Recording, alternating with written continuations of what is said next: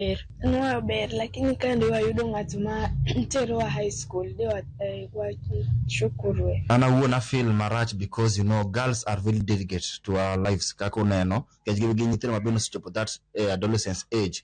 Koro sani jite osejoin to gine magine e ot. Akwayo kuom ng'wono Nyasaye mondo donje chunyu mondo konya mondo nyithindo gi odhi school. Kechano bigi chunya agombo ni mondo gidhi school. Midhiero maket kod mano bende koro kwako Millicent Atieno jadak e gweng' ma Mweza e Likoni ma bende odong' kod ting' mar puonjo wuode Idris Ochieng' manoluonge sikund yawuoyi mar Wa bang' yudo max 343 e penj mar KCPE higa mokalo. Samane no ka girwako uniform taneot agombo mana yoka. Ana wuon mabedo kani okachope school nikech janyuol na oweya chon. To da koga kagombo ni mondo ngima makale ni nyathina bebi okale. Koro na kwayo ng'ama Nyasaye odonje chunye.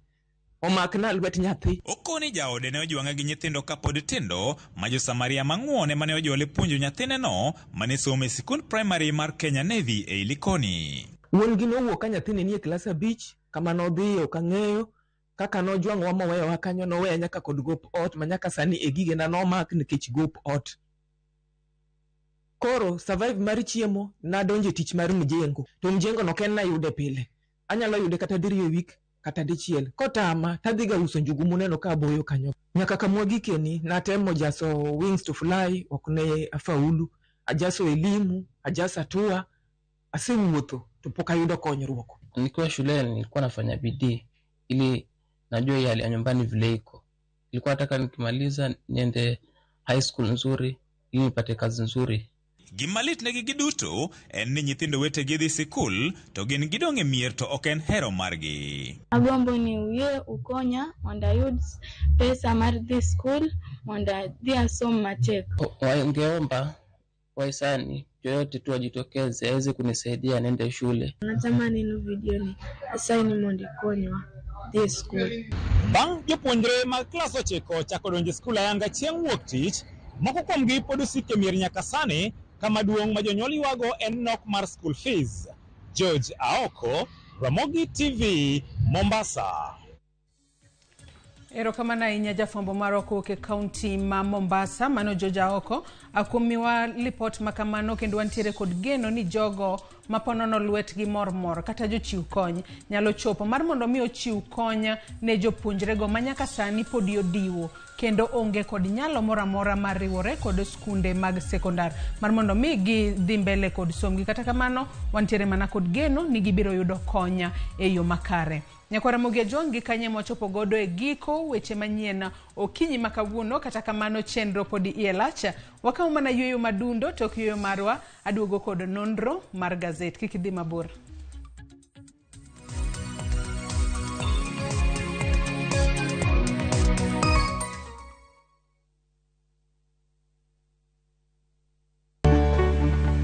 Duongi osethir kendo ok winj motegno. E Ramogi TV watingo duondgi. Wabedo gi twak gi nyionagi mung'eyo kendo yango mapok ung'eyo. Tijegi, lony margi, kanyakla kod ngima gi duto wamenyo ni kendo wakelo ni e chenro mar mine wacho. Sane nyalo dok dala ni koro na divorce na dhi dala.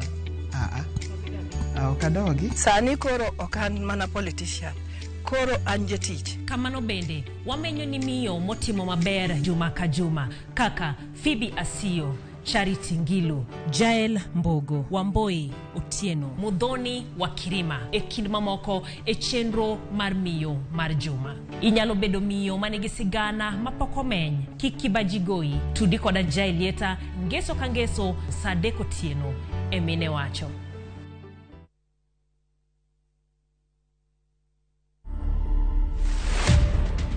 It was not easy kulala kwa baridi, kula vichakani. So nikaona okay, sasa sina any option. The best thing I can do is to offer part of my body. Which part? The kidney. Were you aware of the implications of selling your organ? It was my last option. Nilikuwa nataka kusaidia ndugu yangu. Maisha ni safari. Na sehemu ambayo umetokea, it should not deter you from progressing or achieving your goals. Yeah, people need to struggle. To watch this story and more, download the Citizen Digital app.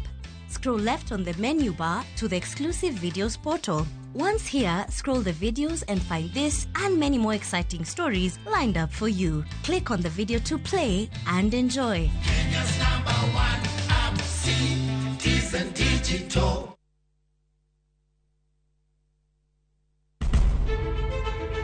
Penj laktar ok en ka chenro moro amora. Wach mar P2 emergency pill giwere monyo gino kapere mene giketho system. Wakelo ni achiel kachiel lakteche man gi lony mar arieya e weche ngima dhano. Koro ka goyo picha to dhi nyisa kind lekene.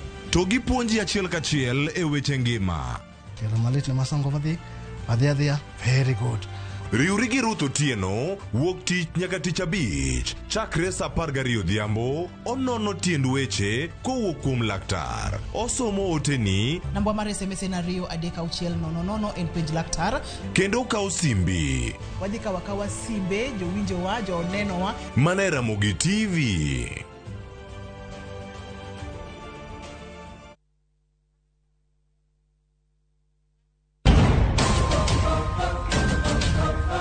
Ngima iye okikore. Samoro rieny. Erokamano. Kawuono biro wacho mana weche mamoro. Ka samoro to iye tek tweta. Ana yie mondo atho, ok ayie mondo itim gik midwaro go. Seche moko jadwar lokore le ma ipedho. Shrata. Jogo mane hiero lokore jasiki maduong'. Nikech timbe ne njore, to kendo jawuoro mapok anenoga. Indiwe mondo thoda kwaywak. Ng'wech en mar manyo hera mar adieri. Hera ok chiwre nono, nyaka ichiw hera eka iyud hera. Dago ngima kendo yudo hera. Ji te mantiere odni oheri ahinya. Thapki wuok tich nyaka ngeso saa 2:15 otieno mana Ramogitv.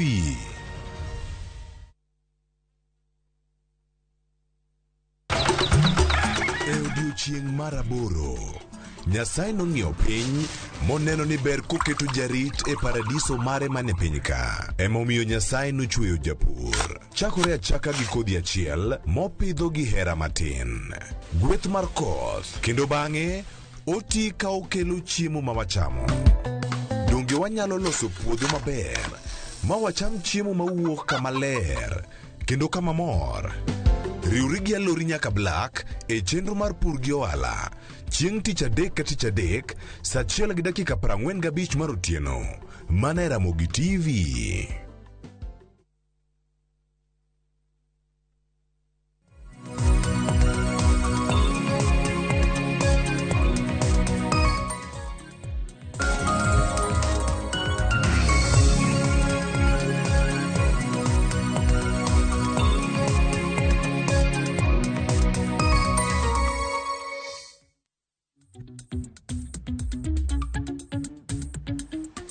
Nyakwara Ramogi ajwanga geno no kinyi mari dhi mbele yo makare kendo machiegni nonro mar gazeto kinyi makawuna nyisi ni tok weche manyien to koro wabiro mar mondo mi walidh ni gigo mantiere gazet okinyi makawuono kaka pile wantiere kod gazet mar Daily Nation kachiel kod mano mar The Standard. Antiere kae kod Sharon Ong'ao wadwa mi mana siso mar ng'eyo gigo mantiere gazet idhi somgi e yo makare. Sharon, machiegni nonro mar gazet. Erokamano ahinya Joyce. Gazede kawuono neno ka gazet mar Daily Nation mabenda ting'e lweta kae gi mano mar The Standard mabenda ng'eyo ni ntiere godo kanyo.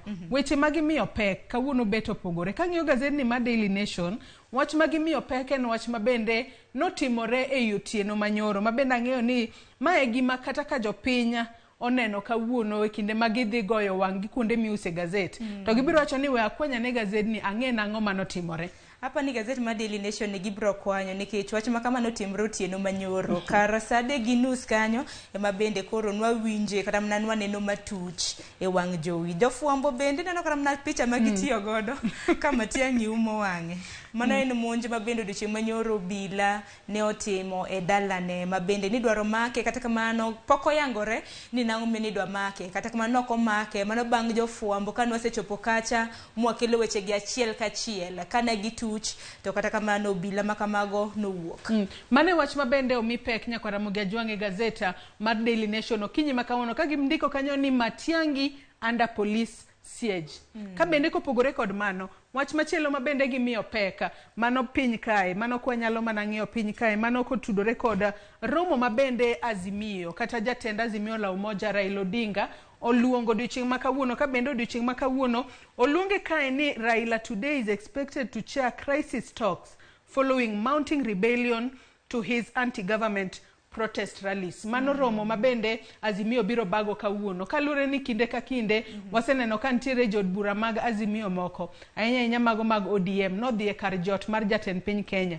Odiochieng' manyoro bende ni waneno ka jo Jubilee odhi kacha. Po nono ma emomiyo oluongo romo makamano kawuono. Ber ka giloso odgi nikech ko giloso odgi weche sibedo ka wachore mathoth ni neno kanyo moko kuom jod bura mag ODM mabende notimo limbe mabende pod kelo liet mar siasa. Okinyi ma kawuono ang'eni gibiro bedo ka giromo e gwenge mag Machakos magawa mongere kaka Stony Athi. Wach makamano bende ang'eni obiro bedo kwa luwo motegno. Weche mamoko bende neno ko mipeke gazet mokwongo mano ma Daily Nation okinyi ma kawuono mano en kaka bende counties moko 34 nochulo osara maderom bilion 20 e tokchi. Kata kamano shanadwa ni wachak kod wach mantiere it gazet mar 4 mano kotudore kod wach mar Raila manyaka sani wanyalo wacho ni oluongo romo ma apoya nono mar keto odgi kamoro achiel kalure kod weche mopogore opogore mabende timore e duond burano kata e riwruok mar siasa mar Azimio. Kwa nyalo mana dhi e it gazet mar 4 kanyo okinyi makauno mana kaka isewacho ni romo makamano biro bedo katimore e county ma Machakos. Kwa ng'iyo tipo mabende oket kanyo wanyalo wacho ni manen tipo mar ogai mar Azimio Raila Odinga gi jogo mathoro bedo machiegni kode wantiere kanyo kod Junet Mohamed mano Wycliffe Oparanya kod Joho mage jomoteno Raila. Wang'eni Raila noromo kodgi chieng' tich ariyo mane magawa moro mantiere buore Nairobi. Wang'eni pok wasebedo kata mana kwaneno Junet Joho, pok wasebedo kwanene mane en governor mano ma Kakamega bende pok wajathoro nenogi mane e rombe mag Azimio. Romo mabende osebedo koromo rombe 3 ma osekadho. Koro oganda napenjo ni Junet gini to ni kanye. Koro chieng' tich ariyo ne giromo gi ogai mar ODM Raila Odinga e magawa moro buore Nairobi. Kata kamano nitiere moko kuom jod bura mamoko mabende pok oneno kata mna pok gichopo e rombe mago mag ODM. Nineno kanyo kata mna ka John Mbadi bende nacho ni nitiere moko kuom jotelo mabende ni nang'o mini pok ochopo e rombe makamago.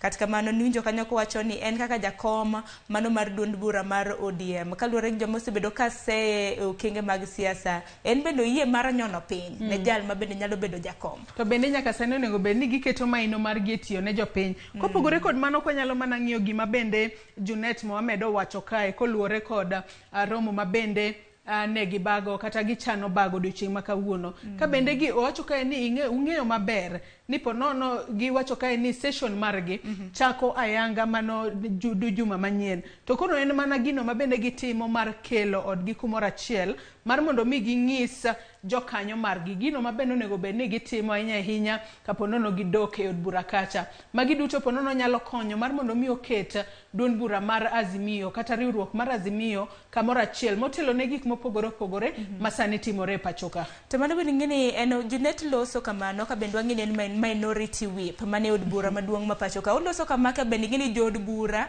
bende higani pok giya od bura ayanga. Koro juma mabiro nego bende gidok e od bura mar dhi nyime kod okenge mage. Momiyo ni koro ODM odiochieng' ma kawuono noluongo jod bura mage mag ODM mar mondo mi gibede ne giromo gilosa nena. Ka bende okenge makamagi neno kata odiochieng' manyoro mohew jod bura 30 mawuok e duond bura mar Jubilee bende koro noromo kod jatend piny. Par ni ODM bende nego bed ni Azimio nego bed ni tero romo margi e gwenge mag Machakos mano chieng' Jumapil. Kwa nyalo mana ng'iyo wach kwa ng'iyo it gazeta mar 5 kanyo mana kaka isewacho ni nitiere jod bura mag Jubilee mabende odiochieng' manyoro ne oromo kod jatend piny William Ruto e kar jot mare ma State House. Jod burago mag Jubilee sani nyaka sani koro okwayo jatend piny William Ruto mar mondo mi owere kod jatend piny Kenya mano sedhi rutaya mano Uhuru Kenyatta mana kaka isewacho ni ne giromo kanyo 30 kendo wanyalo mana neno picha mabende oket kanyo mano picha mar jatend piny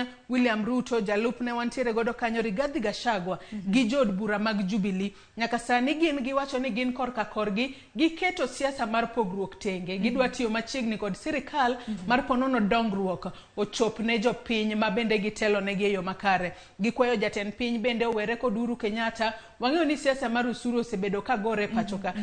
Mage achiel kuom gigo maponono ne gidhi chwalo ni we jatendwa ni kalure ni Uhuru Kenyatta ne en jatend duond burano mar Jubilee. Apani korka kora Joyce, William Ruto apani en jasiasa mabende osesomo kata mana osebede paw siasa ni onge kata mana kaka itugo gi weche mag siasa. Nikech romo makama biro mana kano seromo kod jod bura mag duond bura mar ODM. Onge ni Jubilee na achiel kuom duond buche mantiere Azimio. Waseneno moko kuomgi makata tipo magi kineno kanyo mabende moko kuomgi ok osebedo kata mana kachope e rombe mag Azimio mabende Raila Odinga osebedo kaluongo. Katika mana en wach moro makare mabende koro gichwalo. En geno maran jatend piny Kenya ne owinjo gi ma oloso kodgi e yo makare ahinya mano mar weyo jatend piny Kenya machon Uhuru Kenyatta e weche mag siasa mabende osebedo kowacho. Kopogore kod mana dwani wadhi ane wach mantiere it gazet mar 6 kwadhi mana mapiyo piyo.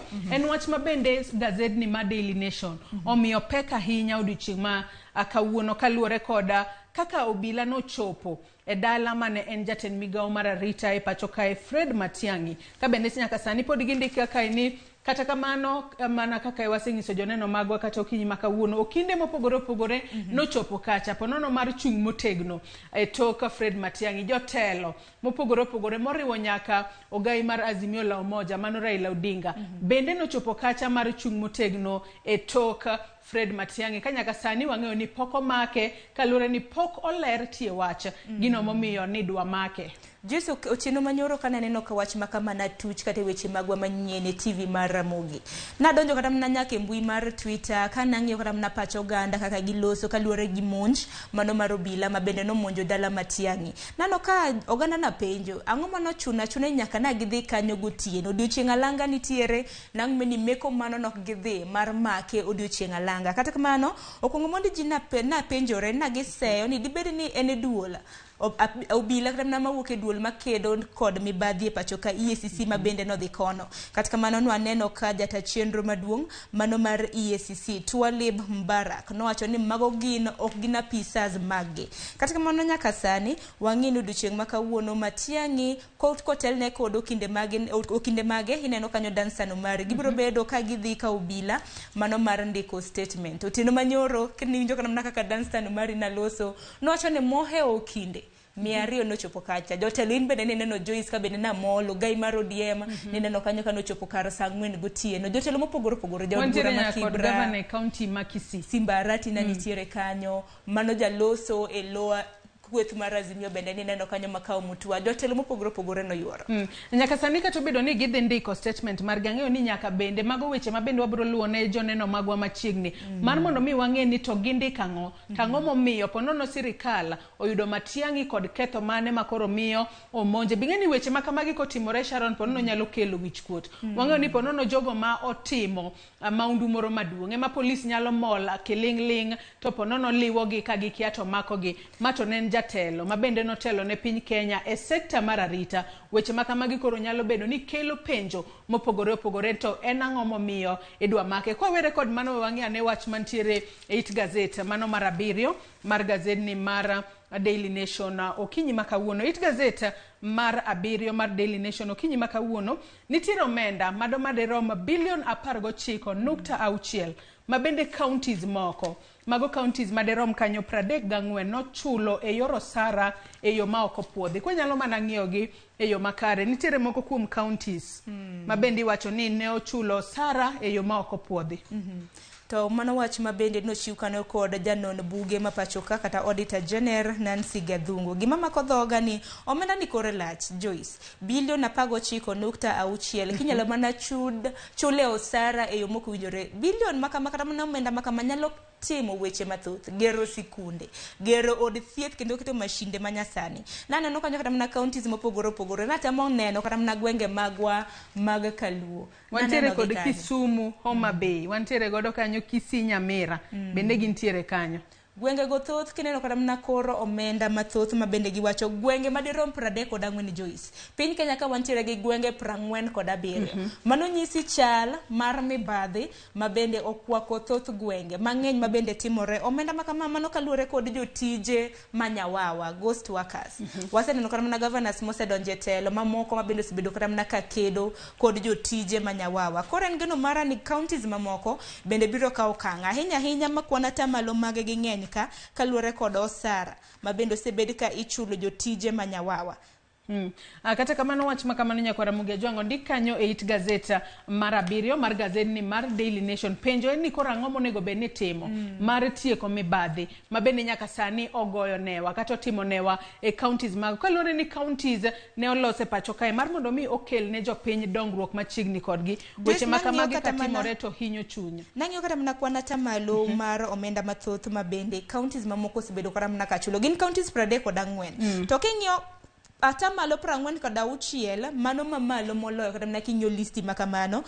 County ma Garissa ni kanyo telo. Kwanza nitiere akwana atamalo 47 mano Machakos otelo gi kwan mag jotije mag Nyawawa mabende nochulo omenda modhuro. Kiluwo gi Garissa aneno kanyo wantiere gi Kisii. Inyalo paro Simbarati kanodonjo ne temo kedo koda kata mana kwan mag jotije mag Nyawawa. Nochako gi derepe ma geche derepe ng'eny to geche onge. Nogiso kila dereva ochunge bath gache moriembo. Mage achiel kuom yorego mabende nochako godo mag dino rode mag mibadhi. Ong'ala mabende kata wach mabende onego bed ni kete maino mar mondo mi otiek weche mag mibadhi e counties ma kodhi mana mapiyo piyo.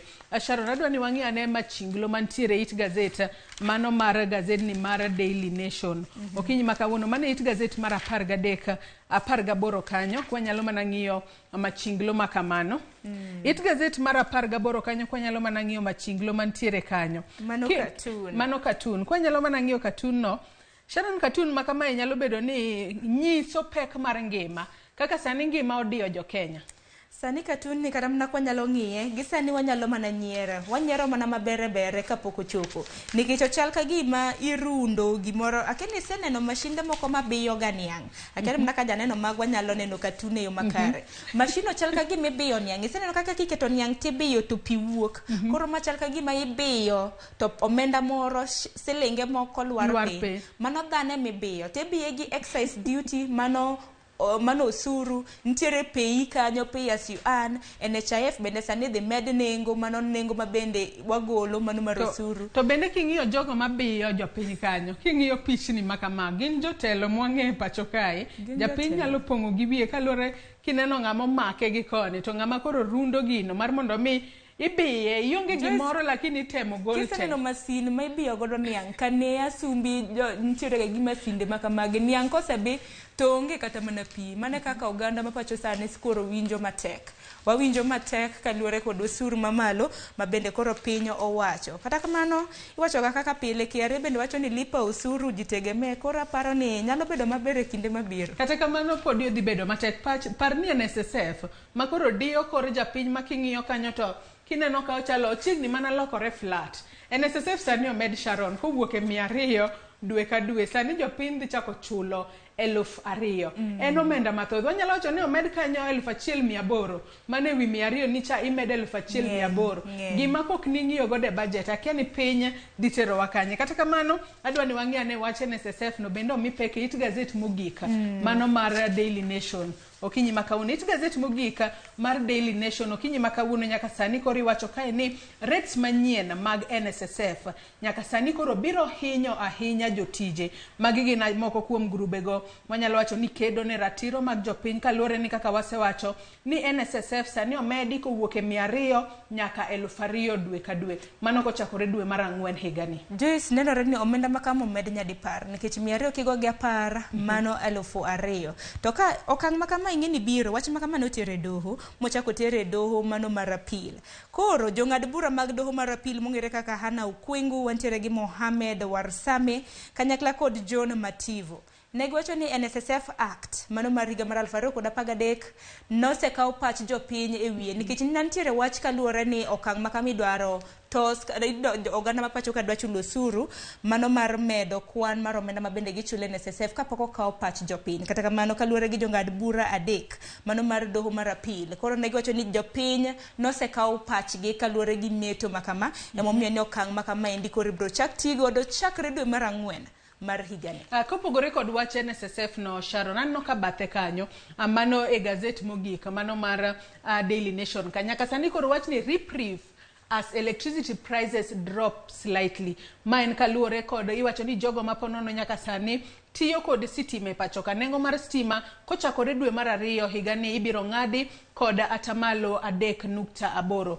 Bende ma itimore kinde ma bende duol ma bende gayo bech modhi e pacho kae. Wacho ni nengo mar mauta bende biro lor kowuok e shillings biro lor kowuok e shilling 7 gotonglo 18 mano per unit mane dwe mar 1 nyaka shillings 6.5 mano gotonglo 59 mano mar dwe ni. Joyce, kora no kane lokruok kanyo. Mano mana dino wang' jopiny nikech olwar mana gi siling 1. En mana siling 1 kanyo wang'e ni bende duol mar April odiochieng' ma kawuono odiochieng' gi mogik ma bende nek bed ni gikawe pach jopiny. Utino odiochieng' ma kawuono gintiere county mano ma Mombasa.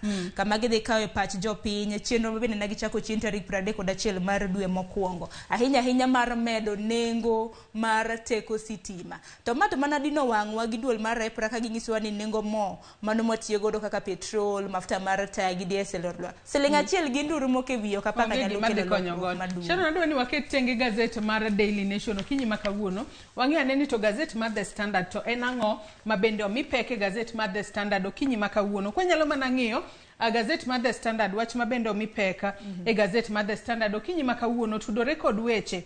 Ginto gindike ni Ruto power onslaught on Uhuru Raila base. Mano kaluore kod kaka jatend piny William Ruto osebedo ka romo kod jotelo mopogore opogore ahinya to mago mawuok e kweth mar Azimio. Ywaruok bende waseneno ka nitiere e kinda mano ywaruok mar usuru ma bende osebedo kanyo. King'iyo malong'o gi dho ngere Ruto niluongo ga ni a man of tactics. En obiro ga mana mos to weche motimo nitiere ga gi impact. Nitiere kod lokruok mopogore opogore nikech nyaka sani ka nineno ka noromo gi jo Jubilee, noromo gi moko kuom jod bura mantiere duond bura mar ODM. Do koro neno ka koro nitiere chapni mosebedo. Do neno ka koro odiochieng' ma kawuono koro duond bura mar ODM oluongo romo gi jod bura mage. Akeni koro wanyalo wacho ni sirikal ema keto opposition tesre. Nendo ni koro giketre tesre, koro gipimore teko. Adoni kopogore kod mano weche mabende omipeke gazet mar The Standard okinyi makawuono wang'eyo ni odiochieng' manyoro ringre mar mosenindo jatend migawo mar somo mano George Magoha owuotho kuonde mopogore opogore ka jopiny ne obedo kod thuolo makende mar chiwo luor mar gimogik. Mae waneno ka yawuoyi masomo e skul mano mar Starehe Boys oriedo kanyo ka gichiwo luor mar gimogik ne manen jatend migawo mar somo mano George Magoha. Wantiere kanyo kod weche momulo weche mag pur, weche mag somo bende nitiere gazet ni mar The Standard. Adwani wachak kod weche mag somo ma bende nitiere it gazet mar 4 kaachiel kod mano mar 5 mano mar gazet ni mar The Standard okinyi makawuono. Gazet mar 4 ka en kaluore gi wach mar somb skunde sekondar ma adundo wang'e ni gichako riwore gi skunde ma kamagi chieng' tarik 23 mano mar dwe mokwongo. Nyaka sani nitiere achiedh nade makoni kod kocha chochni ma bende biro ahinya kaluore kod uniforms ma bende nyithindo ma kamagi rwako. Nyaka sani nonro ma bende kata ni neno ka notim king'iyo kata mana gwenge magwa mag Kaluo, gwenge mag Nyanza, jopuonjre pok owuok oko karomre margi mar riwore kod skunde mag sekondar ma adundo. Neno gwenge mag Nyanza county ma Homa Bay bende emotel to gitelo kata mana gi kwana tamalo mathoth apani ne gitelo kod kwana tamalo 80 gi wiye. To nego bed ni nyithindo ka riwore kod skunde ma kamagi nego bed ni kwana tamalo 100 duto te riwore godo. Ato nyaka sani ka mana ka pod wanyalo wacho ni wich bar sani pod nitiere e CBC. Wang'eyo ka jagoro maduong' mar Nata mano Collins Oyu kata nyoro e kinde ma bende natwa kod e studio ka wacho ni gin to ne gisechiwo ne sirikal gino monego bed ni sirikal timo ka giwacho ni nyaka sani ne ginyiso sirikal ni CBC pok oromo mar mondo mi okete e tim. Weuru mondi nyaka sani wacho ni skunde moko nitiere kod jopuonj ariyo, jopuonj achiel, streams tabich. Magi duto idhi ket e yo machalo nade. Kalure ni nyaka sani bende wanyalo wacho jopuonjre mag junior secondary school no chako dhi school tarik 30 mano dwe mar 1 higa mokadho. Mano dwe mar 1 mano higa ni. Nyaka sani poko chak puonjgi ang'o matimore pacho kae. Jopuonje to nitie, jopuonje poko ndike tich. Ang'o matimore. Jomoko seyo dul mandiko jopuonje tich kata kamano to nyithindo to ema hinyore. Dongina chiedna de mantiere nitiere duol mar TSC mano duol mochung' ne ndiko jopuonje ne osenyiso kata mana oganda ma pacho ka ne gisendiko jopuonje madirom 30,000 e tich. En mana nitiere skunde mamoko ma bende wacho ni pok giyudo jopuonje manego bed ni chwalo somb skunde mag sekondar madundo. Wach uniform, wach classes bende nitiere kaluwore ni nyithindo bende ng'eny. Yudo ka skul achiel nitiere gi nyithindo mang'eny. Naneno kata mana it gazet mar 4 kanyo nitiere primary skunde moko 2 mag primary county ma Kisumu ma bende pod rito mar mondo mi yienege tiyo koda laboratories mano mar skund sekondar ma yawuoyi ma Kisumu Boys gi mano ma nyiri ma Kisumu Girls. To bende par ni skunde go mag sekondar be nitiere kod jopuonjre jopuonjre mathoth jopuonjre ma kono to koro biro tiyo kod laboratory sadi to jopuonjre mag junior secondary gi bende biro tiyo kod laboratory sadi weche ma kamagi pod imedo kelo gwenyroka e paro. Shana dwa ni wadog nyaka it gazeta mar 3 ka wang'iyo it gazeta mar 3 mano kotudore kod nyaka sani wacho ni brace yourself for hot weather and health risks. Magi kaluwore kod gigo ma bende jolony wacho en kaluwore kod kaka sani chieng' rieny matamra gi nono. Buru bende nitiere ka bende jo migao ma bende ochung'ne koro chal mar kor lwasi wacho ni liet pod ibiro medore ponono e thuolo mar juma achiel mabiro ka nyaka sani onyis ji ni ponono thuondi nyabedo mang'eny kaluwore ni oko kucha ka liet to thuol kinde mang'eny temo sore ot kuma ng'ich to mago nyalo miyo thuol kayo miyo jopiny onego bed ni beda kicha gibedo motang'. Imodho pi mang'eny kinde duto mar mondo mi kik achiedhnadi moro amora yudi. Jessica nwachako higani nwachake gi koth ma bende nwacho kaka higa ochako maber to kara nwakia gima naritowa. Ka koro kaunti ma Nairobi mwacho ga ni liet kama to koro gwenge magwa ang'eya kaka Kisumo samoro bende bedo ga maliet. Kata kamano koro duol ma koro lwasi kineno kata mana piny mano mar gazet mar 3 kanyo koro gichiwo okenge ma bende oganda ma pacho ka nyalo ritore godo ahinya kaluwore kod liet e kor lwasi. Mana kaka nisewacho kanyo dehydration modh pi. Mar 2 bende aneno ka nyalore to irwak ogudu, irwak sunglasses mag angolo magayo chieng'. Mar 2 ma bende aneno ka gindiko kacha kochuno nyaka idhi oko irwak angolo mag sunglasses go gi ogudu. To kochuno mar mondo idhi oko iwacho ni beda ei ot kata mana ei kambi kumintiere chakre saa 4 mar okinyi nyaka saa 10 mar odhiambo kik iwuog oko. Bende rwak long sleeve. Joyce ana se rwako long sleeve mara. Gi light fitting manyo gi mang'eny. Mane manyalo miyo ponono ipogori kod chieng' matamra gi nono masani koro wanyalo wacho ni chieng' rieny matek ahinya pacho kae. Kata namba 6 Namba 6 wacho ni irwak kanyo wuoche. Ma bende wacho kanyo ni kirwako wuoche tirwako wuoche moumo tiendi te. Ka bende wacho kanyo ni kik ibedi ei nyamburko molori kuom kinde mang'eny kaluwore ni mage achiel kuom weche ma bende ponono nyalo kelo tho mar ng'ato. I nyamburko kacha kibedo iloro drishni te iloro dhoudi te inyalo tho kanyo.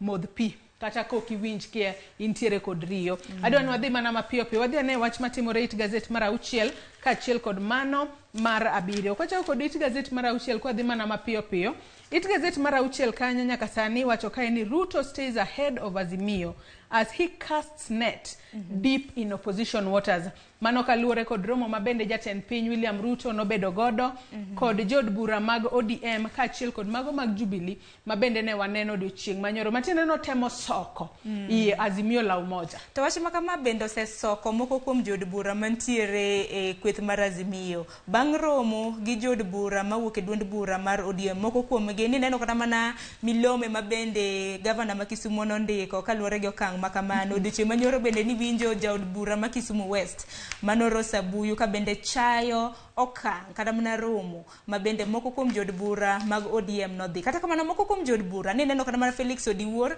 mano jod bura ma Lang'ata ma bende otieno manyoro na nitiere chenro mano mar weche manyien otieno manyoro kana otwak kod Trevor. En bende nowacho ni gin mana kelo dongruok nikech ogai mar ODM Raila Odinga kana William Ruto ne timo limbe gwenge mag Nyanza nokwayo jotelo mar mondo mi oyie otiye gi William Ruto mar mondo mi wayude dongruok kaka onagi. Kata kamano moko kuom jod bura makamagi giwacho ni gin limbe mag-gi nen mar chwalo dongruok. Dong William Ruto nosetimo limbe, nodhi e kaunti ma Homa Bay, dongruoge mopogore opogore nokelo. Nodhi e homecoming mar Elido Wale kaunti ma Siaya, kama bende nosingo dongruoge mopogore opogore. Koro jokanyo kata mana jood bura ma bende nodhi romo kod William Ruto ne giwacho ni gin mana gidhi mana siro okenge mag dongruok. Bende nokwagi mar mondo mi gidhi e romo makama. Wang'eyo ni nyocho chako chenro mar gero udi manengo gi yot, mano e kar chung'o bura malang'ata. Nyaka sani mane gimomiyo jood bura malang'ata wacho ni en bende ochopo kacha, one kaka chenro makamano nyalo dhi mbele yo makare. Kwa dhi mana mapiyo piyo Sharon, kwa nyalo dhi e wach mantiere it gazet mar 13, mano kopo mogika, mano mane en jatend migawo mar somo e pacho kae, mano George Magoha. Ka bende odiochieng' manyoro ne waneno ka wedege mawuok e pinyno mar Nigeria. Wanyalo wacho ni negi ntiere kacha, wanyalo wacho ni nochalo mana celebration moro kata nyasi moro, nyasi mogika mano mar Magoha motelo ne ik mare mano chieng' ngeso. Ne waneno kacha ka negi miel, negi goyo mano bul, ka bende gikowe mana mos ko wuotho kuonde mopogore opogore mano e boma ma Nairobi kae, kama bende ni chiwo ne luor mare mogika. Apa ni Joyce dot ka dot nitiere kod yo ma bende gitimo godo nyasi. Piny Nigeria ne neno kata ka min oda mano Magoha, Dr. Barbara bende na juso kana maiti kata mana mtoka mano tingo maiti mar mano senindo Magoha na ikadho kanyo. Na gin mana kiti gi kitimbegi. En gima geno marwan kichi ngene Magoha ni bende ne thuon. Kora en geno marwan ni kaunti ma Siaya bende joluo mago bende biro nyiso kitwa gi timbewa kaka nwaiko thuonde. Angeni mane wach ma bende biro bedo kwa odiochieng' ma kawuono ka bende ng'ino odiochieng' ma kawuono bende Magoha ibiro bed kitimo ne processions mopogore opogore alama kende ma bende ibiro bed ka itimo ne consolata assurance mantiere buore Nairobi kapok botelo ne ik mare mano chieng' ngeso mar jumani. Sharon, ka watigo nonro mar gazet nyaka sani bende wang'eyo ni mbolea manengo ne oyueyo kata nengo ne ni piny bende kono nyaka sani jopur osechako kawo kanyo ka National Cereals and Produce Board ka nyaka sani manyiwa makamano kata mbolea makamano en shillings 3,500 mano ma bende nosingnegi magibiro bedo ka gikawo mano motelo ne odira manyiena mano mar pitho. Sharon, wach ni mogik ka waloro nonro mar gazet. Wach na mogik aparo manene odiochieng' ma kawuono en mana kaluwore gi weche ma bende biro bedo kwaluwo chenro mar mbako romo nyakwarom Gajwang' en mana geno marwa ni gibiro bedo kwang'iyo kaka chenro mar kopo mogik mar Magoha biro bedo katimoran kaka pile mana kaka gazet bende kiny ma kawuono jolony osenyisowa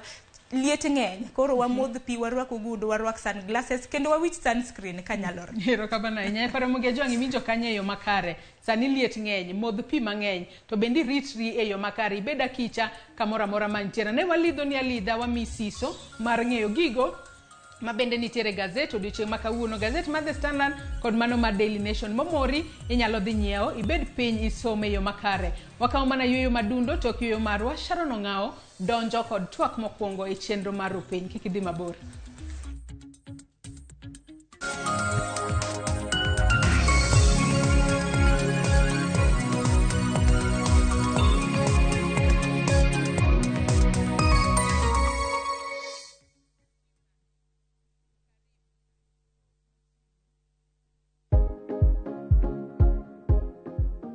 En gima wendo ka ilalo yier wiyi maromo e kind 100 nyaka 150 kuom odiochieng' achiel kende. Kik chandi nimar en gima timorega.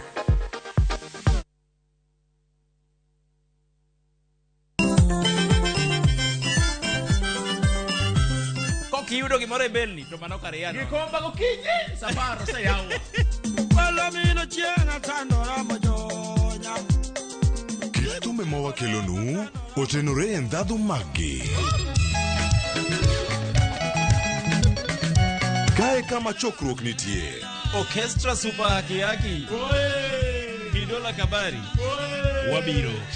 Chakre Orutu, nyaka Wangla, nyaka Benga, budho mara Tiporiti. Maikelonigi DJ Kolo kod instrumental kod Minja the Entertainer. Ramogi Night, Teacher Beach ka Teacher Beach, Sang'wen otieno.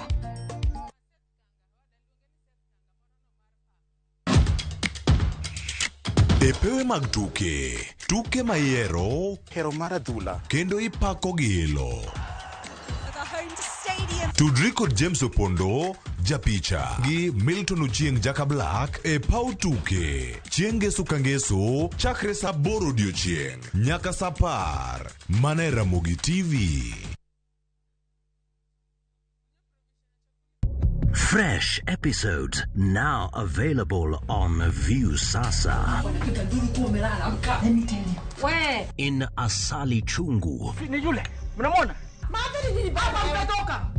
Kagure will do anything to be in charge of her new home. Your wish is my command. There is so much entertainment on View Sasa.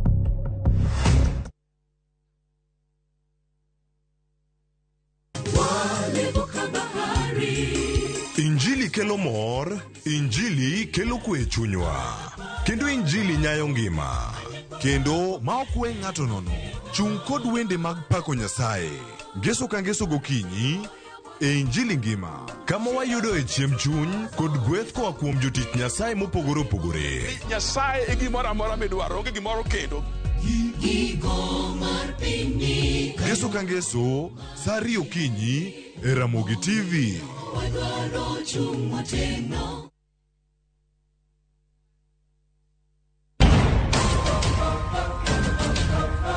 Ngima iye okikore. Samoro rieny. Erokamano. Kawuono biro wacho mana weche mamoro. Ka samoro to iye tek tweta. Ana yie mondo atho, to kayie mondo itim gik midwaro go. Seche moko jadwar lokore le ma ipedho. Shrata! Jogo mane hiero lokore jasiki maduong'. Nikech timbe ne njore, to kendo jawuoro mapok anenoga. Indiwe mondo thoda kwa ywak. Ng'wech en mar manyo hera. Hera mar adieri. Hera ok chiwre nono, nyaka ichiw hera kiyud hera. Dago ngima kendo yudo hera. Ji te mantiere odni oheri ahinya. Thapki, wuok tich nyaka ngeso, sa 2:15 otieno, mana e Ramogi TV.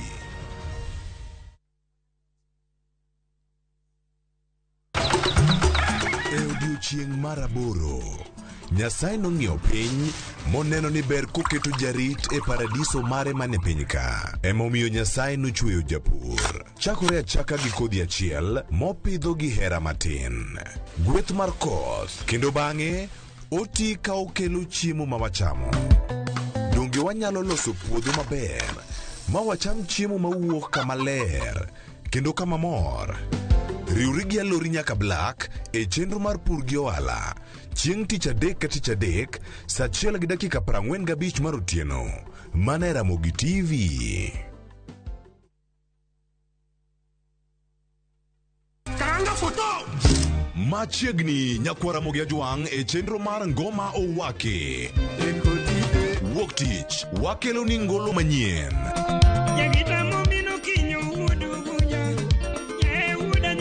Tich ariyo, Ras, Reggae Owake.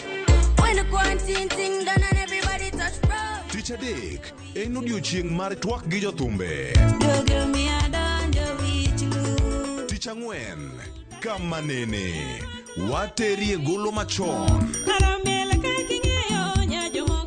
Tich abich, Sukus Owake.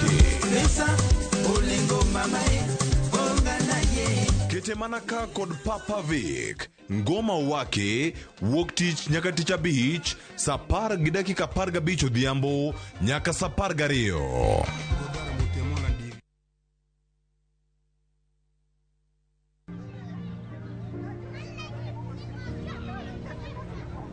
Sagodi rada.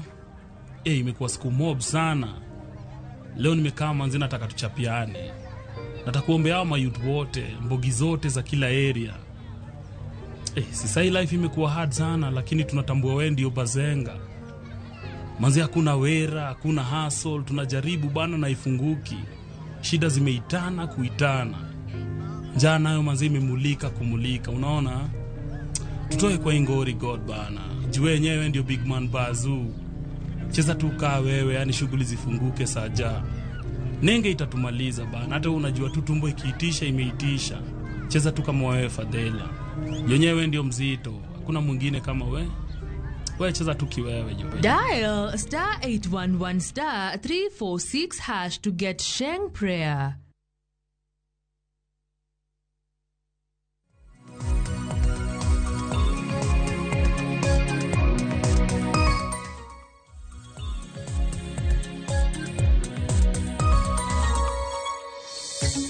Ramogi joang dakika na paga birio tok sa chiel marokinyi kamora mora mintiera roke ni machiegni e twake chenro marupiny twak mabende Ramogi joang odor bedo godo nyaka rom kanyo sario gi nus marokinyi kani neno posters mabende nwake e mbui ing'eyo welo kanyakla kod thund wach mabende wantiere godo ponono no kineno anka mar paroni Okinyi makawuono Ramogi joang wadwa ni mondo wagwane mbaka ahinya kaluore kod achiedh nade makoni kod kocha dibed ni mudho nitiere duond bura mar ODM kaluore kod rombe mopogore mabende gisebedo ka gitimo okinyi makawuono jod bura mag ODM bende dhibedo gi romo kod ogai mar Raila Odinga romo mabende biro timore e county ma Machakos romo mabende odiochieng' makawuono biro bedo kwang'iyo mar mondo mi wang'ini en ang'o matimore dibed ni giloso odgi kaluore kod rombe mopogore ka bende chakruok mar jumani nineno ka moko kuom jod bura mag ODM ne oromo kod jatend piny Kenya William Ruto e kar jot mare mar State House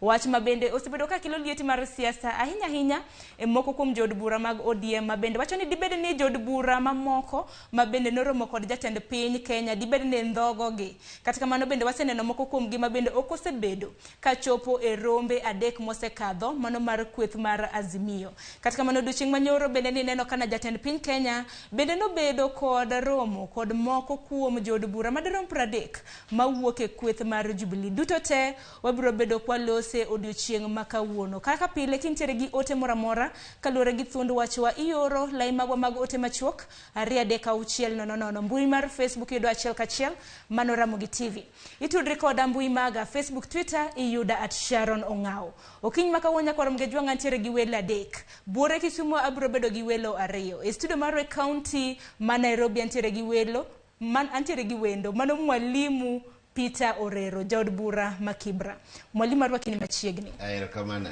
mosonage mosuno yawre uru kendo amora ahinya kuom luong moluonga kawuono mondo wawuogi jopiny e weche matimore ok Kenya kende to matimore kuom oganda mathoth ma East Africa ka. Ero kama na kendo machiegni Ramogi joang kopogre gi mwalimu Peter Orero bende wantiere gi wende county ma Kisumu antiere gi MCA mano ma market Milimani Ward county ma Kisumu Honorable Seth Ochieng Kanga kinyalo mana winja Seth amosi ni misawa county ma Kisumu ochio nade.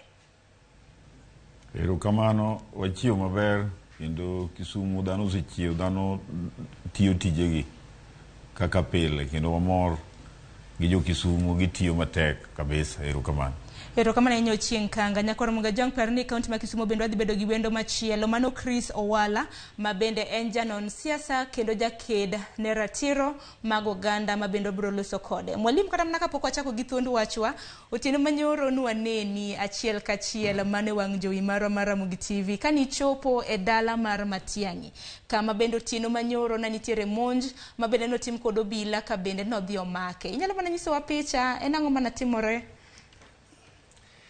auto be mubaga wachonwa biro we wache mana mar chama lakini anyalo wacho ni ing'eyo ni Kenya ka 92 kano change constitution no kel demokrasia demokrasia ni no oyudore ni jo Kenya owinjo bed ni dak gi kwe to sirkal mowinjo bed ni rito jok modak e Kenya omiyo kane wawinjo kaka wan jood bura ni odhi omonj ng'at manyocha rito Kenya ka maber kendo ne en jotend arita mag polise ni polise manorito maber kendo chako dhi omonje tiende ni koro waneno ni Kenya ka idwa duokwa kumiluongo ni dark days nyiso ni ionge ratiro mari mar timo giri kendo dark days ni inyalo dhi od ng'ato idwa maki gotieno otieno tin ni onge ng'ama nyalo neni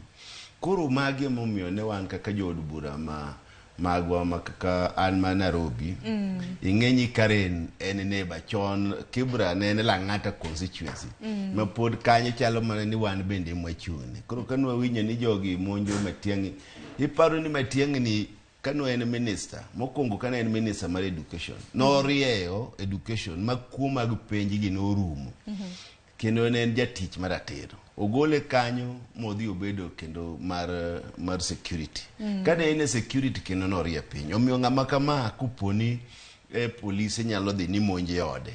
Ing'eni ki neno kilielo wadu ting'eni mari bende chiegni. Omiyo mae kaka wan jok ma represent ji e Nairobi kanwa neno ni mondo wadhi wang'e ni tang'o matimore.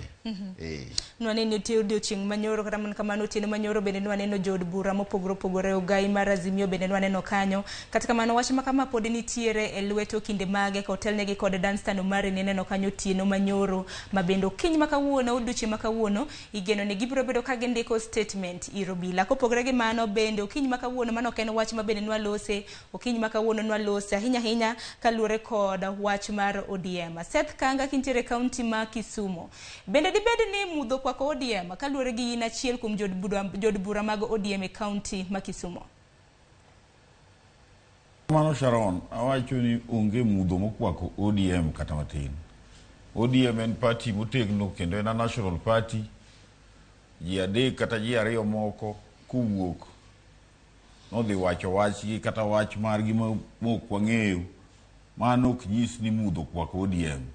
ODM podi mara kendo wan kaka jochama wachungi ODM motegno. Kendo awacho Sharon ni ing'eyo ni ka ng'ato odonje party moro kaka jachung' mobedo life member mar party, nitie chike ma tiyo kaluwore gi kaka idwa tiyo party mondo ibed life member mar party, mondo ichung' kaka MCA kata MP kata senator kata governor.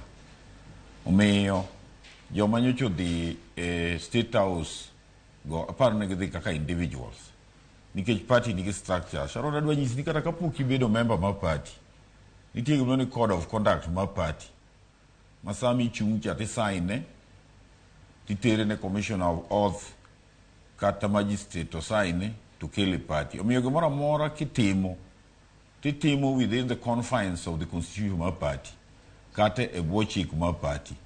Omiyo jok manyocha nodhi State House go awacho ni ne gidhi kaka individuals kendo weche mana gidhi dwaro ok ne gidwaro weche mag party nikech party nigi manifesto. ODM nigi constitution ne.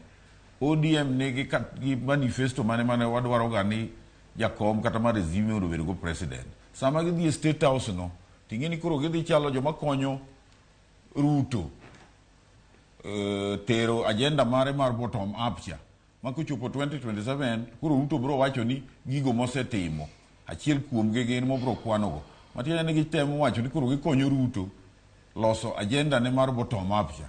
To wan kaka ODM one we believe in social democracy mwadwaro ni mwandu mondo ket kuom jopiny kendo ne wan ga agenda marwa machalo kaka baba care gik mang'eny kata mnaka pok wachope mane wacho ni siling 6,000 onego bed ni miyo ji free primary education. Koro sama gidhi ka Ruto kocha to gichalo joma koro dwa konyo Ruto tero agenda mare mar Kenya Kwanza kata mar Hustler Nation. Kana giwinjo kama wan kaka ODM weche go waonge kendo wan wachungi mara party onge mudho kata matin. Seth kaninjo kama kana getwork ne giwacho ni gina gidhi chwalo weche mag dongruoge mopogore opogore katika mano kang makamano bende wabro bedo kwa lose motegno. Katika manya kwa Ramogi jwanga parni kopogore gi Seth Kanga bende neno kanyo wendo machielo mabende na nyisi motelo Chris Owala nyalo mana moso oganda mondo winje duondi. Chris Owala en janon siasa kendo jaked ne ratiro mag oganda e county mano ma Kisumu.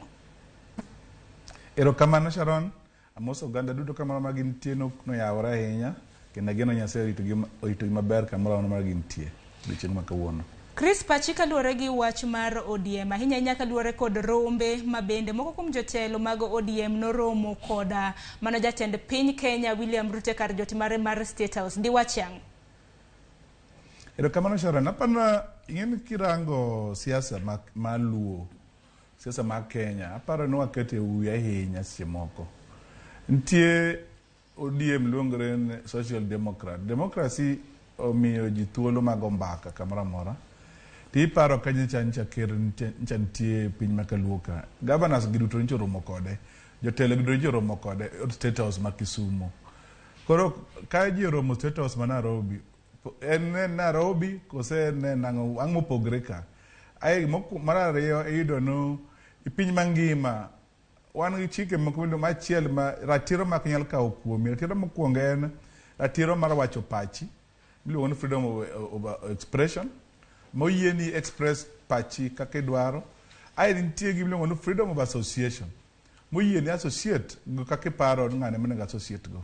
Mage e chik e ratiro moko e piny mangima mak nyal kawo kuomi kata jadhier. To mokwongo aparo no ka jotelo romo onego bed ka jotelo luongi to onego bed ni gima owacho nitie mitamori to tamruok dhi nene to kapar nitie makosa.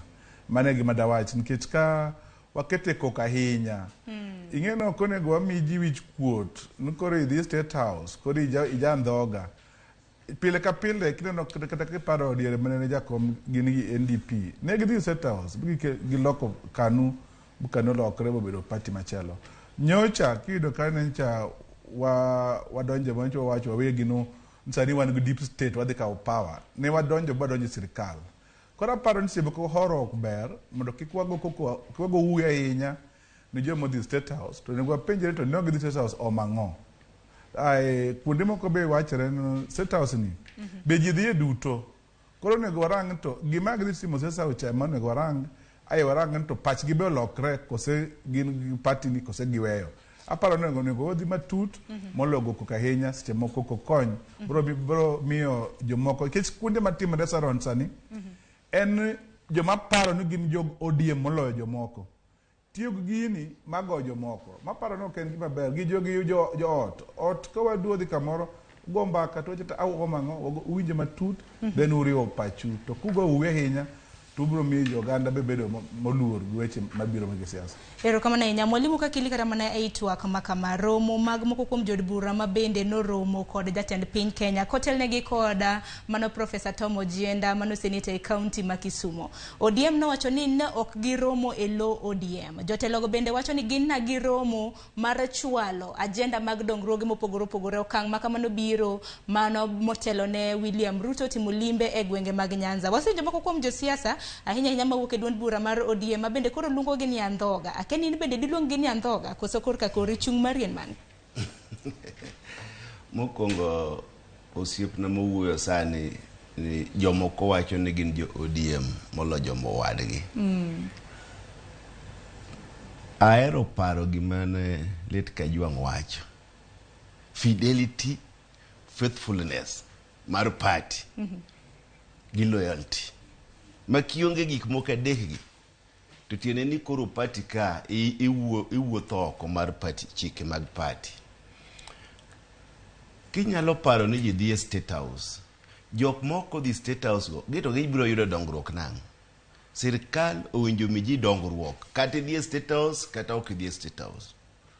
To joma no dhi e State House gi kapok abiro kana awuoyo gi minority leader ma en Opiyo Wandayi. Apenye ni to bwana to kare ne umiyo jogi une mane wuoro jogi mondo dhi State House to be nung'eyo to en okona ni en kaka minority leader ne ok ong'eyo gima timore. Tiende ni ne ok gitiyo gi structure mar party. Ka ok en minority leader kia kanyo to dhi party leader. To nyaka ne jogi dhi party leader wa di winjo kose wacho ni en mano oro jogi. To kamora amora kata dhi mana Amerika kata mana Democrats ma Amerika nitie gik ma ka ok itimo kaluwore gi party tigoli mane party nyaka ibed ni itiyo gi chik mar party. Omiyo jogo no dhi State House kaka gin giwegi to ok kaka party mar ODM. To be king'iyo jok modhi kono nyaka nyocha wachak rally ng'eny gi nyocha pok ochako bire rally. Tiende ni wat gin gi to more chunygi. To ma gin gono ang'iyo picha ma rally manyocha obiro Kibrahim neno kang'iyo kaka ne dung buru. To ne gionge. Tiende ni gin kata gionge to jopiny to nitiere gi pachi. Kanyiso ni gionge dong samoro kata ginyalo mana dhi nyime kata mana gidongruoge mopogore opogore ma bende gichwalo koso na. Ng'enye wach ma kawuono pacho ni mudho mako ODM. Ema koro wawuoyo party mar ODM. Koro wan kaka jo ODM jogo ng'iya ni neno picha no kaka chalo to jogo onge kanyo. Tiende ni gin kata gionge kata gintie to party dhi mbele. Koro gin kaka ne gidhi State House ni gidhi nikech dwaro gi giwegi. to ok dwaro mar chama mar party. Kiwacho ni dwaro gi giwegi motelo bende inyalo paro gai mar ODM Raila Odinga nowacho ni jotelo ahinya mag Luo Nyanza one kaka ginyalo tiyo gi jatend piny mar mondo mi okel dongruok. Kani winjo kana kana giloso jalango mano Felix Odiwuor bende Otieno Manyoro nwantiere godo ka Ramogitv Trevor Mbija na dayo dhoge ka bende nowacho ni gin nogwelgi to jatelo koluongi rais koluongi to idhi ne gidhi chwalo kenge mag dongruok. Rach ni kanya ndhoga wuok kanya. Aparo ni waluore gi wuoyo kaka jatelo mar ODM no wuoyo to kanyo wa South Africa ni winjo gima wacho ni en koro wach mar tiyo gi sirkal no weyo kendo rallies adek mosedhiye en owacho ni ok recognize sirkal to party mar ODM en mare. Koro kosewacho kama to wan wafuasi mag ODM, jochama mag ODM ka jatendwa mosewacho kamano tiene ni koro gima owinjo utim oluwo kaka owacho. Koro nyaka wa South Africa kodhi Kamkunji to chako dhi Kichakaranda to dugo kendo Kamkunji grounds mai wach osebedo kowacho tiene ni koro ng'ama opogore gi dwaro mowacho cha to ringo oko mar party.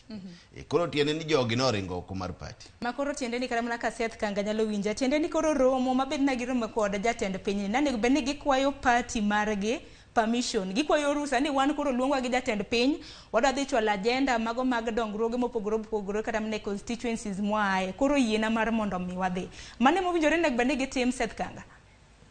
Erokamano Sharon. Siasa mar political party democracy adwa duoki chien kata mana e corporation mar NDP gi KANU kinyalo paro. Jakom Raila Odinga kane poko corporate gi KANU no tero wach no e kikao mar National Delegates Conference mar NDP magi ratify ma delegates ratify ni koro yiene jakom Raila Odinga tiyo gi KANU. Mano en ko luore gi chik mar chama kendo nyoro kaka jakom nyose timo handshake gi Uhuru Kenyatta. An kama abete ni an a member of the National Governing Council mar ODM ken an member mar National Delegate Conference. No kelo muswada no National Delegates Conference mar ODM. Ma wakalo ni kuro wayit mondo tigi Uhuru Kenyatta kaka president. Esa ma wantieni jakomo se wacho kendo riwora gi Mheshimiwa Mwalimu Reru. Niyo wacho ni en sama entieni oko recognize sirikal mar Uhuru Kenyatta. To mana kidhi kendo standards adek mane Kajwang' Oweno ma en loyalty, fidelity gi faithfulness. Ka party leader osewacho ni oko recognize sirikal no, any member of the party, be it governor, be it senator, be it MP, be it MCA, kata member oko yiene mar tiyo gi sirikal cha. Nikech the party leader marwa osewacho ni esamo wantieni oko recognize sirikal mar Uhuru Kenyatta mar William Ruto sorry. Kumiyo wan gima sani wa drive agenda en ni wadhi rallies kwa push go weche ma Ruto osebedo kadwa ni mondo tim machalo kaka amendments manjo tim e IBC mondo waloko IBC machkoro chalo personal property mare moyiero commissioners kako dwaro.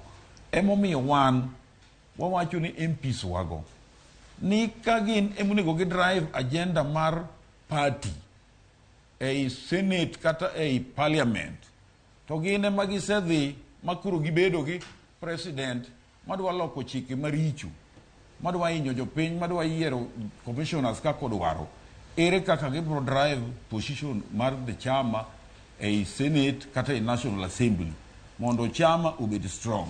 Seth manakar dhogi kanyo wacho ni gigo manyicha gitimo kend gi giwegi kaka individuals kendo wan kaka party waunge gino kendo party pod strong gi members mo wan go manakar dhogi kanyo Seth bede dipar ni kata mna samoro gai mar ODM chocho un kaka mna kaka jod bura mag ODM nikech okwongo mon kata mna motelo ne mano kapok na William Ruto dhi timo limbe ahinya homecoming mano mar Elido Walo jatend migawo mochung' ni weche mag tudruok e pacho ka ne owacho ni jotelo mag Nyanza one kaka nyalo tiyo kod jatend piny Kenya mar chwalo dongruoge mopogore bang' mano to koro wacho ni ok recognize Kenyatta dong koro neno ka koro chung' nyalo bedo matek.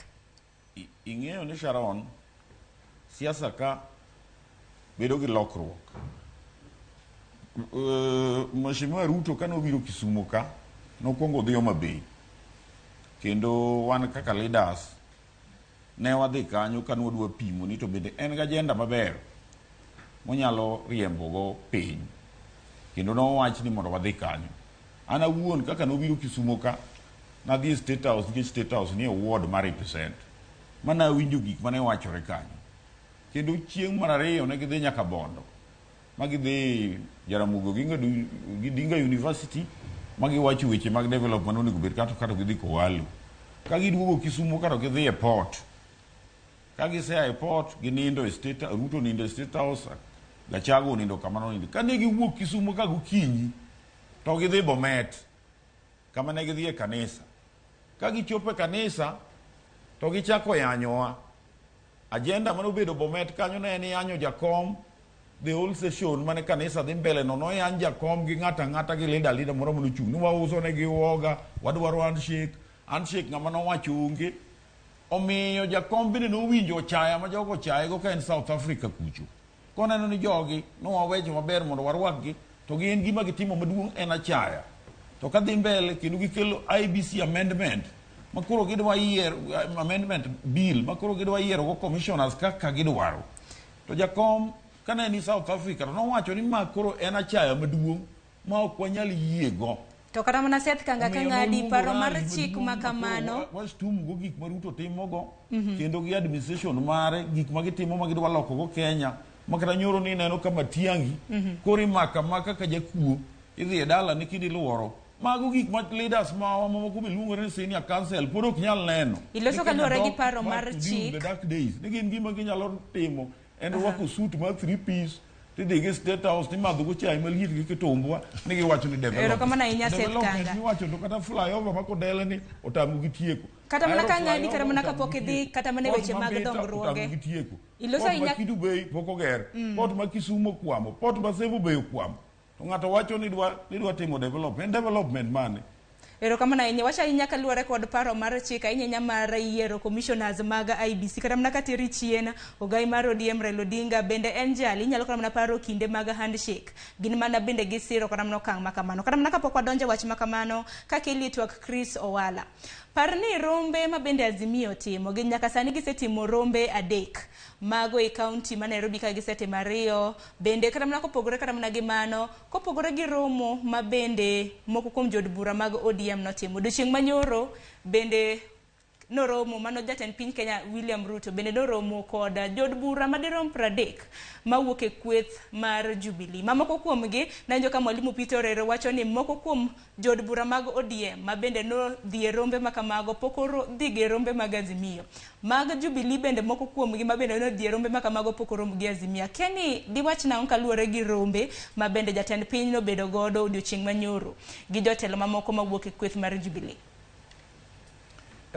Adam Sharon erokamano aparo no adui en osiepna Mwalimu Orero be ng'ama ng'eyo but aparo ni seche moko josiasa warango machiegni ahinya romo ka ng'ato luongi ok en makosa biro ka kitimo gima odwaro cha against ng'ama ok onego tim kamano aparo no chien kacha kanyichi neno ma Mheshimiwa Adui be recognize kan nyocha gidhi State House kane ni nyalo paro chien mokwongo kane ni yeko tim yiero Ruto neno biro Homa Bay governor Homa Bay noringo ng'wech boringo bolal bodhi chuth bodhi Mombasa bang'e go step wacho oyo mondo gik ochop kama wadwaro onego wa cooperate kod sirkal mondo wadonge nikech Madam Sharon devolution nitie 2 levels tiers of government nitie national government nitie county government to this government koko cooperate onge dongruok manyalo bede gima kwayo jotendwa ne kik gi ti kod gi goyo jogi mancho dhi State House the State House ok en makosa en timo gik ma party bro kanyon party owacho no kudwa tidhi and party mano emenyalo bedo makosa to the idea State House go mbaka ga rais ncho biro gwengego nitie gik mano promise jogo kotimo follow up ano kantie makosa malich ahinya nikech kata mana ona Dwi ono Peter Orero magini teloni gichamo msahara gimade gitiyo mogik en gwe tao mondo giwach ni oyo sirikal ni ok recognize wabed oko wachak liberation mar ariyo kata mar adek nitie gimiluongo no self determination sami dwaro self determination nitie gik manyaka ituonri mang'eny to sami dwaro wacho ni idwa kawo ma tini ichomo ka aparo no kanye mantie mistake onego wabed joma rir mocho joma dwaro revolution makare ok joma dwaro bedo middle ground nikech gicho timre kama koro wadwa no onewa owuorwa wan wakemea jomoko to chutho wani diere to kwadwa bedo joma iparo on Raila kanene chien kucha kano dwaro bedo koro bedo MP to nene ok owinjore party manene owinjore gono nogo ogwetao bodhi kwayo teko gen kuom ji to ka jogi fail no sirikal ni rach ahinya to mokwongo en get official wajino wan ok recognize sirikal mar Ruto an kata na wuon as a individual ok recognize yes but jomani power to nego bednu dokie piny matin to giketo ka party ODM kata Zimio dwaro structure to give the resolution party the organ mege party to give make resolutions no one from today moving forward sirikal ni okodwa engage go to kodwa engage kode this way to kodwa engage when engage this way madam Sharon Nibro neno no jomani i party jomani parliament kata mani leaders gitiyo mtoka ma GK is a to jogi duto nugo police morito gi sama gidwaro no ka gi recognize sirikal no to gi stop go one koro security waweyo nu one is self determination kanyo obro winjo to sama wadwaro mar pitting ji against jomoko nikech jadek the state house koro gi josikwa nyakwange mokwongo no as individual in gratici mar freedom of expression as individual in gratici mar association right of association so gigi nyaka bed protected in a way moro maktami as your pain or as a leader bedo go opinion mari in a way mibenye express yourself ero kama na inya wala ma wakete ji sama jeno otimo opinion ero kama na inya Sharon anyalo wuoyo matin mana kapok mana matin kapok aloso gi mwalimu ingeni osiep na mwala en gima osebedo kotimo maduong' en ja NGO mandiko proposal mipingo Raila imuchiemo go e Kenya ka kech gima otimo malong'o be ok wang'eyo gima dwa wacho en ni jomonego resign gin jogo MPs mosefil ni gidwa tiyo gi sirikal koro gin monego gi resign mondo giduog gi seek fresh mandate from jopiny don ka gitiyo gi sirikal to gikelo dongruoge koso dongruoge ema ok odwa giti gi sirikal ka gifil ni migosi Raila Amolo Odinga koro ok recognize sirikal no to gin gidwa tiyo gi sirikandno omomiyo gin monego gi resign kochakore gi senator Jienda nyaka MPs dibed ni state dongruoge moko dwaro koso na wacho ni ok recognize sirikandno koro gin to gidhi omang'o kuro ero kama na mwalimu ka kelima network makama motelo ni ulosa hinya nyaka luore kod moko kuom jod bura mantiere ODM mabende pok ochope rombe mag siasa moko kuom gi mar ODM noromo godo chieng' tich ariyo mar jumani mano moriwo manene governor e county ma Kakamega mano bende maneno Joho kanyo mana Raila romo gode magawa mantiere bura Nairobi jod bura mano ma Suna East bande Junet Mohamed bende noromo godo kopogore gi mano bende John Mbade en achiel kendo mna jakom mar ODM mabende pok wasebedo kwanene rombe makamagi en bende wacho ni nitiere moko kuom jotelo mabende osebedo kase mabende nobuogo kata mana mar gwetao kaka jakom mar ODM kendi mato diwachang mokwongo nyocha bincha upenjo no penje e TV kamoro ni to jogi ang'o miyo pok gibiro ting'eny sirkand gi ne okwayo ni nitie jok kumba ne pod winjo lit ahinya makata wuotho pod ne tamogi mae mamiyo aparo ni jogo machalo kaka Joho joma nobeno temo tiyo matek mar manyo telo ni pod gamo moya matin to ne neno ka koro gik sama koro nyaka giduogi emomiyo ne giromo ok te giromo ni nikech oluong giromo kaka jok mapango chenro mar romo gi jopiny to wach mar chairman mar party ka in chairman mar party tineno ka ok idwa wuotho ratiro kod party kidwa gwe tao onge ng'amotami. Omiyo ka chairman ma Mbadi oneno ni koro osetiyo moromo igni 9 oneno noweyo ji nitie mathoth ahinya manyalo bedo Dong wacho odwa ni oweya kamano. En wacho nodwa weyo kaluwore nitiere moko kuom josiasa magu mabende osebedo ka sunde ahinya kaluwore gi rombe mabende pok osebedo kochope. Kija siasa mi bed chairman mar party machalo ODM to ng'ato sundi to idwa weyo kare kata okuj bed jasiasa nyaka bed gi thick skin mana kaka korine ni dhiro serikal masani ni. Koro kodhiri matin ti wacho ni weyo ne ji tiene ni kia gimomiyo ibedo kanyo miyo jakom Mbadi koneno norome to wan wagombo mana ni owe kawuono. Wach musiko wacha na bro weyo kinyi to ok oweno chalo nyako misero mawacho ni ok dwa wacho no yie ni ok adwa to karo dwaro. Omiyo koneno ni oromo ni ogwe tao ta gombo ni kawuono dhi adhia to luongo media bie Ramogi ka wacho jo ase tiyo moromo awe kawuono nikech tinda neno kosewacho gino didek.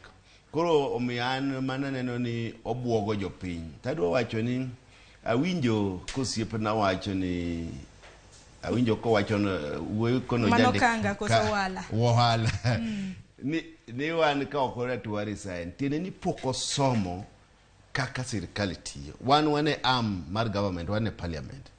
To parliament is a presidential system to nigi political parties. So long as ni luwo chike mag party mari kaka wan waluwo chike mag ODM. Joma ok luwo chike ODM kama paro ni chike go tek mage jok mowinjo resign. Party leader dire mano yudo ni chike mar jo Ford Kenya ne ok onyal tiyogo no resign modhi osik mandate. Omiyo jogi bende koneno ni chike mag ODM ok ginyal tiyogo to gineno ni jopiny oherogi to giwuog gidog mondo yiergi. To kapod gidwe tiyo gi party mar ODM to tiene ni nyaka giti e ratiro mar party. Omiyo mane gima wanyalo wacho ne jogo. To ok adwa wacho mang'eny ni kawuono kinara mar party biro romo gi jogo. Kata mna kapok wadonje mana Kenny Kristo pache nango kaluwore gi moko kuom jotelo nikech ang'eni mago gin moko kuom okenge mabende dhi lose samoro kata mne romo mar odiochieng' ma kawuono.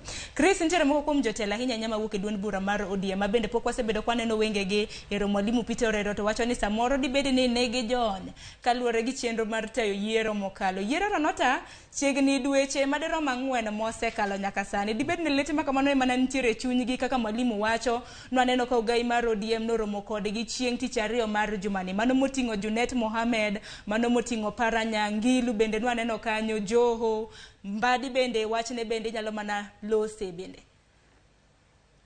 Erokamano Seron, aparo ni nyoro okanyal wuoyo no Mbadi taparo nyoro aromo kode kamoro nyadhi wuoth moro nyaromo kode kaparo ni odhi Kaluo to maybe ne ko winjo report kata no winjo mana to mare taparo no yiero to neno obwogo ji no obwogo chuny ji matek kabisa. Taparo no romo mar gino to ber an asiro romo mar jakom mondo giket pressure IBC.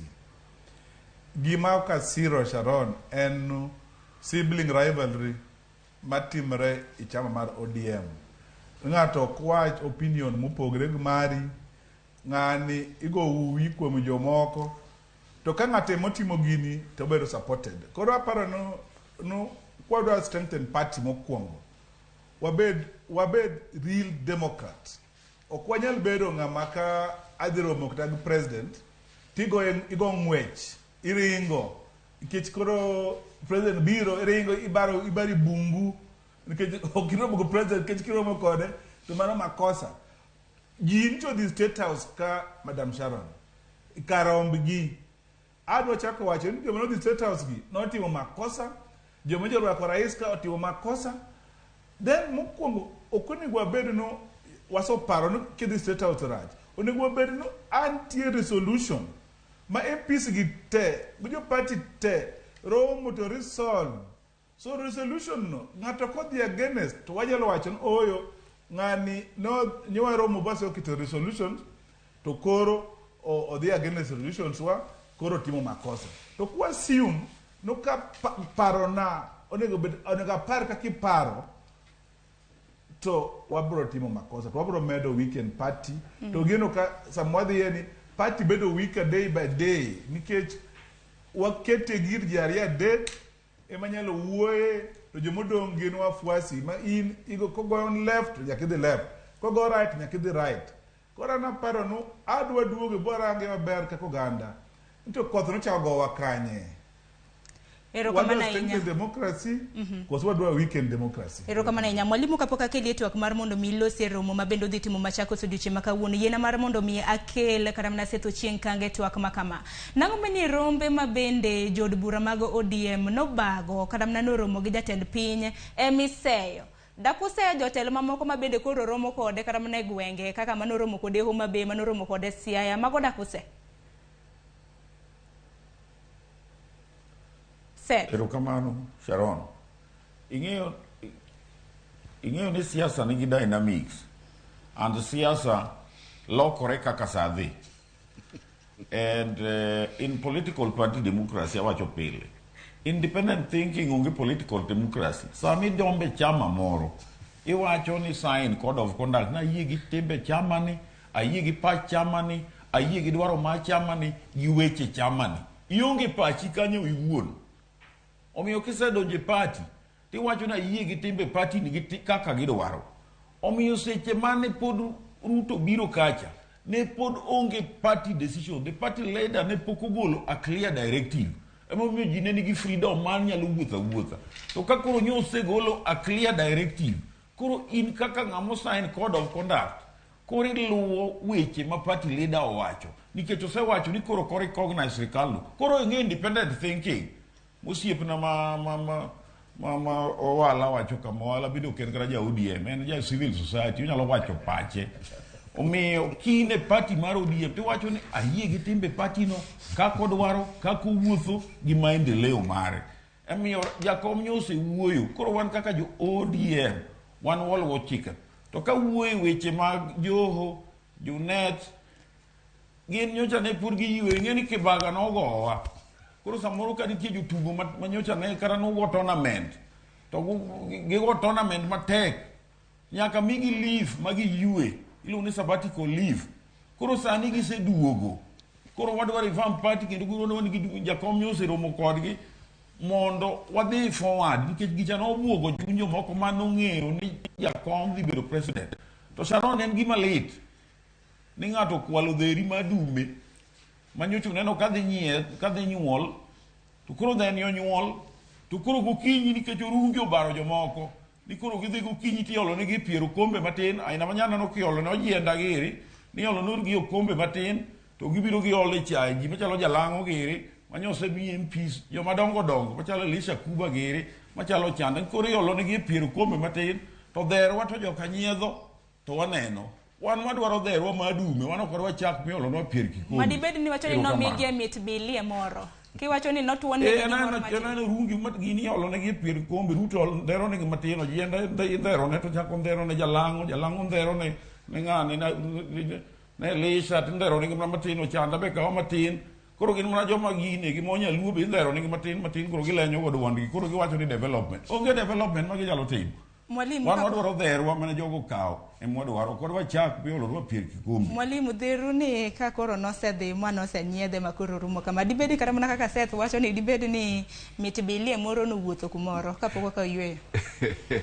ing'enyi jakisumo kiwinji jakisumo wuoyo kamano kama nitie mach kama iro dunge ing'eni nitiere mach ok nyal dunga nono mago aparo ni kako wacho no nitie gik marupurupu ma apani ni owuok matin to mago gine maging'eyo wan ne waonge kanyo gima duong' ni ne ok jo party hierarchy ne ok okonegi ne ogi tudore gi jo party ne gidhi kanyo mane gima duong' mowacho kaka jo party nikech kage dhi manyo development kata mane Ruto biro Nyanza no gikungo gibedo piny magiwacho ni ka ji dwa dhi development gibro dhi kaka group to giwacho kama omiyo ng'ato ok nyal wuok ni en koro wuok oluwo gik manowach ka to onge kata leadership mar party koro ka governors ema noluongo gi to governors go ne gionge go kare gi to ne gin gi ng'at magidhigo kanyo. Koro mane gima wawacho kaka in achiel kuom jod bura mantiere Nairobi ka, moko kuom jod bura manoluongi bende nitiere Nairobi ka. In bende ni yudo simu koso in yudo simu to wacho ni oi simba yudo tek kata no kaonge kata kode sani. Ane simu no ne ok ayudo.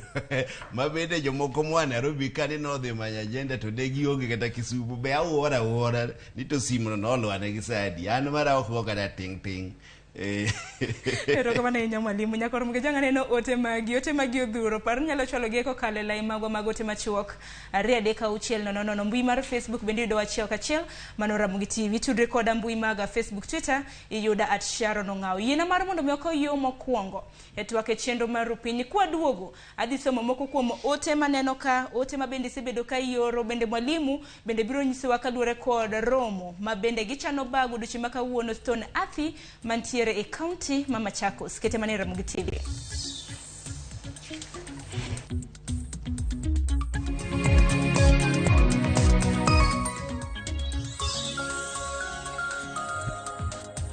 Namringo tonge dereba. Gweno onge lembe kipado lembe to dongi pado ma. Yawa. Tugo manika. Kata indung jaodi chweto poka wuoi. Mor kod nyiero manika. Magaldem kama mashori. Choke. Abito. Gwenyruok mag weche manika. My friend, I'm not your Kanusi. Jatelo, report achiegni kelo ni. Police man may be able to go bwana. To nitie Nyarkochia. Apenyi why are you meandering in the compound? Miyo maseto mor. Okabil ga gigo ano jakanesa. Kendo ni kod chia. Poka luongo ji. Mae kik bai. Hey. Nyarkochia, saa 1:45 mar otieno, tich abich, mana Ramogitv.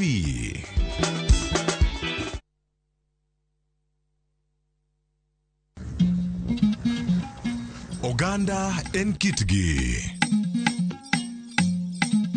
Joluo bende wan gi kitwa.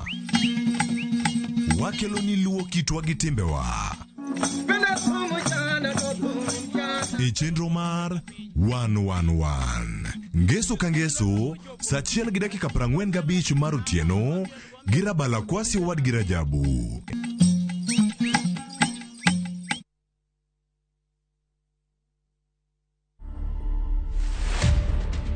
Angela, am I the one scheming? Am I the one cheating? Or you just don't feel me? When did you release Angela? Angela was December 4th. I mean, I expected it to get to millions because it's a fire song, but the way it's moving too fast, bro. This is my first time hitting almost like almost 500,000. I was checking on both audio and video. Angelique was just a figure of speech of just explaining the kind of woman you like. Nika preference here, the type of girl you like. The Kenyan artists, you have this tendency of thinking that kuna shortcut. You know, that you just like me because I'm an artist, because I have fire songs and it's na pop up Nairobi. Once that mentality tapotea, I think you can go places. The likes of Sauti Sol, Otile Brown, Nyashinsky, those are artists who actually break in the barrier. But the way they carry themselves, you can tell they respect their craft and they respect the fact that they are brand. So that's the thing I'm also trying to emulate. To watch this story and more, download the Citizen Digital app. Scroll left on the menu bar to the exclusive videos portal. Once here, scroll the videos and find this and many more exciting stories lined up for you. Click on the video to play and enjoy. Kenya's #1 app, Citizen Digital.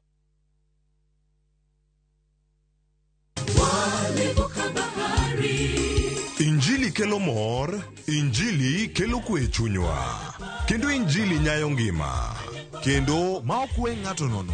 Chung kod wende mag pako Nyasaye. Ngeso ka ngeso gokinyi e Injili ngima. Kama wayudo e chiemb chuny kod gweth koa kuom jotich Nyasaye mopogore opogore. Nyasaye e gimoro amora midwaro, onge gimoro kendo.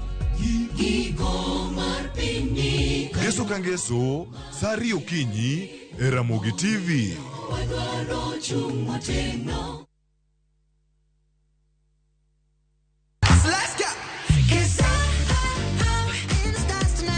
Ngeso ka ngeso en chieng' mor ne nyithindo. E chenro mar rogo mar nyithindo saa 3 gokinyi. But success in excess. Udi wadhi nyime kendo wadhi medo mor nyadichiel, nyadiriyo, nyadidek. Waseyudo miel manyachon gi manyasani. tedo, katiratira, tugo gi gik moko mang'eny mabeyo beyo. We wayud mor gi ilo kaka rogo mar nyithindo. Kikelo ni kod Locks Ponde, Sally Kosgei Odhiambo, to gi Josephine Achieng. Rogo mar nyithindo, ngeso saa 3 mar okinyi, to ibonwa e Jumapil saa 8 mana e Ramogi TV.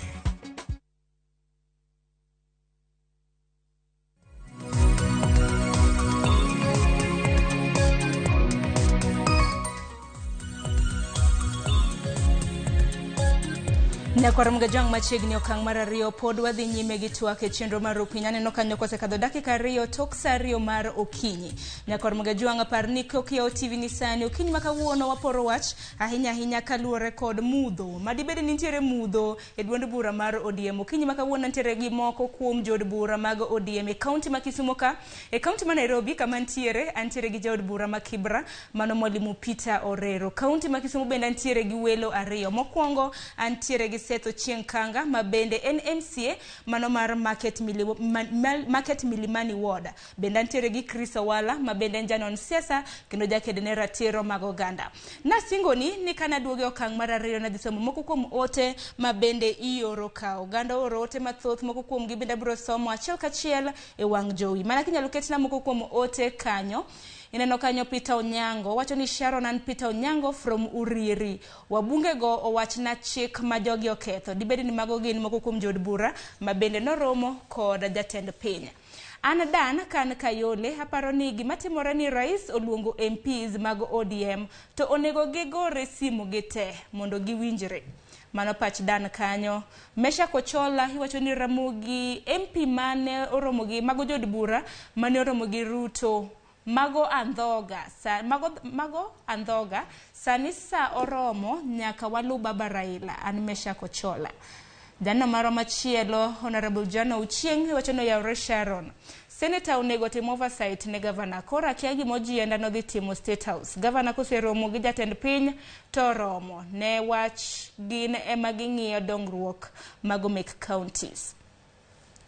Hapa na burosomo otemo gik mano maro Charles Owiti wacho ni development mago dongruok ber but jotendo nyaka bed ma sensitive information nyaka party leaders ngi mago paro mag jopiny paro mabendo bro bedo kwa somo kinde ka kinde. Mwalimu nacho na bro kelie twaka hinya mar lose e romo mabende bro baga ngeni kaka jod bura nego bed ni udoke od bura mano juma mabiro odiochieng' makawuono bende untiere gi romo kaka jod bura mag ODM. Inyisa ni lokruoge osetimore sani koro kodhi bedo Stone Athi Machakos itere Manzoni. Nyalo mana chiwonwa ler kaluwore gi rombe makamago. Hapa ni nitie lokruok matin ji dhi romo Manzoni. Kocha pa ne giyudo ka odonjo iye ahinya. Koro Manzoni chiegni ni mane batho paya. To ma en retreat mar Azimio te. Azimio en wan gi jo Jubilee wan go, jo Wiper wan go. Moken mar ODM en mar Azimio te. Wadhi romo gi jo Azimio to hapa ni kinara mar party biro mar Raila Amolo Odinga no se confirm no dhi biro kawuono. Kendo kawuok ka to achomo mana kono tir. To romo gi timore nikech gik matimore mbele ka nyaka wawuo kaka jo od bura. Kendo wabed gi paro maleo para chiel makwa wacho ni wadhi kato wadhi maonge pogruok moramora. Oluong ji te kata jok mane odhi e ot maduong' no bende onge ng'ama owe ni okoluogi. Ma kuponi gibiro kanyo ma gidhi nyiso ji ratichgi kaka gimomiyo ne gidhi kono. Ok wanyal wacho negi to ka gibiro kanyo ang' ne giwach ni tang'o ano chwalo tiendgi magigi kanyo. Koro romo maro makawuono agenda idhi miji gi iye kanyo kendo ji dhi wacho kaka ji nyalo chiedho ka dhi wuotho makare kendo gi ratiro mar party ka ji dhi mbele. Mane gima nya wacho. Mano romo mar odiochieng' makawuono to bende ngeni jod bura mopogore biro bedo ka chopo kanyo odiochieng' makawuono. Dibedi ni liet osebiro ahinya nyaka luwore kod rombe mabende koro jatend piny bedo godo gi moko kuom jogo eko kata na jotelo mantiere kweth mar Azimio. Romo ni ipange kendo ing'eni ok en ma party kende machulo. Ipange kaka sirkal party ka party oyienegi mar loso PG meeting. Koro PG meeting ni nopanga chon, nowinjo wadhi Naivasha. To nikech sama chuok kendo winjo be ni wayawo sirkal, winjo be ni wayawo parliament machiegni. Koro sama ne winjo wadhi go kone maonge. Ma gima nopang chon, ok en gima opang kawuono. Magada ka nyisi Simba kanyo ne ochak ornwa messages chon mondo wa confirm. Kata ka jogi ne pok odhi limbe mane gidhi e nyoro. Koro ok ni liet, ok en ni liet, ji nyalo paro ni liet e bokelo. Wan watimo gigwa mapema ndio best. Nikech aneno ka moko kuom jopiny bende wacho ni usemako ng'ich, useywa liet kaluwore gi rombe ma bende koro jatend piny Kenya timo ahinya kaluwore kod moko kuom jod bura mawuok e kweth mano mar Azimio. Bende Seth Kanga ka kilika dam network makama nitiere moko kuom joneno magwa ma bende siro rombe mag jod bura mawuok e kweth mar Azimio maromo kod jatend piny. Nitiere moko mok sir.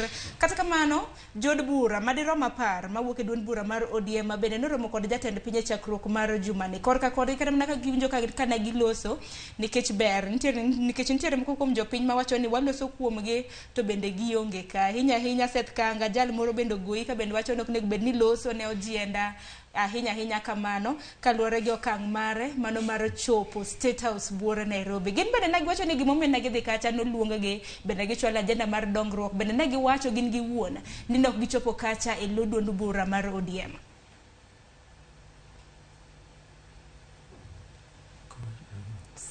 Seth akeni ka bende nyalo winjo yo makare, akeni kinyalo, akeni owala akeni biwinja.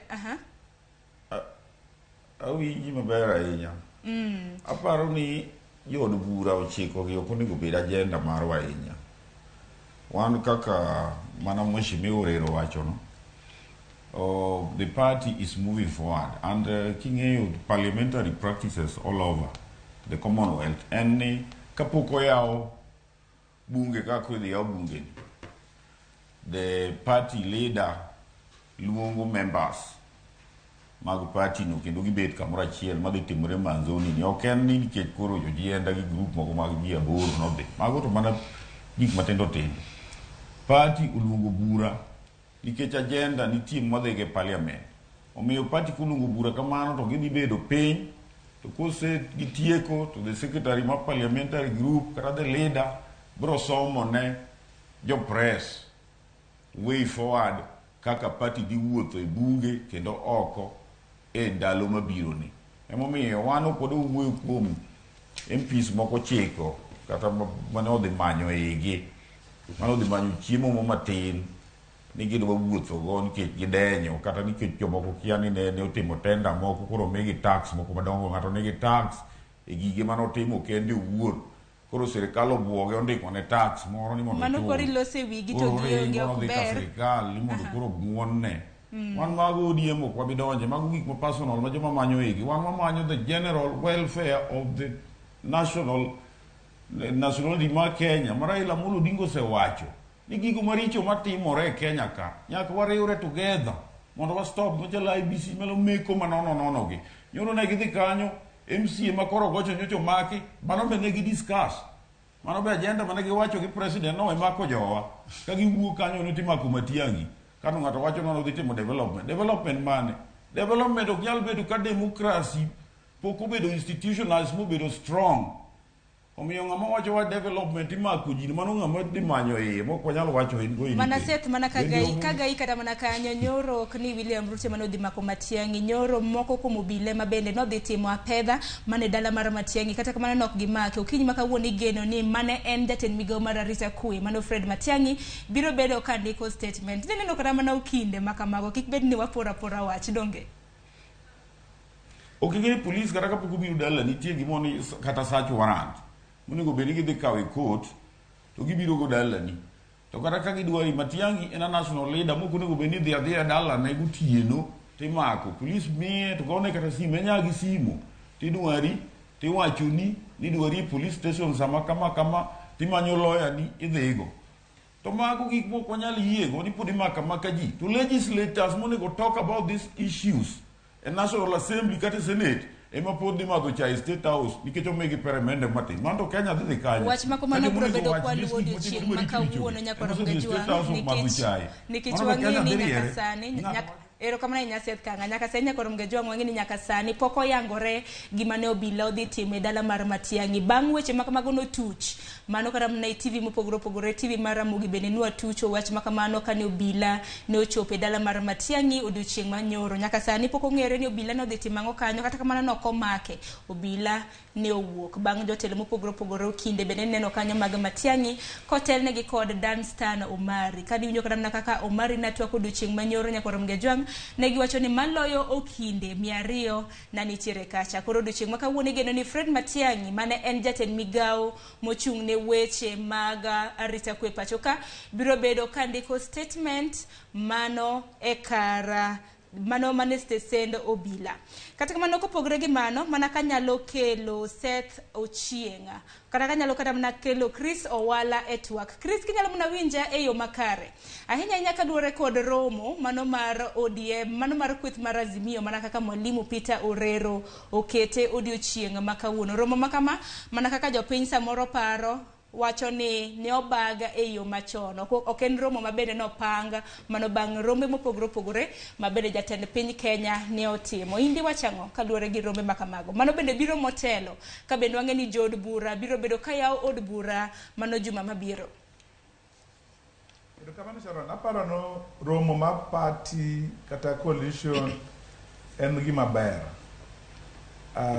kinde ka kinde party ormago mbaka kaka jotendgi tiyo kod resolution gima gidwa timo session ka session mar parliament kod gima gidwa dhigo wech kantie bills moko magidwa support madwa konyo ngima dhano kantie chik moko mondo molok mondo ji okonyrego to gima irango matut Sharon en wan kaka oganda wasobedo gu kuyo kuonde mang'eny sama wuoye ni ji oganda sandre kabisa yore mang'eny an gima dawach en ka gima Azimio timo sani ema digi yude resolution mar digi chako wache wuoye kuom joma nyodhi State House but sama wuoye kod weni en mana nyiego mar pia nitie gimoro i party ka makata adwi ka ginyal yie nitie jomoko maparo ni gin party ni gin ma ginyalo wacho gimoro manyalo winjre to jomoko to kowuoye to gino ok en gima onego kaw seriously gima adwa kwayo Azimio Kenya en gi shida mang'eny nyocha dhi wuoth moro to kini Ethiopia ka tiyudo ka jitiwa manyir kijende mang'eny dhi tich oko Jordan gidhi tich Middle East kik piny ogi chandruok ohingogi uwi mwagoyo ma ok wanyal yweyo mondo wapang dongruok kati Azimio zone alone county sanene gu pace monego kony raia ogi dhier nyithindo sanene chadwa dhi school nyithindo modong mako dhi school ke school fee odhuro adwa focus on our issues mondo warang kaka jowa dongruok miwacho ni is elusive but jotendwa pok orango kamaraba meet the road jopiny dissolution Mwalimu Orero en japuonj maduong' ahinya ma paro no adwa rango gini matut mopogore gi ng'ata ng'ata mondo warang to ka ng'ato dhi State House be mano makosa chik mane namba D mar ODM ma ng'ani oketho ng'ani odhigo ne nitie gik mane obedo promised ma wasobedo ka way of development makonego bed mowuoyeni parliament kaloso budget to ne oket budget i region maonge ng'ato dhi State House dwaro dongruok counties oromo tig gu pes iyo makare maonge ng'ato area moro iwacho ni ok onyal mi kura ok onyal mi dongruok nikech kigono kura to gini kaka sama timore sani ni dongruok matimore en mikwayo chik okwalo koro ng'ato kon gi joge wacho ni no chika ndara to ndara de aliwe mondo udupo ni jo dala wa poko don lami higi 30 dupo agede lami mondo abende telo mara abende ayudi ne wakelo lami nikech kanye samwatimo dongo to party okwanyal bedo democracy without democrats. Democracy requires no bedo democrat to democrats boro nyayo democracy to kwanyal bedo no wacho no democracy. Erokamana inya. Aneno ka saringo matek wadong mana gi buo dakika 10 mano mar mondo mi watiek twak makama okinyi makawuono. Mwalimu wa akili twak makama ahinya nyodo ni watiek kaluore gi rombe magazimio mabendo sebedo katimo piny owacho. Jatend piny bendo sekwakram na Raila Odinga mar mondo mi kik udhi nyime gi rombe makama. Ng'eni chieng' Jumapil romo ochomo Machakos. In wacho rombe gi diwachango. Inyalo kata mna paro dul mar NCIC bende no kwayo kata mna kweth mar azimio mondo giwe kata mna rombe makamagi mar mondo mi jopiny odhi nyime. An gazete masomo to une jo media ko ka somo sani ni jogo mano romo gi jatelo no owacho ni okobi interfere gi romo. Ni romo go to dhi mbele. Dongo wacho ni okobi interfere kik jod bura mag Jubilee ma bende no dhi limo jatend piny Kenya romo ma bende gidhi timo. Na gikoyo mana ni mondo kik oriwe mana jatend piny Kenya mano Uhuru Kenyatta e weche makamago. Koro romo ni mokwongo adwa duoko erokamano ne kaka nyiche wa romo Kibra. Aduoko ne jo Nairobi erokamano kabisa nikech romo no ne en very peaceful. Onge gir ng'ato mokwal, onge gir ng'ato mokethi, to ji ne nitie mang'eny kabisa. Tiene ni romo ni iromo kipenjo go jopiny, ikonsult go jopiny nikech gik matimore to gi gik ma jopiny dwaro. Omiyo kata ka romo no dhi mbele wabiro dhi Machakos. Gima duong' ahinya ni jogo wakwayo ni kwadhi romo to kik giketh gir ng'ata. Kendo kik jokuoge bede iwa manyalo kawo gir ng'ato kata wacho ni romo emomiyo kwal gir ng'ato. Wadwa ni jok madhi e rally e romo no gibed jomodimbore ma wach kende ma gidhi winjo to kendo wach jopiny ema tero gi ni tang'o matimbo. Koro kaka en kaluwore okaparo ni romo no biro rumo machiegni. Ka ji ya Machakos to ji dhi Busia. Ka ji ya kanyo tiwacho kuma ji dhiye. To ma biro timore nikech waneno ni romo ni biro timore e kona ka kona me Kenya ka kiwinjo go paro mar jopiny. Ka jopiny ok dwar gimoro to gibiro wacho. To ka gidwaro gimoro to be gidhi wacho. Omiyo sani koro apani kako pange no to kawuono romo mwadhiye ok en mar dhi pango wach romo. Sani wadhiye parliamentary group. Ji dhi ng'iyo bende aparo ni kaka ji dok dhi e parliament nikech chiegni yaw parliament machiegni to bende gi kaka gik ma party dwaro ni jok moyiere i party go otim to kendo kaka ginyalo ringo e party. Mane gima tero maduong' ahinya nikech ka kolor parliament to normally kapoko yaw parliament ujubed ni ji romo kanyakla mondo upimo paro ubedo gi paro maliw manyalo konyo jopiny. To ka osiepna wacho ni wangi wach development wan te kako yierwa kama agenda mar MPs te en development kendo gima wang'iyo maduong' ahinya en wach somo. Injo ko wacho ni gima thago pachwa ahinya kaka bendine committee mar somo nego beni nyiso nego beni uromo duchieng' makawuono sani kaka secondary education kaka takongarawe education committee kanyo koka chomo manzoni nikech sani twadhi romo nitie bills mikelo mag appropriation and budget mawinjo wadhi wang'i koko wadhi ng'iyo wach education. Ane committee mar education kendo nitie changes ahinya ma committee no osetemo kelo wach education ni kata mar transition mar grade 6 to 7 waseketa lot contribution mang'eny ahinya momiyo wadwa ni gino bed stabilized e sirkal mamano wach mwang'i ahinya kaka wan jood bura kendo nyithindo wagombo ni gin gi tabu mang'eny.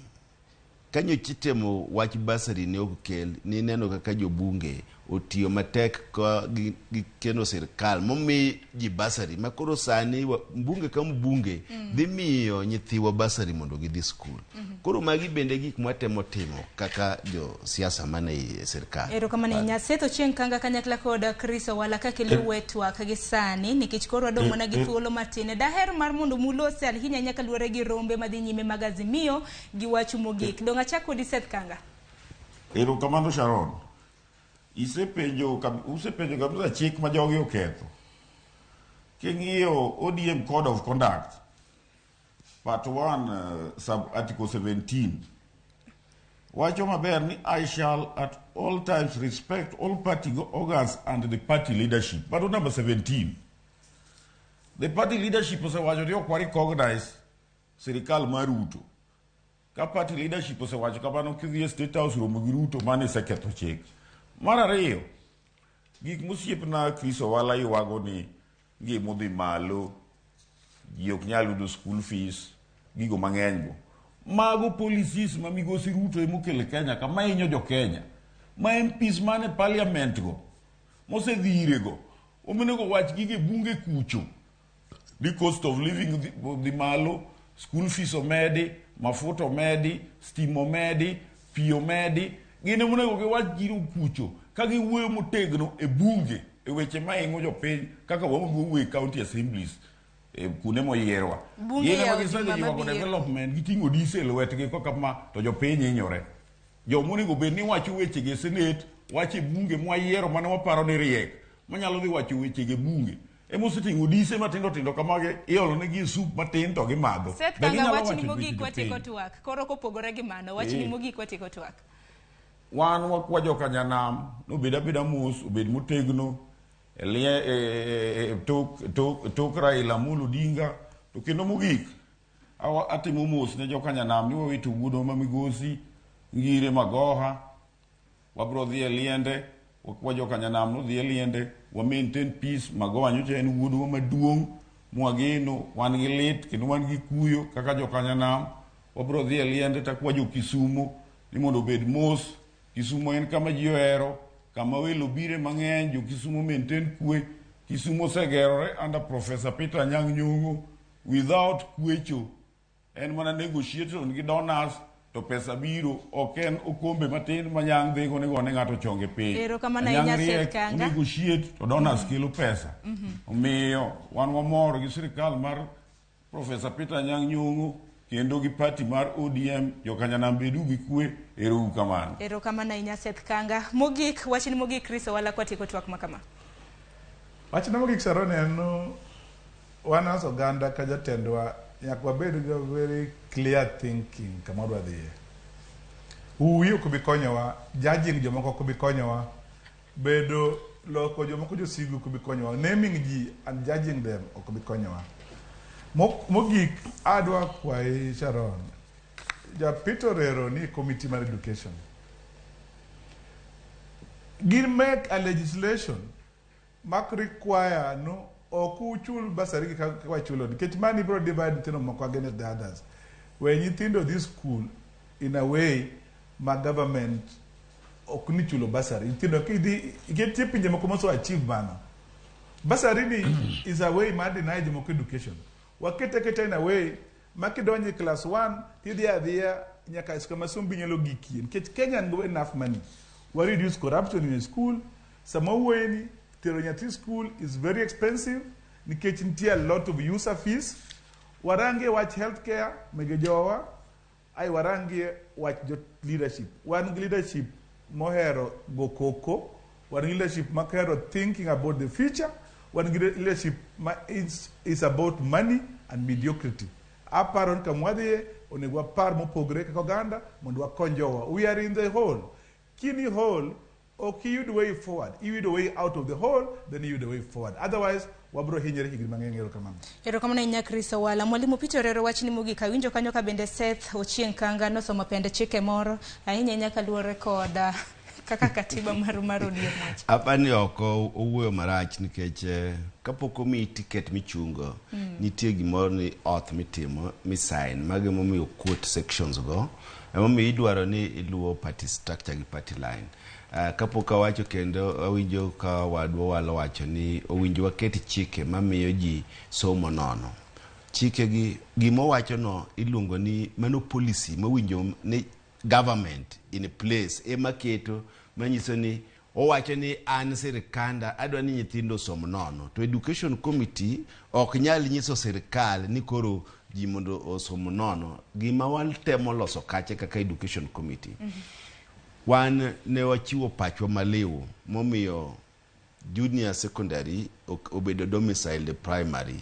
Nwang'iyo cost implication, wang'iyo availability resources manitie to giji. Kendo sani koro wang'iyo ni nitie gimoni capitation, iketo pesa kaka sani oket 15,000 ewi kuom nyathi ka nyathi.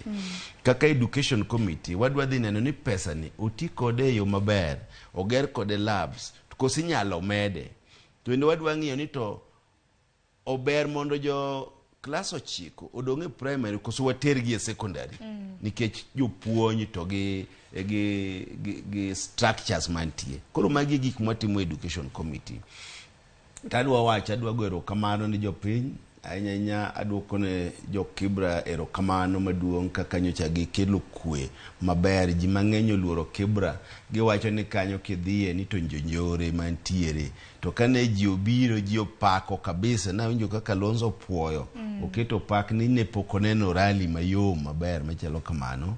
Kendo agombo ni wabeduru gi mokwe, wadhi mbele kendo wabede chama gi chuny achiel kaka wan jo ODM. Kik wabed gi musukusuko waring kagi kacha.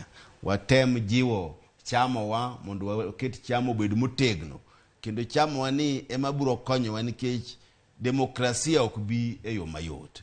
Otherwise agonu erokamano kuom miyowa thuolo mar wuoyo gi jopiny kendo nono chenro kaka gik moko timore. Adwa wacho ni mudho ok omako ODM.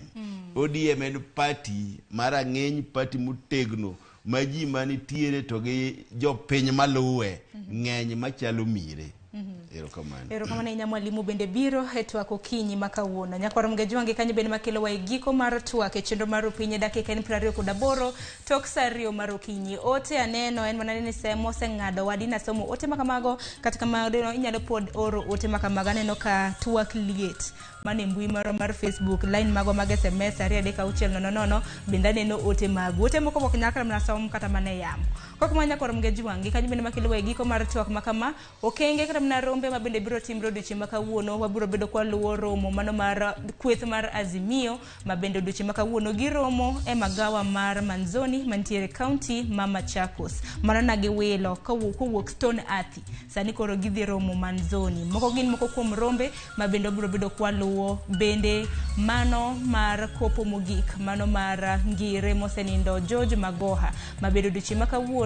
Bende ringre mare ibiro bed ketimone alam makende mano e kanisa mar Kopere mong'ere kaka Consolata Shrines mantiere buore Nairobi. Chenro mar mbaka oromo wabiro bedo kwa kiloni achiel kachiel kaka chenro makamano biro bedo katimore. Gisani yena mar mondo mi akaw yo matine chieng' tich ang'wen pile ka pile chakre saa 2:30 nyaka saa 3. Ing'eni chenro en mar pok opogore.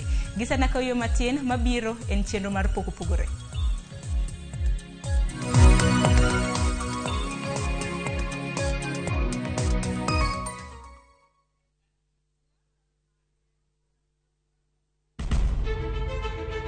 Penj laktar ok en ka chenro moro amora. Wach mar P2 emergency pin e monyo gino kapere mene giketho system. Wakelo ni achiel kachiel lakteche man gi lony mar arieya e weche ngima dhano. Koro ka goyo picha to dhi nyisa kind lekene. To gipuonji achiel kachiel e weche ngima. Kero malit ne masongo adhiya very good. Riuri gi Ruth Otieno wuok tich nyaka tich abich chakre saa 12 odhiambo. Onono tiend weche kowuok kuom laktar. Osomo oteni. Namba mar SMS en 23600 en penj laktar. Kendo kawo simbi. Wadhi kawa simbe jowinjo wa joneno wa. Mane Ramogitv.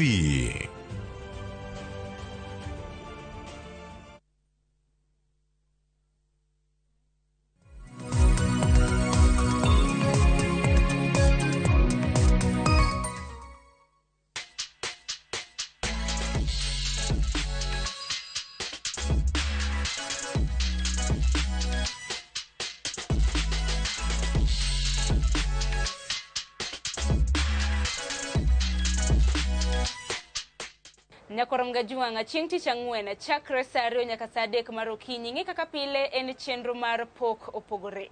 Kamoro amora mintiere nyakorom gajuanga rwakni machiegni e chenro machielo mar pok opogore. Odiochieng' kawuono chenro mar pok opogore biro ni kawuok e chuny boma ma Nairobi. Chuny boma ma Nairobi ka alimo duka mano mong'ere kaka Casual Clothing ma bende nitiere e chuny CBD e kaunti mano ma Nairobi. Kama bende adhi romo gi jata chenro maduong' mano mar kambi ni. Mana kaka isenene toka en kambi maloso lewni. Mana kuom nyinge kanyo kinyo ni Casual.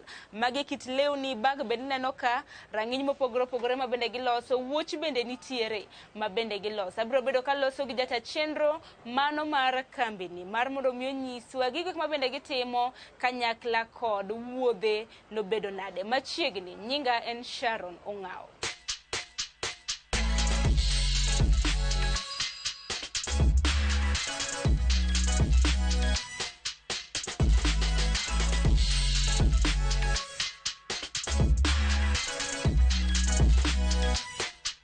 Dida machiegni nye chenro mar pok opogore arwakni machiegni. Mana kochako mana ka pile jalunya ka pakre. Nyisgi nyingi gweng' ma bendi wuoke. An nyinga en Frederick Dida Oduor.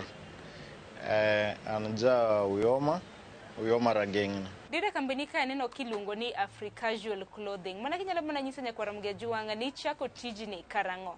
To nang'o miyo ni e kind ohala duto te ni yiero mana lewni. Nachako wachni higa mar 2010.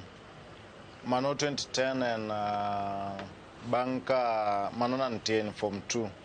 Bang' mane weche mag skul obedo matek kidogo mana adonje tij tweng'o. Mano mana donje Nairobi mokwongo 2010, but nachako as employed, nondika gi ng'ato. Kanyo kuma nachake,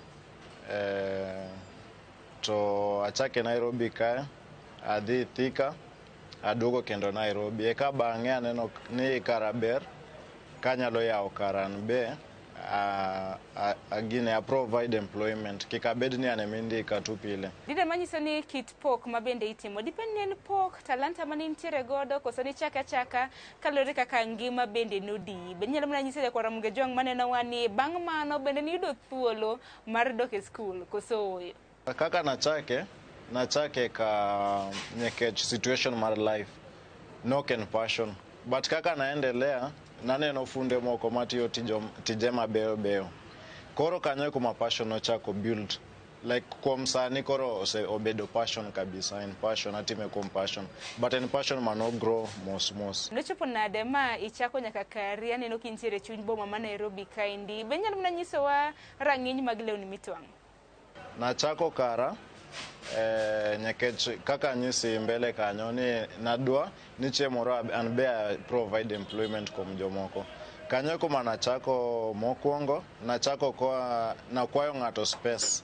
Ng'at mane tweng'o already, noye kawa in. Moabedo kode, koro kan gi clans maga atimo kare kanyo. Koro mana grow matin, mana wacho ni koro we ayaw kara. Kare kuma nondikie tich, akeni gin kit lewni mage ma bende nutwang'o. Nikech aneno kaka utwang'o rang'iny mopogore opogore. Bende nyalo mana nyiso ni nying mar Casual Clothing ni to nigolo kanye? Kuma natweng'e mokwongo, ne watimo suits mostly. Suits ema watimo mostly, but passion moro ne ntie ne biro mar Africans. Koro naero African, but kuma ne wantie limited to suits kende. Lakini koro natimoga seche watimo suits on my own free time, natimoga Africans maga. Koro boss mara nobedo impressed. Mowacho ni kara wanyalo introduce nyaka African kae. Nyakech noneno ka timo gik mabeyo. Kanyo be ne wachako timo Africans. Koro ndalo mana duogo ma yawo kara, nyakech mostly passion mara koro ineno ka nentie lined to Africans. Kanyo kuma nachako twang'o Africans. But sude be atimo, lakini mostly antie kuom Africans. kanyo koro kuma nagolo nying mar Africasual Clothing no. Inyalo mana nyiso nyakwara Mgejwang ni kambini mar Africasual Clothing ni chake karango nikech kan wachako ni wacho ni nondiki tich e higa mar 2010. Koro nying mar Africasual Clothing nentie e vision mara, but bang' ndik mang'eny manondika kae gi kae 2018 kanyo kuma koro na wacho ni we team African. Dukana mokwongo niluongo ni African Wears, but mano na yudo ken nying makomo ne mana wacho ni we come up gi nying moro mabedo mabeta kidogo. Kanyo kuma na come up with Africasual Clothing. Toto ni chako kambini higa mar 2018, sani wantiere higa mar 2023. Kani wuotho osebedo nade? Wuotho seche moko nitie challenges, lakini wakala through, but anyalo duoko na Nyasaye erokamano nikech aneno koting'a malo mos. Kana chako gi machine achiel to sani antie kod gima dhi auchiel, mano ineno ken Nyasaye. Dho kuom wuoth kae nitie changamoto achiel 2 3, lakini wakala. Pile ka pile ka ng'ato chako ohala, gima dwarore en omenda. Akeni mani chako kambini ni chake gi pesa di. Ji mang'eny wachoga ni story mag inspiration, jomoko chiwo stories ma fake. Ng'ato wacho ni ati nachako ohala mar gweno gi tong' achiel, but nachako nondika kuma nondika kae natimo bidii mamanyo pesa. Kanyo mana nyiewo mashinda mokwongo, lakini nakano e ot. Koro natiyo kumondika to kadok e ot tatimo tijena. Koro anyalo wacho ni nachako without anything, gi salary matin mane ichula mana nyiewo go machine kanyo kuma nachako. Koro ng'at ma nitie gi passion mar tijni to nyalo dwa chako, kiko rit ni obed gi certain amount of money ekochak. Onyalo chaka kumentie kanyo. Takeni dida sude akeni golo kanye nikech okaramna sude karamna materials mopogore nikech toka kaneno materials mopogore sude bende nitiere batha kora cham kone akeni golo kanye. Material wa ng'eny gina locally sourced, wanyiewo kuom dukni makae. Koro like vitenges mamoko wagolo pinje maoko, like anante gi material moko magolo Ghana, lakini moko gi wanyiewo kae. Akani gima nachuo kende mitongo negi nikech thoth naneno lep dichuo ka to nitang'o na pichni mopogore mag lep joma mon. Inyalo mana lero ni nyakwara Mgejwang? Wan unisex, watimo mag chuo, watimo mag mon, watimo mag nyithindo, watimo mag arus, watimo mag corporate wears, watimo suits mag official, kwa hivyo watimo te. Pile ka pile e chiro kata mano bede e sikul ji somo kata mna subjects machale chiro bende kila ng'ato timo kata mna ohala ma samoro da chalo gi mar wadagi. Ageni itwengo ka bende nitiere juma thoth matwengo kata mna kit vitenge obed sude ma bende itwango. Ang'o maketi oko kacha mar bedo kata mna ng'at ma stand out gi dhongere? Gik matimo kae bende joma timo, lakini kidwa stand out nyaki bigi style mari moro, nyaki bed unique matin. Koro tijena katimo I make sure ni compare, apenjra niya lawni kadhi nyiewo e duka be anyalo gombe anyiew sama twang'e cha, mano gima nitie pacha. Be anyalo gombo lawni, be kadhi nyiewo anyalo nyiewo lawni.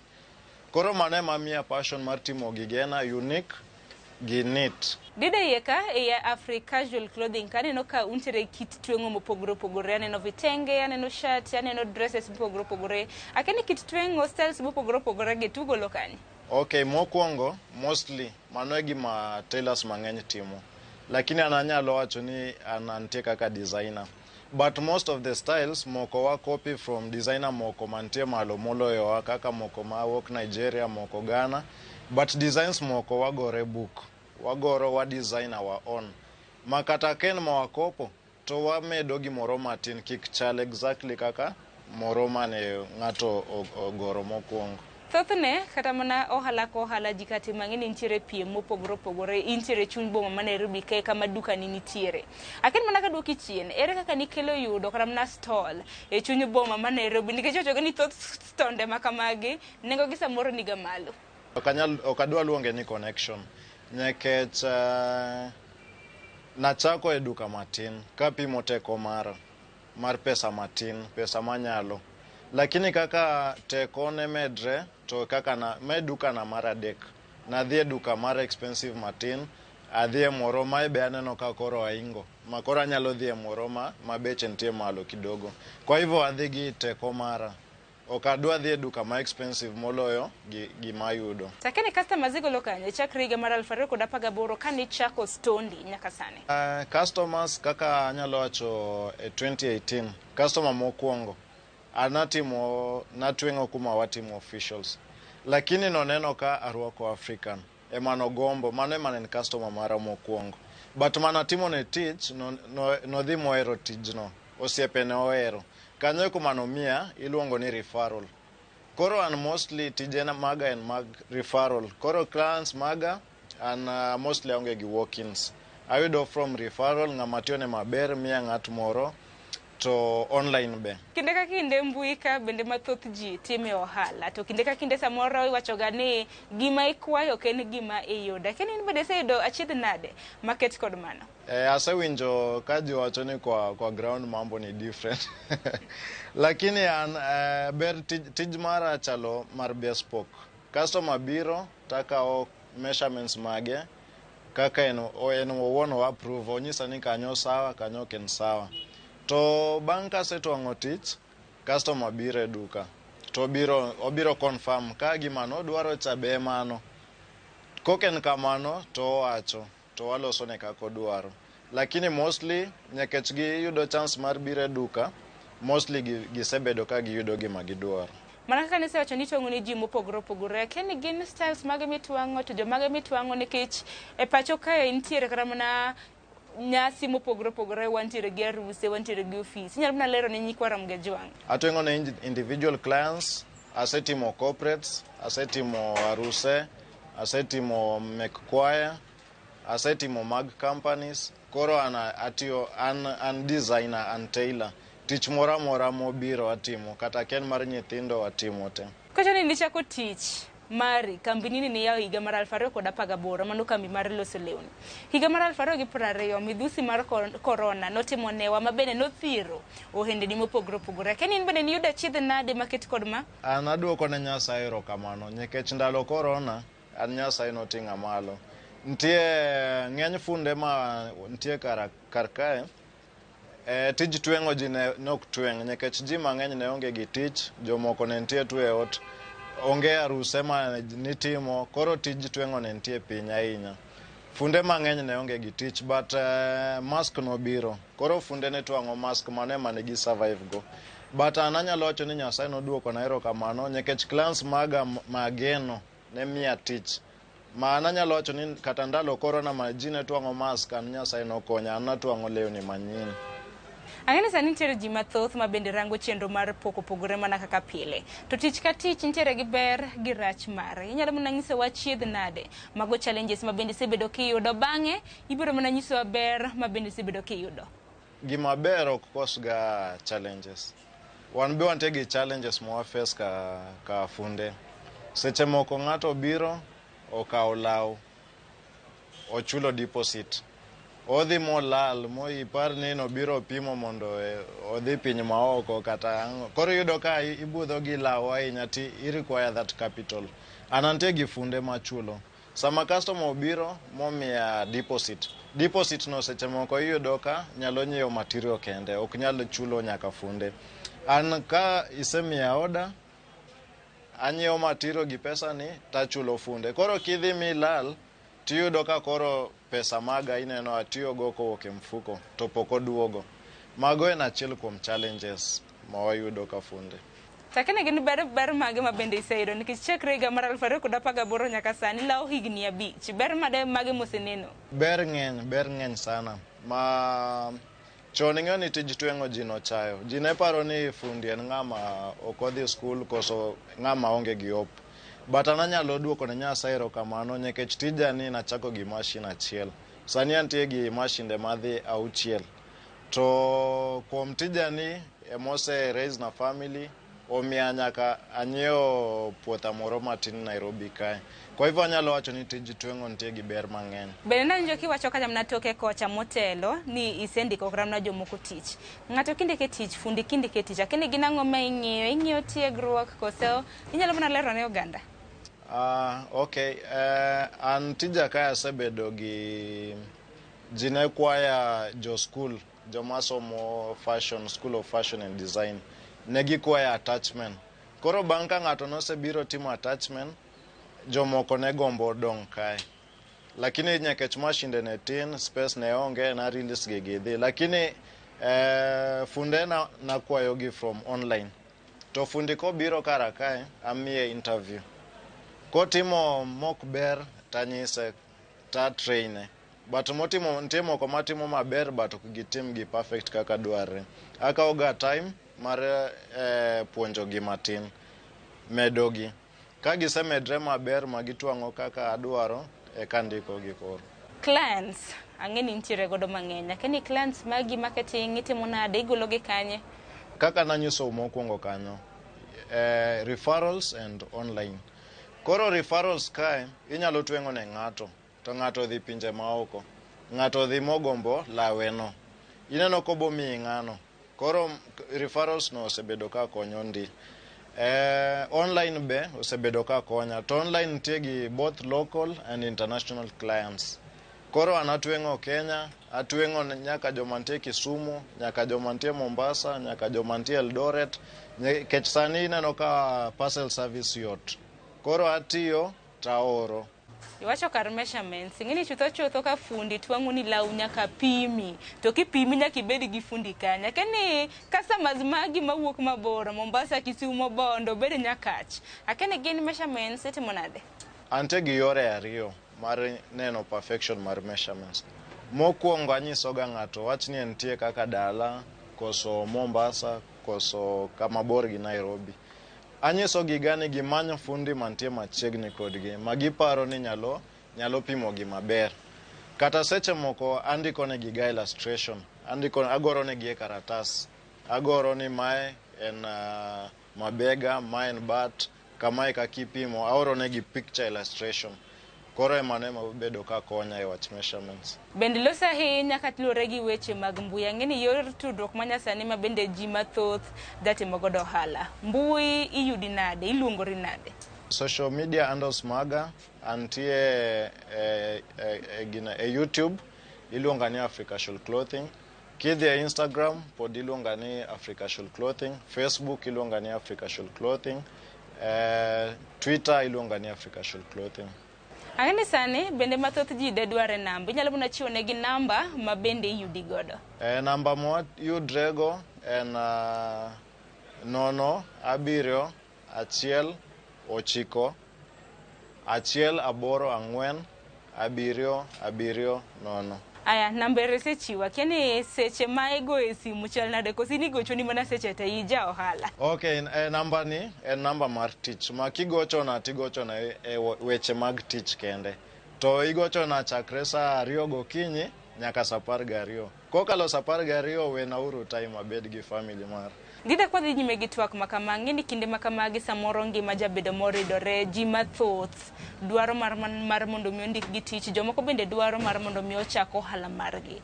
Gin giwegi ne rawera samoro miyo wuoro ma bende dwaro chako ohala mare en owuon. En kaka jo ohala mosebede pawne kuom thuolo malach. Dinyise nang'o? An gima anyalo nyiso ng'ama biro e tij tweng'o, obeda gi passion.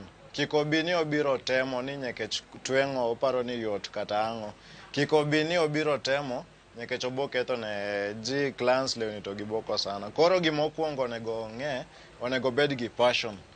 Otimatima gimora mora men gi passion. Ken gi passion gi tij wach ni kaka tedo tong', oted gi passion. Ken gi passion mar tweng'o, otweng'. Ng'ato lu passion mare. E chiro ka beda ni piem tek dida, akiani jipo mane ma bende nyalo chiwo ne oganda ma samoro deher kit tich ma bende timo? Koro an anyalo advice ng'ama biro e tijoni. Gimokwongo kaka nawacho, obed gi gimiluongo ni passion. Obed gi passion to otem timo gimiluongo ni sani ing'eyo ni creativity ema ji chamo. Koro ibed creative.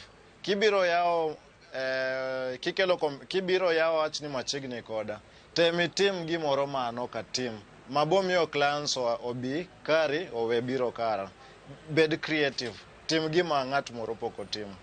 Tich ka tich nyaka bed gi achiedh nade to thoth ji wega ni kichako tich kata mana kichako ohala nyaka yud mana yuto kende, lakini dinyis ng'ato ang'o kaluwore gi kata mana experience ma bende intiere godo e pawni? Apart from lewni, aloso nitie ogute ma uso magi kae nyakech lewni matimo gin Africans, koro lepagi di ng'eny irwako ga gi ogutegi, koro emomiyo naneno ni ber ni akel gi kae maka ng'ato okawo law to orwako ogudu. Seche moko antie nyaka gi okwaju ma irwako ga lawni gi okwaju, koro an kodgi gi bags bende waloso. Apart from bags waloso nyaka watch. Akani kuloso gi kiwacho wuoche kiwacho bag uloso mag leather mag pien koso? Wuoche waloso standard ma kaka ineno online cha kaka wamiigo, ok ni ground yudo ka gik moko opogre, wamiyi exactly kamano. Watch waloso chakre siling 1,500 kadhi nyaka siling 5,000. Waloso wuoche mag leathers, waloso wuoche mag kitenge, waloso wuoche mobedo mixed gi jeans gi kitenge. Didaka aneno kata mana ka opogore gi lewni, aneno nyaka bag ka. Ang'ene nyakora mga jango seno kit tich mopogore ma bende tema. Ang'ene ginyalo mana nyisa kata mana goya ka ka penjo gi kata mana ni nengo en pesa di. Bags bende aneno kanya kiusa. Ken wachak gi nengo mar bags. Bang'e ibiro nyisowa nengo mar lewni. Bag waloso nyaka matin ne mae inyalo yudo gi siling 1,500, lakini mae chakre gi siling 3,000. Kineno en bag maduong' minyalo ting'o lepi, minyalo wuothogo wik achiel nyalo romo kae. Bende hapa ni wach moro ma bende wiwili godo nengo sude. Aneno sude moko nitiere batha ka mag arusa. Kene gin to twango gi nengo mane? Sude wantie gi sude aina ariyo. Wantie gi 2-piece suits, wantie gi 3-piece suits. 2-piece suits wauso kalingana gi material. Material wantie gi standard ma normal, wantie gi high quality gi extra high quality. Material gi mar 2-piece wachako gi siling 8,000. Kadhi kamano but mag chuo. 3-piece wachako gi siling 10,000 kadhi mbele. Bende kopogre kata gi mag chuo, kopogre gi sude kata na shati maneno ka mag chuo, mine bende aneno kutwengo negi. Keni nengo mag vitenge mag mine, ang'eni nitiere rinda, to bende nitiere kata mana sude mag mine. Utwango nade? Lep mine, dresses wachako gi bei moyueyo zaidi. Wachakre gi siling 4,000 kadhi mbele. Ko obed dress mar kitenge, obed official dresses, wachako gi siling 4,000 kadhi mbele. Sede wachako gi siling 2,000. 2,000 sede mag kitenge. Mag embroidery wachako gi siling 3,000 kadhi mbele. Dida wachopo e giko, ting'eni kwachopo e giko mar chenro nyaka ibede gi wach mogik ma samoro jiwo kata oganda nyakora mga jong ma bende naneno wach ni mogik kotieko chenro. Gima nyalo nyiso nyikwa Ramogi wach ni madwa chako tich kaka mar twengo en kaka nasewacho mbele kanyo, passion e gima drive wa e gimoro amora mitimo. Kidwa timo gimoro maber, time gi passion. Be ang'ene gombo geno kaka dhano nyaka bed godo. Kin thuolo mar higni 5, ang'ene ma en penjo ma samoro ok penji ga to yiena mara mondo mi apenji. Kin thuolo mar higni 5 nenori kanye?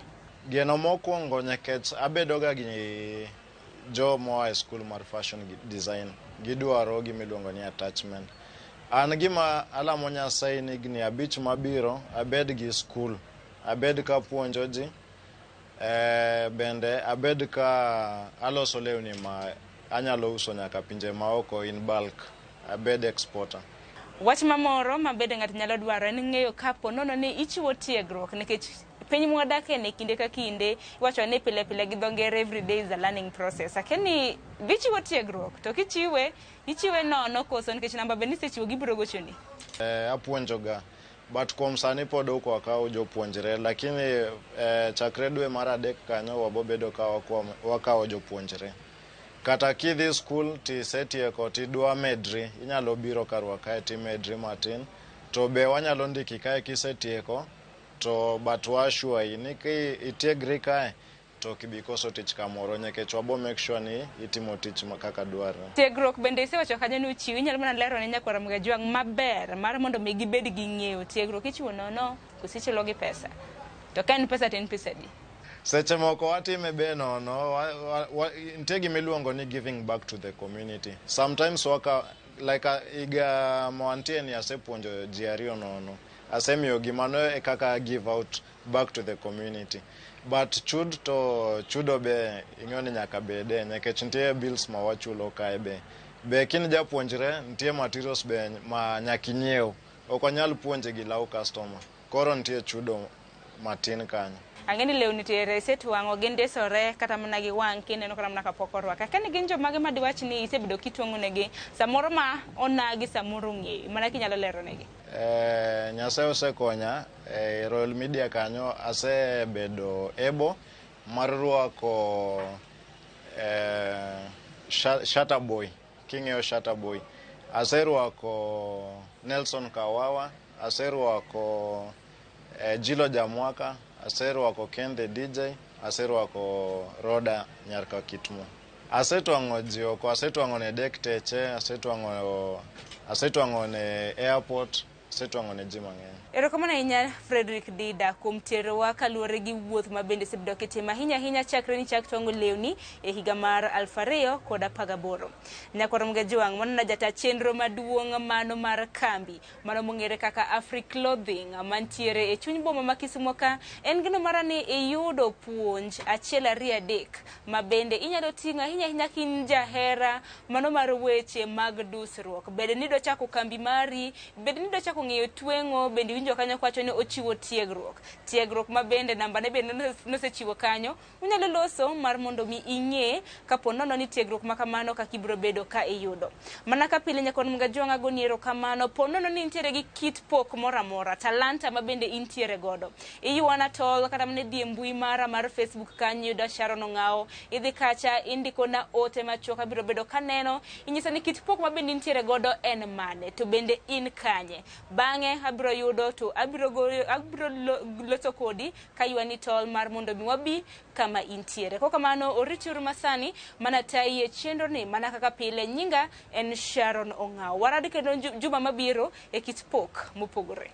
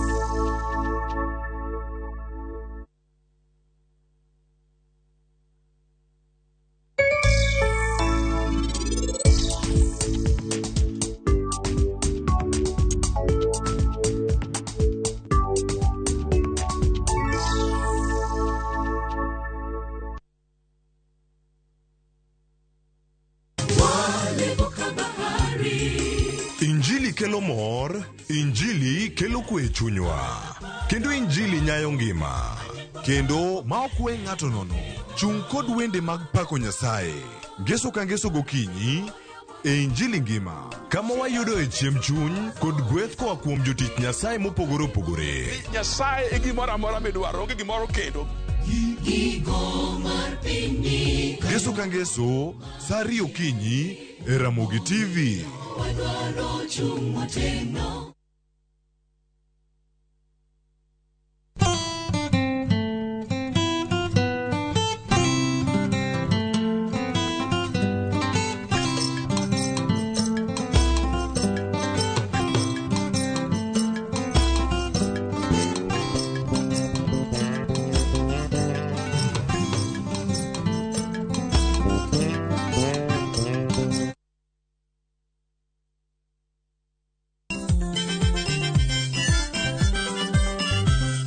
Kiyudo gimoro e belni to mano kare yana. Gikomba gokinyi, safaro se yawa. Kit thumbe mawakelonu otenore e ndhadhu maggi. Kae kama chokruok nitie. Orchestra super haki. Kidola kabari. Wabiro. Chakre Orutu, nyaka Wangla, nyaka Benga, budho mara Tiporiti. Michael Onigi DJ Kolo call instrumental, kod Ninja the Entertainer. Ramogi Night, Teacher Beach ka Teacher Beach, Sangwen Otieno.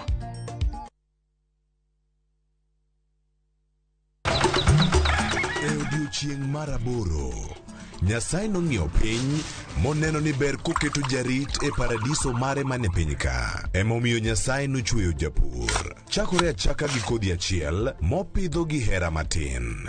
Gweth mar koth, kendo bang'e oti ka okelo chiemo ma wachamo.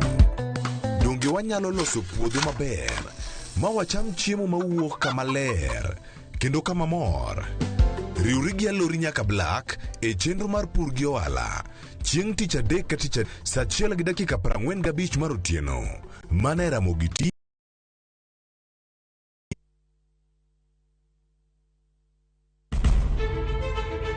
Penj laktar ok en ka chenro moro amora. Wach mar P2 emergency pin e monyo gino kapere mene giketho system. Wakelo ni achiel kachiel lakteche man gi lony mar arieya e weche ngima dhano. Koro ka goyo picha to dhi nyisa kind lekene.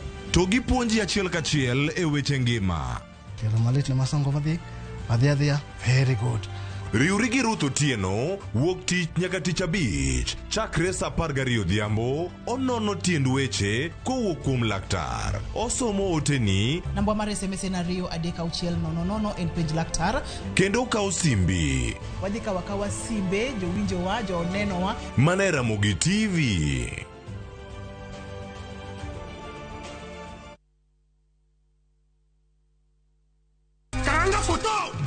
Machiegni nyakwara Ramogi Ajwang' e chenro mar ngoma owake. Wuok tich wakelo ni ngolo manyien.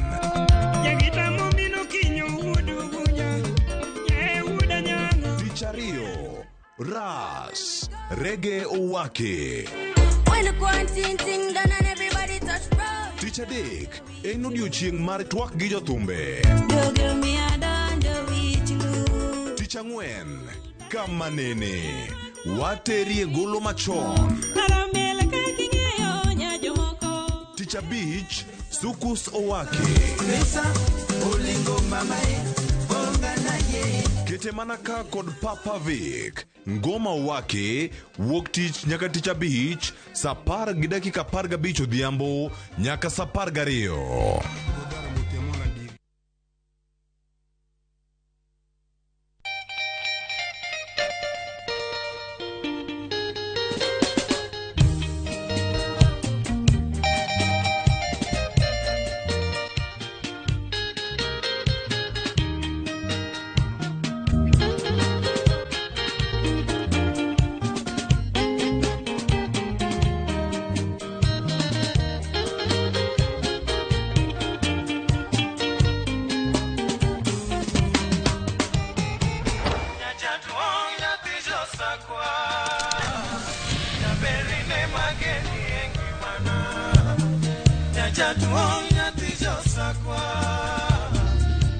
Radio Ramogi, Cartoon Jaluo. Radio Ramogi.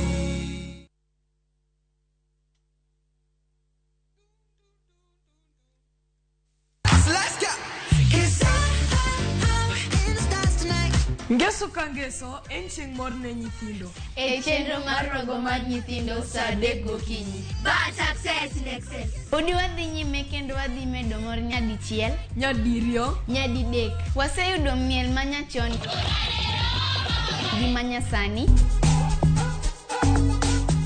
tedo, katiratira, tugo gi gik moko mang'eny mabeyo beyo. Wayud mor gi ilo kaka rogo mar nyithindo. Kikelo ni kod Lox Ponde, Sally Kosgei odhiambo, to gi Josephine Achieng'. Rogo mar nyithindo, ngeso saa 3 mar okinyi, to ibonwa e Jumapil saa 8 mana e Ramogitv.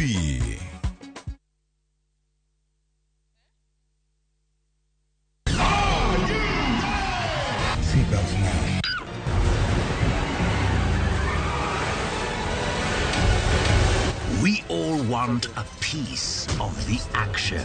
The deal is $20 million. The deal is non-negotiable.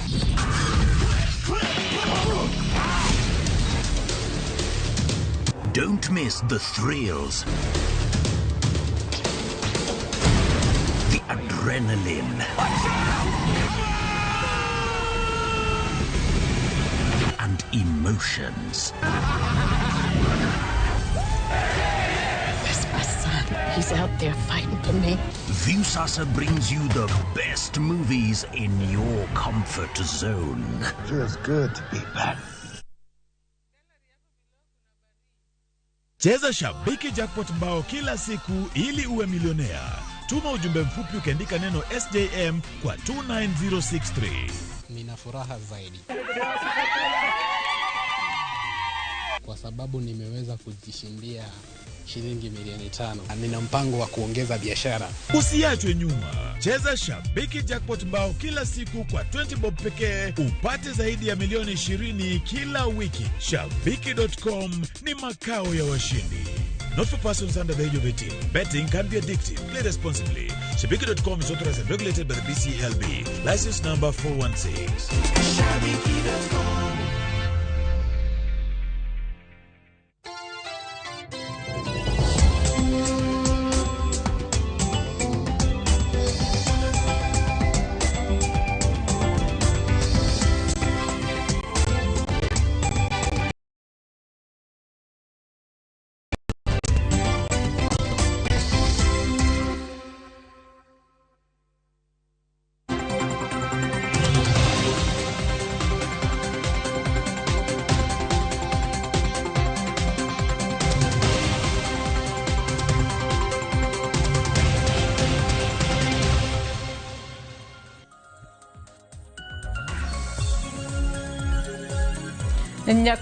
Ramogi anno kanyo ka en mana dakika madero maboro kende tok sadeka marokinyi manyiso ni kaka pile onego beni wachako chenro mar mbaka oromo. Kata kamano odiochieng' ma kawuono chenro marwa mar mbaka oromo ok bidhi mbele kaka pile. Ok wabibedo kod twaka e studio kae kalore odiochieng' ma kawuono en odiochieng' mabende ilemo ne ringre mane en jatenda migao mar somo e pacho kae mano George Magoha mabende chenro kata nyasi mar lemo ne ringre biro dhi mbele odiochieng' ma kawuono mano e kanisa mar Consolata Shrines mayudore buore Nairobi ka. Nyaka sani Ramogi mana kaka inyalo neno jodolo osechopo kanyo mabende biro tayo kata biro telo ne nyasi makamano mar lemo ne ringre mane en jatend migao mar somo mano George Magoha. Chenro makamae wabro bedo kwa luonu achiel kachiel. Parni odiochieng' manyoro ringre mane en jatend migao mar somo George Magoha no wuotho e kor gwenge kata e kuonde mopogore opogore pacho kae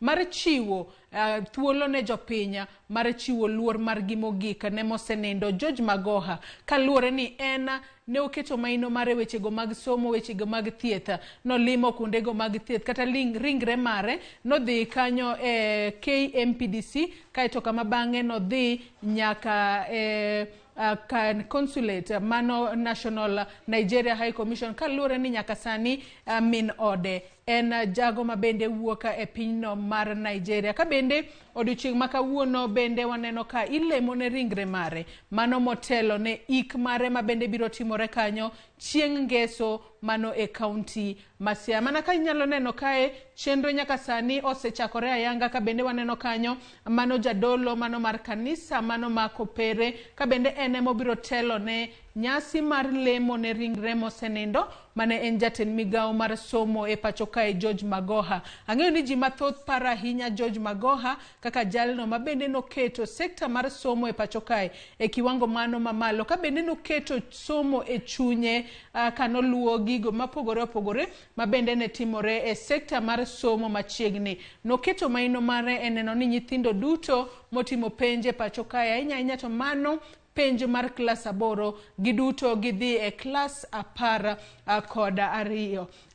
Ramogi mano klas 12 klas 9. Ramogi chenro makamano mana kaka iseneno osechakore ayanga. Jodolo oseketo ikruogi margi e yo makare ka bende ringre makamano podi nitiere e dhod kanisa kacha, kendo ang'eyo ni gibiro bedo ka girwake i kanisa kanyo mar mondo mi gichak ayanga nyasi mar lemo ne ringre marne en jatend migao mar somo e pacho ka. Mane gi thuon wacha kata mane gino mabende wabiro bedo ka waluonu achiel ka achiel odiochieng' ma kawuono, kendo ibiro bedo kod thuolo mar nene mana e wang' jowi mari. We koro wadhi ane mar mondo mi wane ane ni to en ang'o madhi mbele e nyasi mar lemo ne ringre mane en jatend migao mar somo mano George Magoha.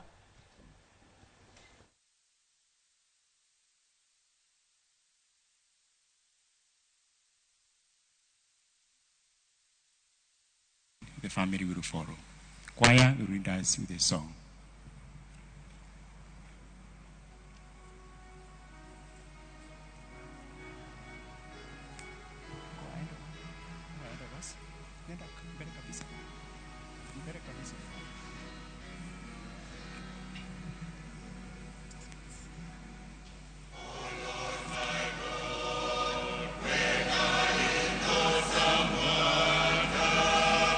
Consider all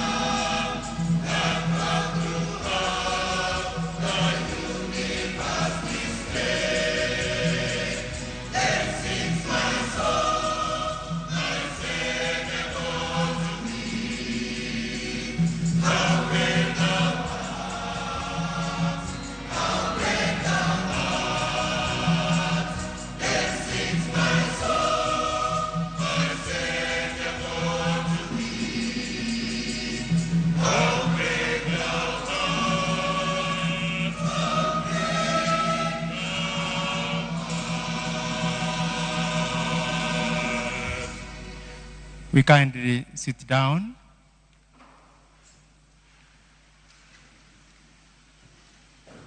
Your Grace, Metropolitan Archbishop of Nairobi, Philip Anyolo,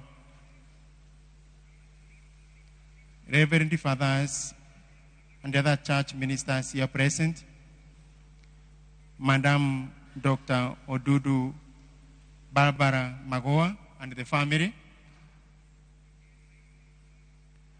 Your Excellency Governors, Your Excellency Ambassadors, Honorable Members, CSs, PSs, security agents, all faithful gathered here today, all Christians present, all protocols observed. God is good and all the time. I would like to welcome you in a special way to Consolata Shrine, where we have gathered today to celebrate the life of our dear George Mahua, whom we knew very well. We are here because it is good to tell God thank you for the life He has given him. So I would like to welcome you all. You feel at home as we are beginning this Eucharist. We are here with intention and one purpose of praying that our good Lord may rest his soul in peace, and also for the consolation of the family. So feel welcome. And at this juncture, I would like to humbly invite His Grace to lead us in prayer, and we invite you all, we stand. Welcome, Your Grace.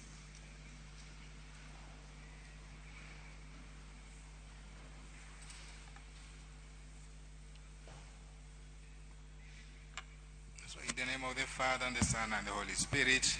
Amen. Peace be to you all. And with your spirit. My brothers and my sisters, as aforementioned, we want to thank God for the gift of George. And we want to thank you all who have accompanied him on this last journey into this shrine dedicated to Mary, Our Lady of Consolation, in whom he found joy of expression of his faith and his commitment to the service of the Lord, to the nation, and to the family. Through these holy doors that he passed today, he has always gone through, even during his life, being mindful that he was going before God and entered in the atmosphere of his soul, the atmosphere of faith.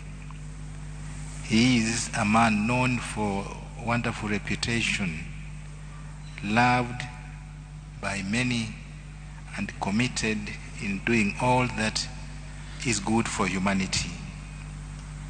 We want to thank God for his yesterday life, and we want to look forward in hope for the family that he has left behind, and all friends, that God will provide them all that he was and what he did as George was still with them.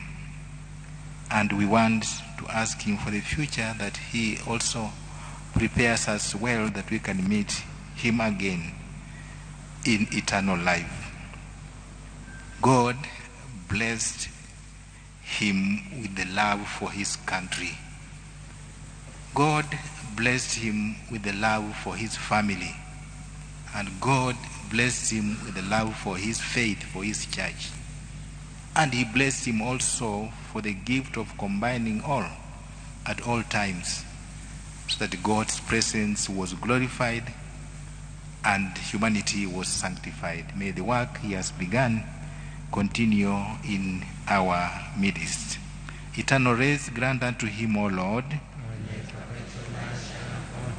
May he rest in peace. Eternal rest grant unto him, O Lord. And may he rest in peace. Eternal rest grant unto him, O Lord. May he rest in peace. I confess to Almighty God greatly sinned in my thoughts and in my words, in what I've done and what I've failed to do, through my fault, through my most grievous fault. Therefore I ask Blessed Mary, our Virgin, all the angels and saints, and you, my brothers and sisters, to pray for me to the Lord our God. May the Almighty God have mercy on us, forgive us our sins, and bring us to eternal life.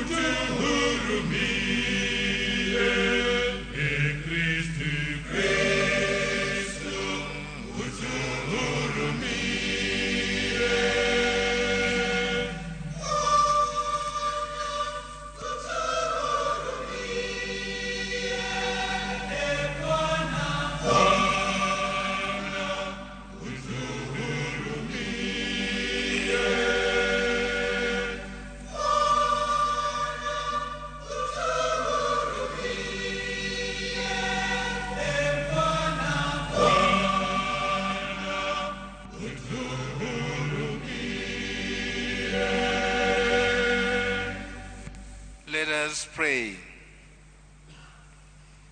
O God, Almighty Father, our faith professes that your Son died and rose again. Mercifully grant that through this mystery, your servant, George Magoha, who has fallen asleep in Christ, may rejoice to rise again through him, who lives and reigns with you in the unity of the Holy Spirit, one God forever and ever.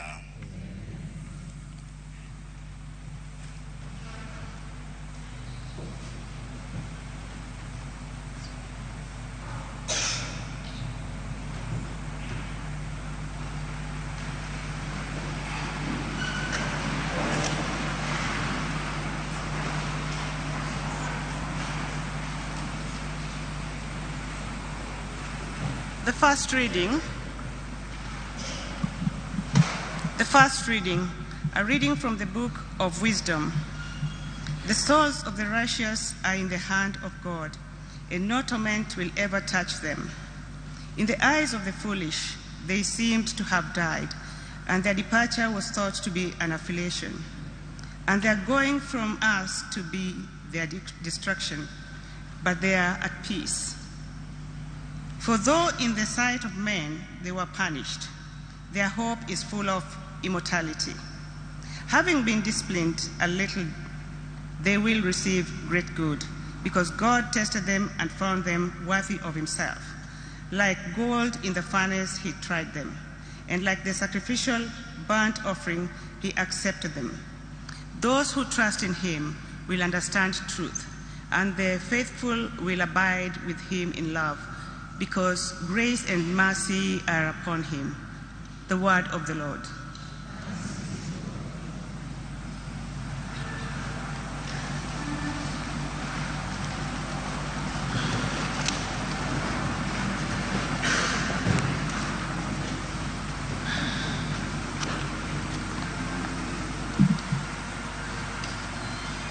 Responsorial Psalm. The Lord is my shepherd, there is nothing I shall want. The Lord is my shepherd, there is nothing I shall want. The choir will sing.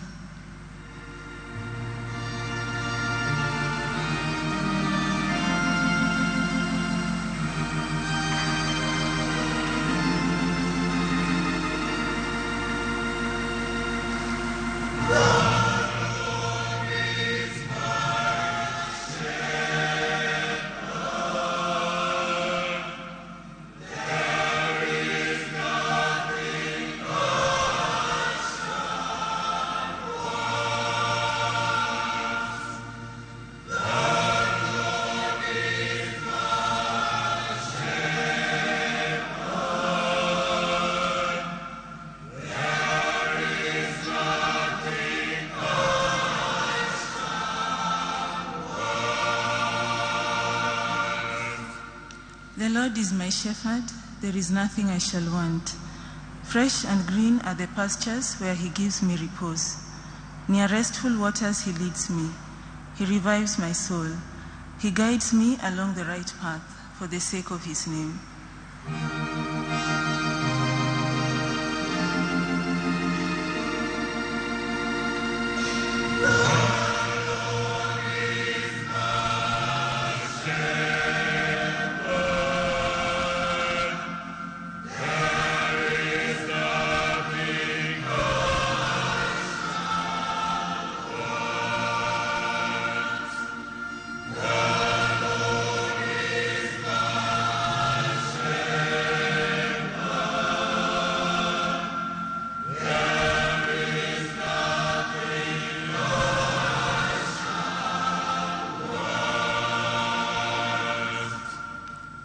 I should walk in the valley of the shadow of death, no evil would I fear, for you are with me. Your crook and your staff will give me comfort.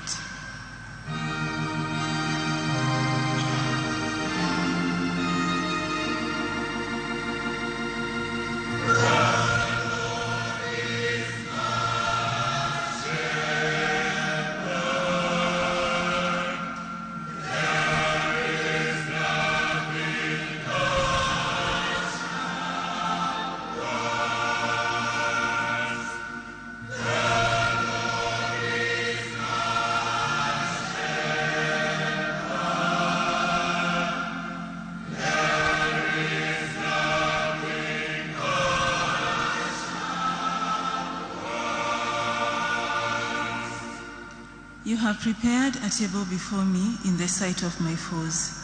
My head you have anointed with oil. My cup is overflowing.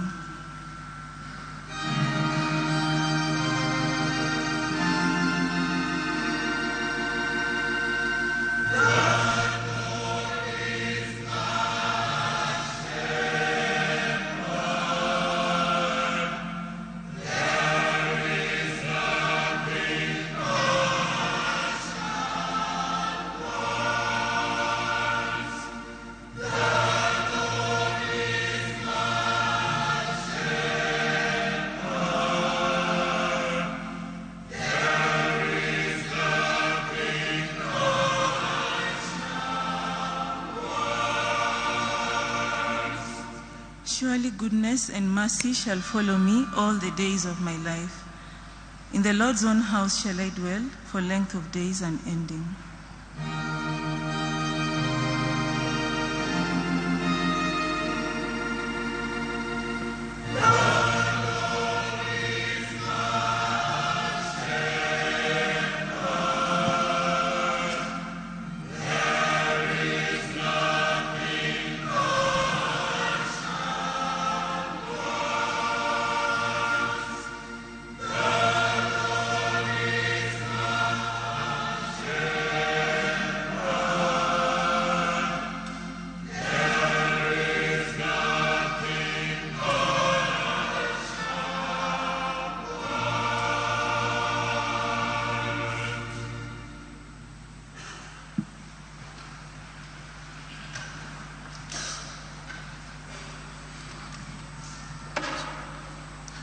The second reading.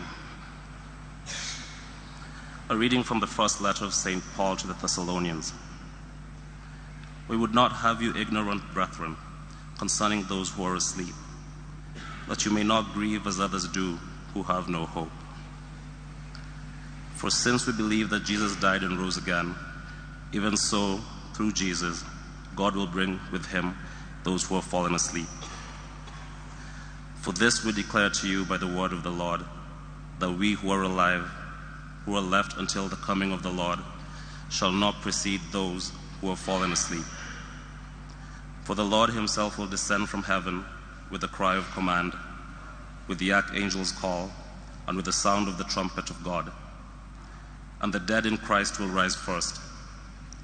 Then we who are alive, who are left, shall be caught up together with them in the clouds to meet the Lord in the air. And so we shall always be with the Lord. Therefore comfort one another with these words. The word of the Lord. Gospel acclamation.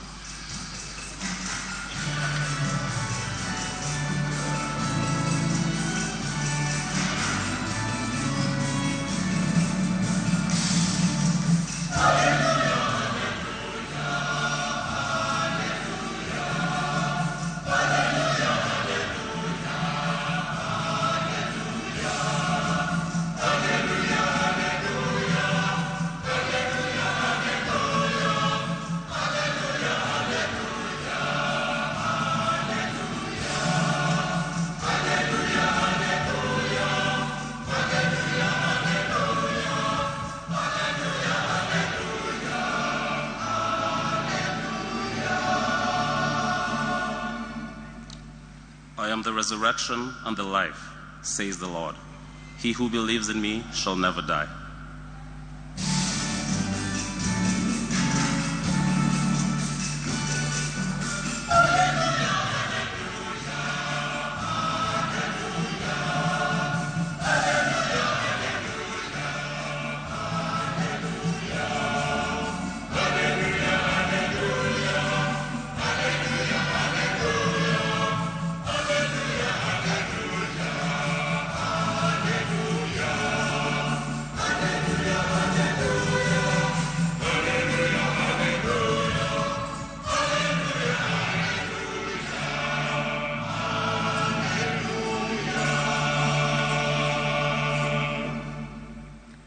The Lord be with you. And with your spirit.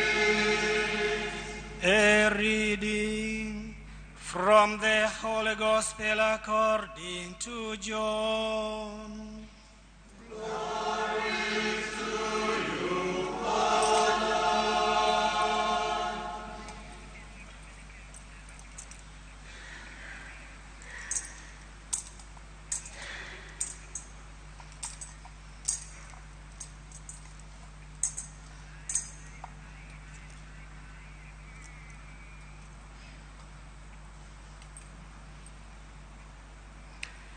When Jesus came to Bethany, he found that Lazarus had already been in the tomb 4 days. Bethany was near Jerusalem, about 2 miles off, and many of the Jews had come to Martha and Mary to console them concerning their brother. When Martha heard that Jesus was coming, she went and met him, while Mary sat in the house. Martha said to Jesus, "Lord, if you had been here, my brother would not have died. And even now, I know that whatever you ask from God, God will give you." Jesus said to her, "Your brother will rise again." Martha said to him, "I know that he will rise again in the resurrection at the last day." Jesus said to her, "I am the resurrection and the life.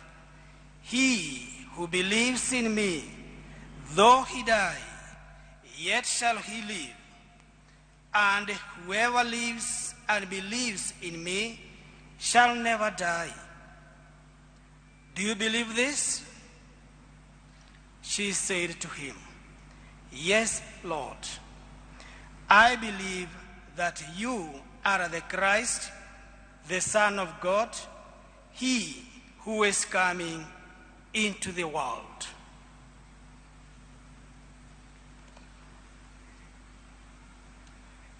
The Gospel of the Lord.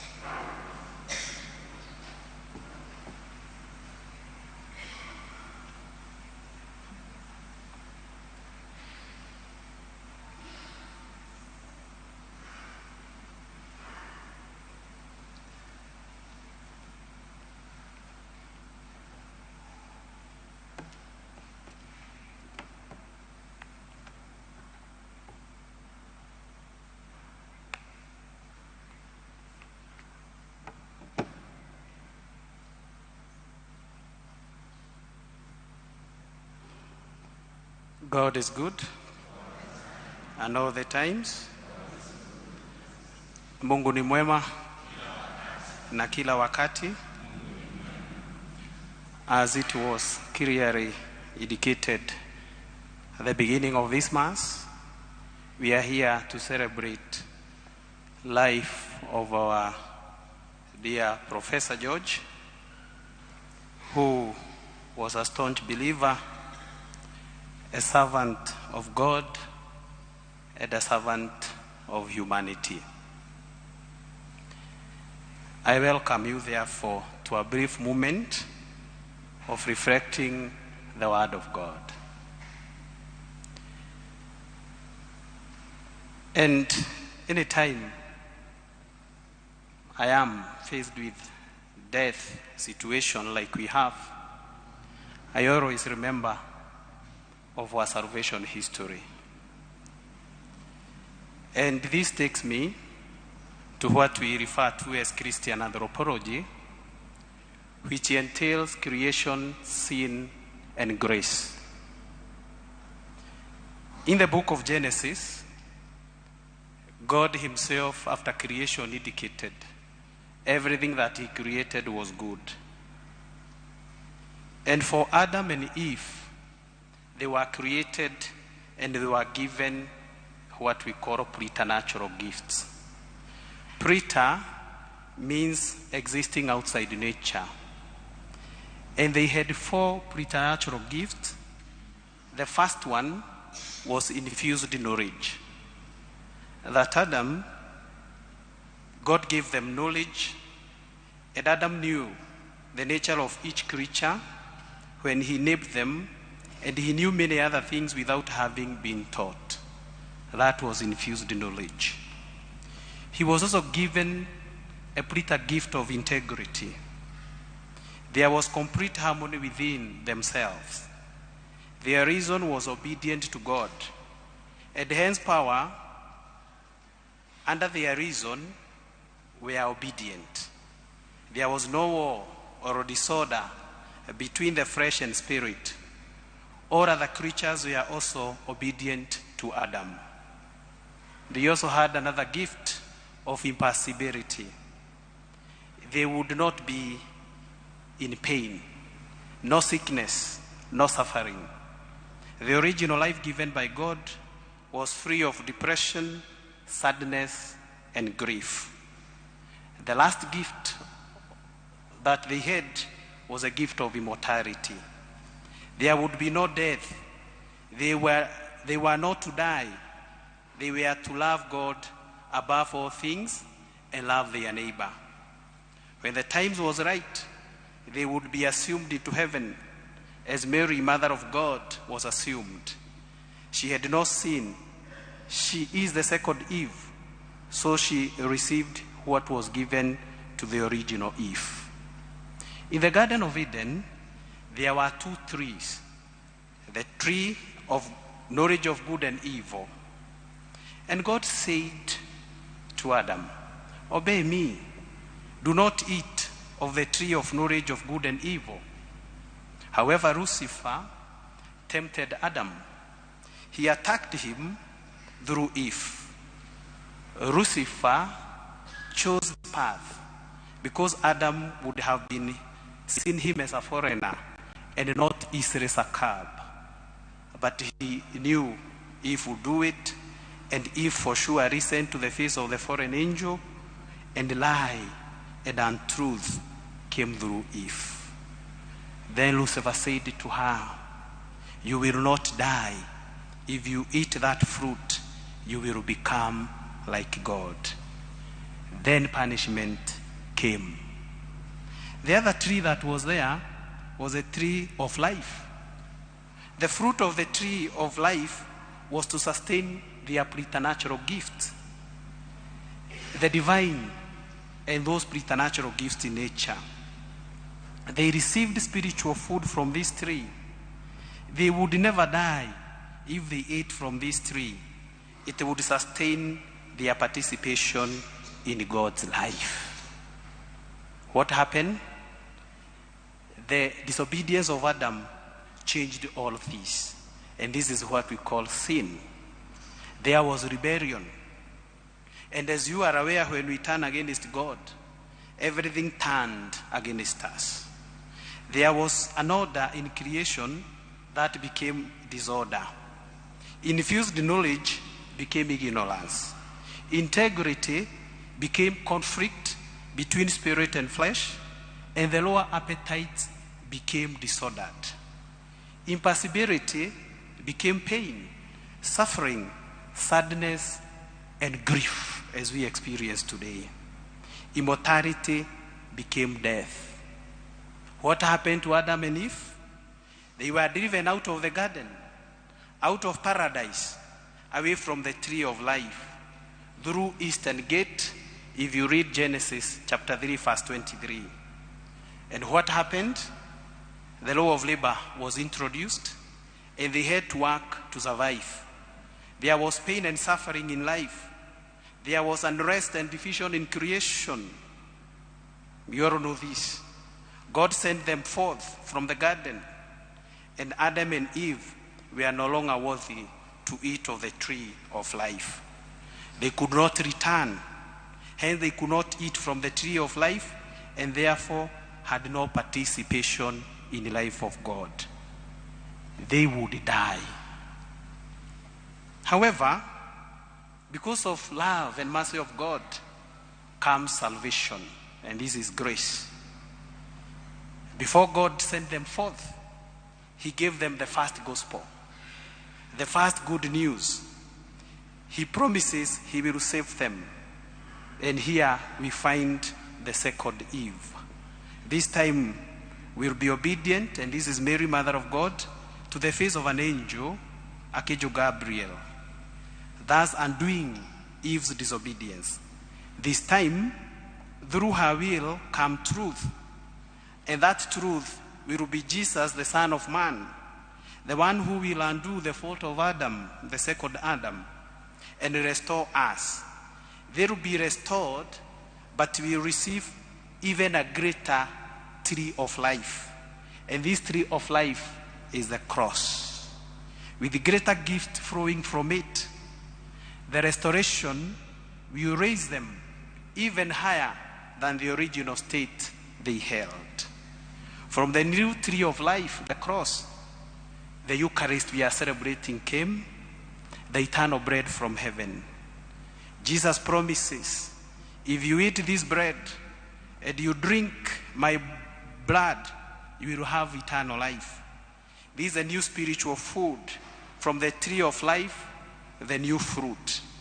From Christ's side hanging on the cross, when he was pierced, flowed blood and water, great symbols of the Eucharist and baptism. And through this, we receive eternal life. We receive back immortality. Therefore, as we read Matthew chapter 16, verse 24 to 26, Jesus says, if anyone would come after me, let him deny himself, take up his cross, and follow me. The tree of life, that is the cross now, is the one to reinstate us back to immortality. And probably it is important to ask ourselves, what does Jesus mean when he says, take up your cross and follow me? Probably I begin by reflecting on what Jesus does not mean. Many people interpret cross as some burden they must carry in their lives, a strained relationship, a thankless job, a physical illness. With self-pitying pride, they say that this is my cross I have to carry. Such an interpretation is not what Jesus meant when he said, take up your cross and follow me. Therefore, take up your cross and follow me means being willing to die in order to follow Jesus. This is called dying to self. It is a call to absolute surrender. After each time Jesus commanded a cross bearing, he said, for whoever wants to save his life will lose it. But whoever loses his life for me will save it. What good is it for a man to gain the whole world and yet lose or forfeit his very self? This is Luke chapter 9, verse 24 to 25. This now takes us to St. Augustine of Hippo. And St. Augustine tells us, yes, God created us without us. But without us, God cannot save us. That is why me and you, we are invited to take the cross, to participate, in order for us also to achieve salvation. Today in our readings, there are 3 things that are coming that are demonstrating how we should always die to self. And the first one is faith. Believe in God. This is what we have heard in the gospel we have read. When the mother and Mary were in a situation like we are in, Lazarus had died, and they were in a situation of despair. Jesus is telling them, I am the resurrection and the life. The one who believes in me will live, even though they die. And whoever lives by believing me will never die. And he is asking, do you believe this? And the same question is asked to us. Do you believe this? The element of faith is so critical for us in order for us to continue dying to the self for our own salvation. And faith is a supernatural gift of God that enables us to believe God's revelation without doubting. Believing God, relying on God in every situation, which we are all manifesting here. We are here because we believe there is God, and we believe in what Professor believed, and that's why all of us are gathered here to celebrate him in the way we could do best, the Holy Eucharist. The words of the Psalms we have heard, Psalm 23, the Lord is my shepherd, I lack nothing. That's a statement of faith. That's a statement of indicating that I only rely with God. Do we rely with God? Today, in our very situation, to the family of our good professor, is a total reliance of God, on God. And that's why we have heard, he makes me lie down in green pastures. He leads me beside quiet waters.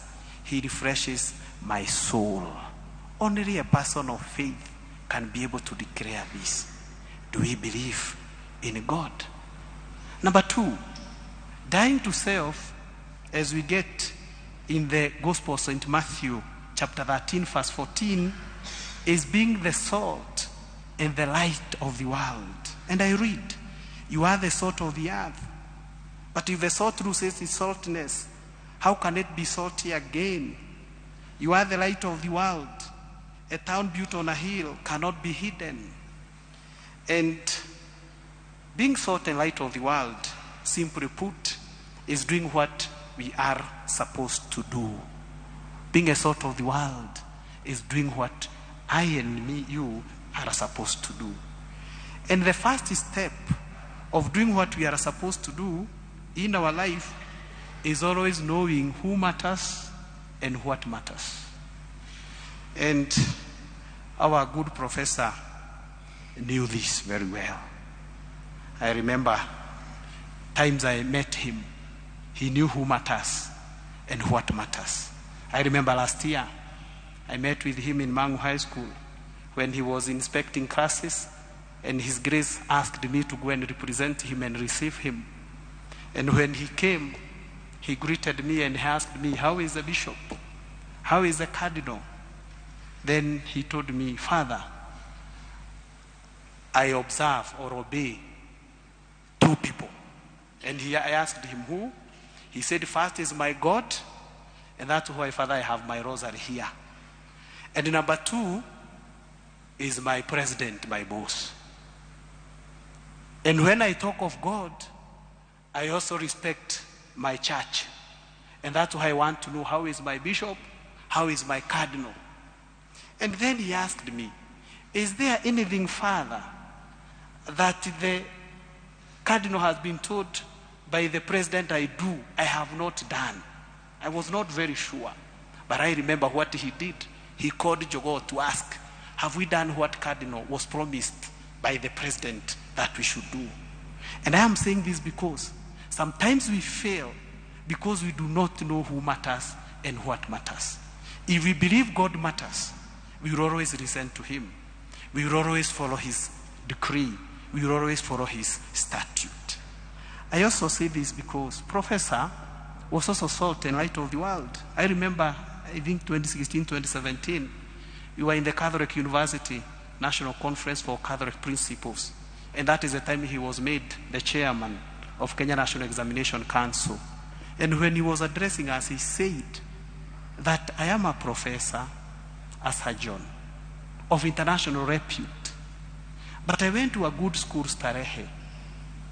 But I got grades that are normal. I got A's, I got B's, I got C's. But this nonsense of today, every student getting A's must stop. God is good. We all know what happened. It stopped. Because he was right and he was able to stand and say, even these boys and girls, yes, they work hard, but we worked harder. The nonsense that I'm quoting him of getting A's all over must stop. Because he accepted to do what he was supposed to do. As we say, we are invited to be salt of the earth. Mother Teresa is also giving us some tips. And she's saying, it doesn't matter. Even if it is a drop you will put in the ocean of charity, it will make a difference. She also tells us, if you judge people, you have no time to love them. Kind words can be short, easy, but their echoes are truly endless. She also reminds us that let us live simply so that others may simply live.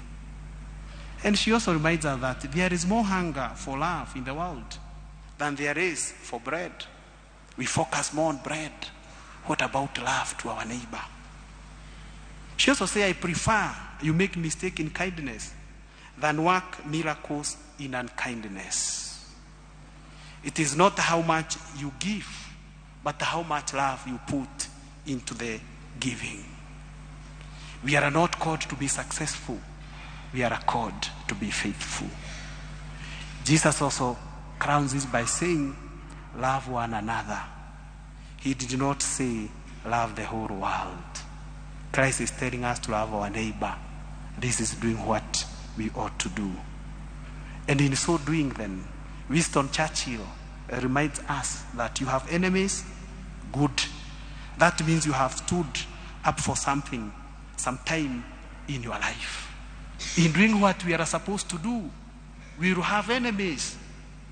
And that's why it is important even sometimes to ask people. I asked them this question, I think on Sunday. How many of us this month have encountered the devil? Of course, I was asking a congregation, and nobody indicated that that had happened. I asked them, how many of you have met God? Few did. Then I asked the rest, whom have you met? But it is said, if you have not met the devil in your life journey, probably you are walking with him in the same direction. That's why the devil had to beat Adam, because we are not in the same direction. And if you are walking with me, how can you meet me? So sometimes you are very happy, nothing challenging is coming your way. Don't be happy. You may be walking with the devil. God is good. But if you meet God in your journey, then it means you are walking in different direction with God. Don't be happy when you meet God, because you should walk in God. You should operate in him, through him, and with him. Finally, there is the issue of humility. Doing what we are supposed to do, we cannot do it without humility. And that's why the word humility comes from the Latin word humus, which means fertile soil. In other words, to be humble is to be ready to accept who we are, especially with our talents, abilities, limitations, and weakness. If you are gifted, accept that. That is humility. If you have limitation, accept that. That is humility. Professor never shied saying who he is and what he can do and what he cannot be able to do. And St. John Chrysostom says, Humility is the root, mother, nurse, foundation, and board of all virtues. And as a rule, they say, the moment you recognize you are humble, you lose humility. God is good. If you hear someone say, you know, I'm humble, that person is not humble. You cannot recognize your humility. Others ought to. St. Augustine also said, humility is so necessary for Christian perfection that among all the ways to reach perfection, humility is first, humility is second, humility is third. You cannot learn humility from books. Mother Teresa tells us. You learn it by accepting humiliations. Humiliations are not meant to torture us. They are a gift from God. These little humiliations, if we accept them with joy, they will help us to be holy, to have a meek and humble heart like Jesus. When we are humiliated, we don't like it. We are reminded humility will make us great. And that's why then death is the greatest form of human humiliation. Death. But out of this greatest humiliation comes the greatest glorification through resurrection. We are here because we believe in life after death. And because Professor believed in God, he will resurrect and he is with God. And that's why in John 5 chapter 28 verse 29 says, do not marvel at this, for an hour is coming in which all who are in the tombs will hear his voice and will come forth. Those who did the good deeds to a resurrection of life, those who committed the evil deeds to a resurrection of judgment. Therefore, let us always have faith in God, always do what we are supposed to do, and always remain humble. And to come to the close, the first reading was very clear that the souls of the righteous are in the hand of God, and no torment will ever touch them. A righteous man will not suffer. For though in the sight of men they were punished, their hope is full of immortality. Having been disciplined a little, they will receive great good, because God tested them and found them worthy of himself. They will govern nations, rule over people, and the Lord will reign over them forever. Precious in the eyes of the Lord is death of his saints. Eternal rest grant unto him, O Lord. Eternal rest grant unto him, O Lord. Eternal rest grant unto him, O Lord.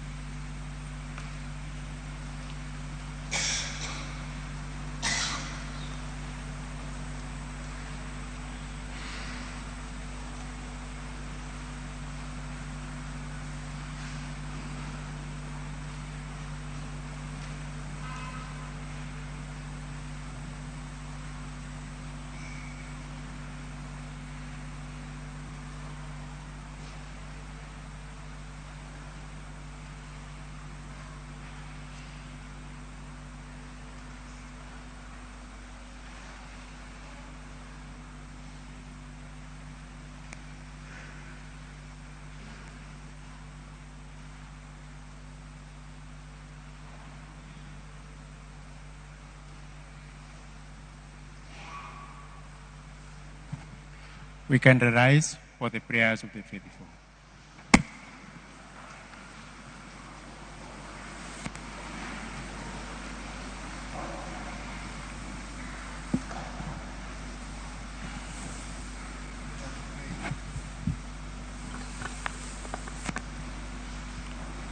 Let us pray with faith and confidence to God our Father, who raised his Son Jesus Christ from the dead, that he may give comfort to the living and eternal life to the dead.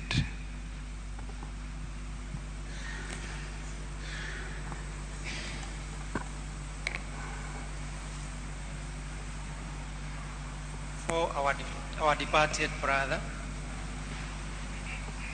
May our brother George, who received the grace of baptism, reap its full fruits as he enjoys the vision of God in the happiness of eternal life. Lord, have mercy.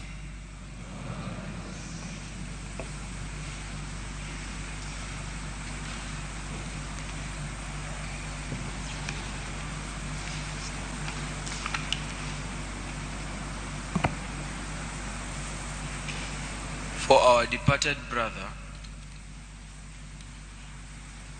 for the forgiveness of sin, as we remember with love and affection the life of our departed brother, may he always be in our prayers, as we ask God's mercy to forgive his sins. Lord, have mercy. Lord, graciously hear us.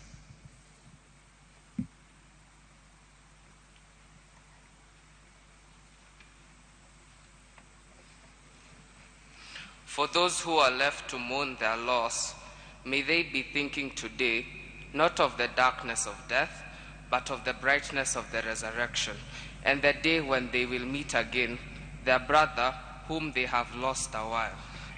Lord, have mercy. For the grace of a happy death, may the faith of our beloved brother inspire us for the rest of our days, so that we remain true to the faith which has been handed on to us. Lord, have mercy. We pray with Mary, Mother of the risen Lord. Hail Mary.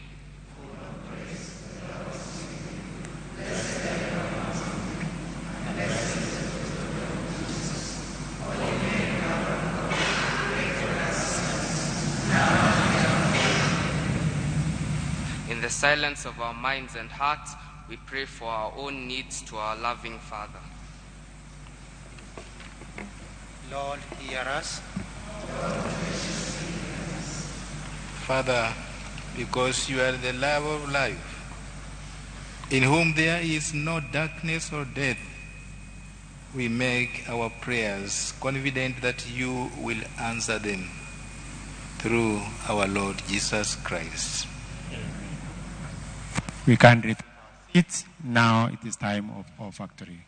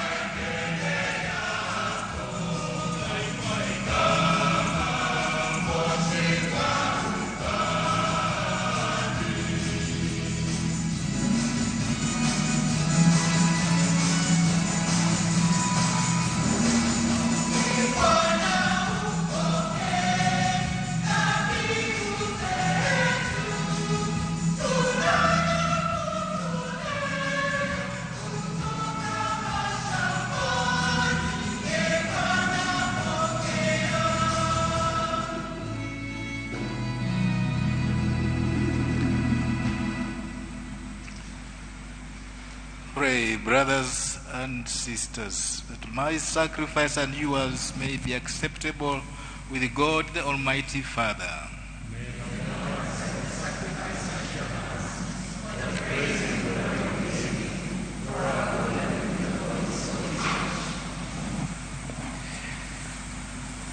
As we humbly present to you these sacrificial offerings, O Lord, for the salvation of your servant George Magoha, we beseech your mercy that he who did not doubt your Son to be a loving Savior may find in him a merciful Judge who lives and reigns with you in unity of the Holy Spirit forever and ever.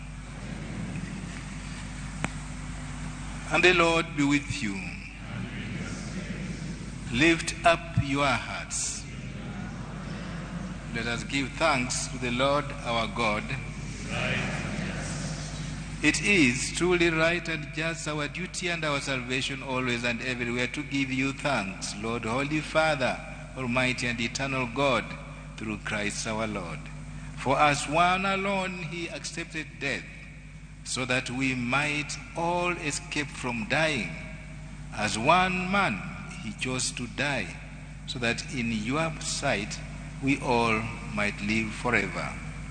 And so in company with the choirs of angels, we praise you, and with joy we proclaim.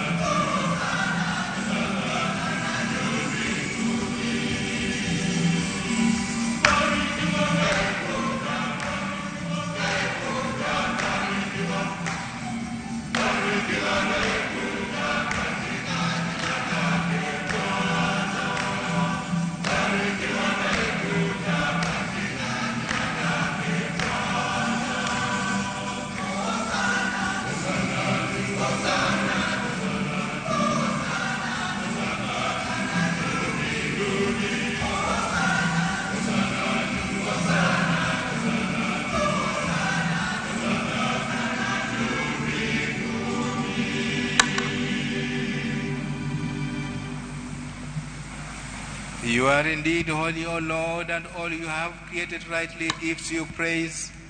For through your Son, our Lord Jesus Christ, and by the power and the working of the Holy Spirit, you give life to all things and you make them holy, and you never cease to gather people to yourself, so that from the rising of the sun to its setting, a pure sacrifice may be offered to your name.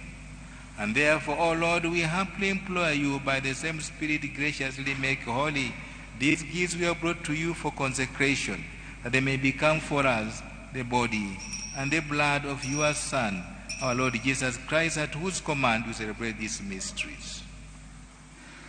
For on the night he was betrayed, he himself took bread, and giving you thanks, he said the blessing, broke the bread and gave it to his disciples, saying, "Take this, all of you, and eat of it, for this is my body, which will be given up for you."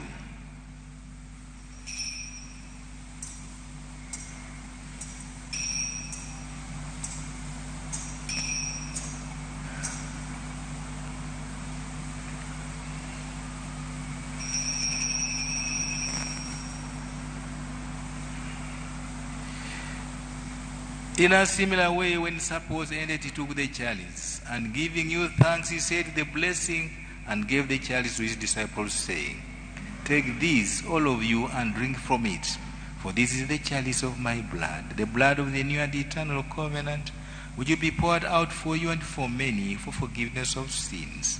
Do this in memory of me.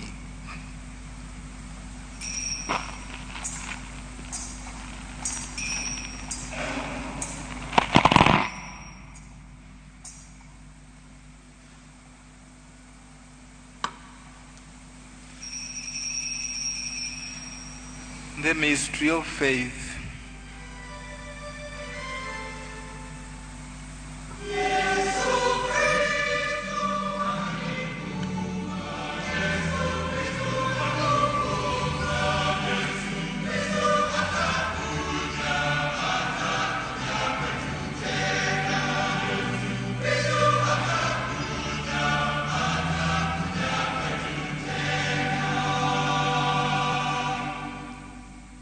Therefore, O Lord, as we celebrate the memorial of the saving passion of your Son, his wondrous resurrection and ascension into heaven, and as we look forward to his second coming, we offer in thanksgiving this holy and living sacrifice. Look, we pray upon the oblation of your church, and recognizing the sacrificial victim by whose death you will reconcile us to yourself, grant that we who are nourished by the body and the blood of your Son, and filled with his Holy Spirit, may become one body, one spirit in Christ. May he make us an eternal offering to you, so that we may obtain an inheritance with your elect, especially the most blessed Virgin Mary, Mother of God, with your blessed apostles and glorious martyrs, and with all the saints, on whose constant intercession in your presence we rely for unfailing help.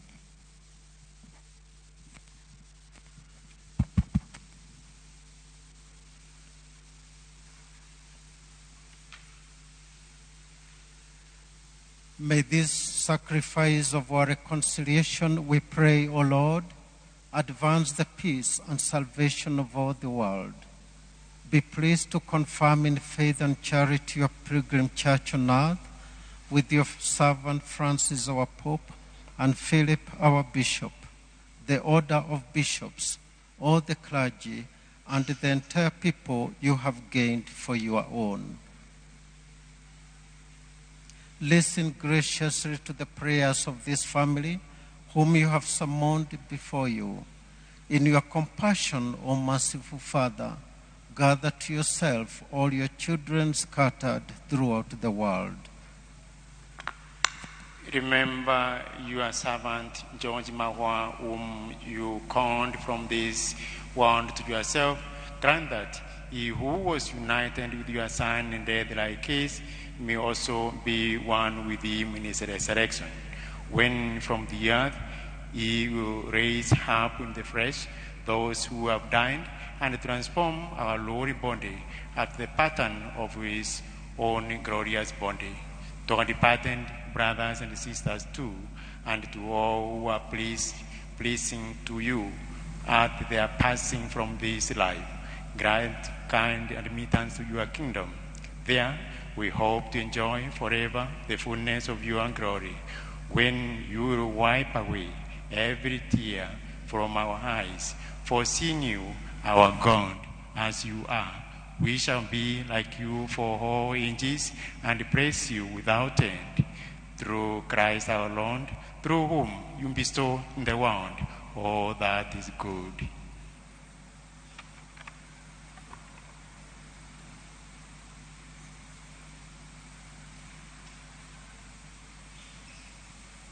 Through him, and with him, and in him, O God Almighty Father, in the unity of the Holy Spirit, all glory and honor is yours, forever and ever.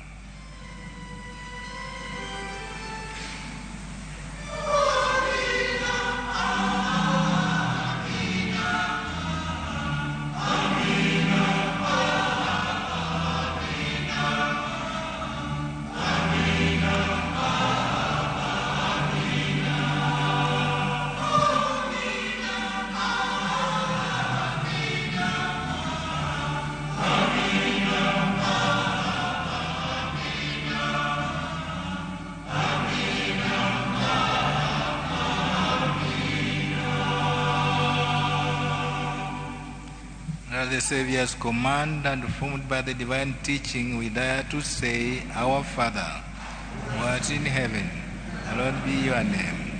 Your kingdom come. Your will be done on earth as it is in heaven. Give us this day our daily bread, and forgive us our trespasses, as we forgive those who trespass against us. And lead us not into temptation, but deliver us from evil. Deliver us, Lord, we pray, from every evil, and graciously grant peace in our days, that by the help of your mercy we may always be free from sin and saved from all distress, as we await in the blessed hope the coming of our Savior Jesus Christ.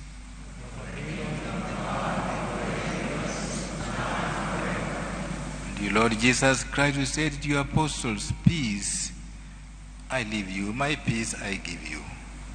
Look not on our sins, but on the faith of your church, and graciously grant her peace and unity in accordance to your will, who live and reign forever and ever. Amen. And the peace of the Lord be with you always. Let us offer each other the sign of peace, peace of Christ.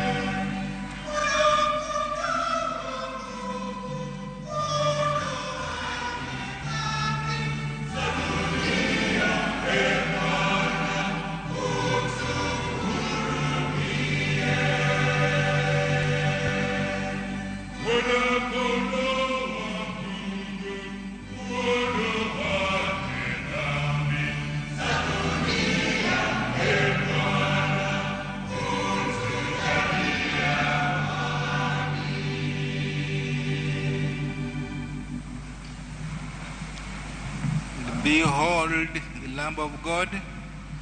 Behold him who takes away the sins of the world. Blessed are those called to the supper of the Lamb. Lord, I am not worthy that you should enter my, but only say the word, and my soul shall be healed. And may the body of Christ keep me safe for eternal life.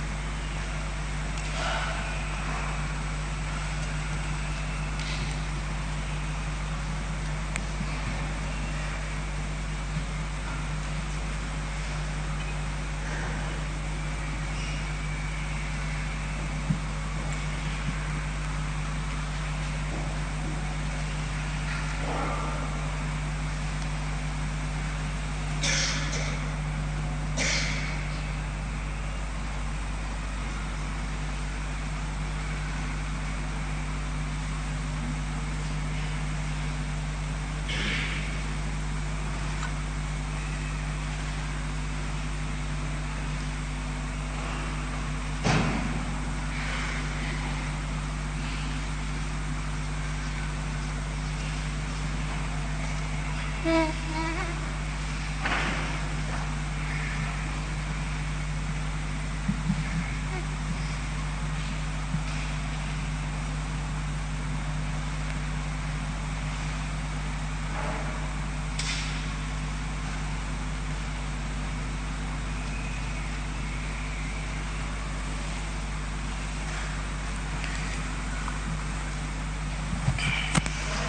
rise for post-communion prayer. Please, we stand.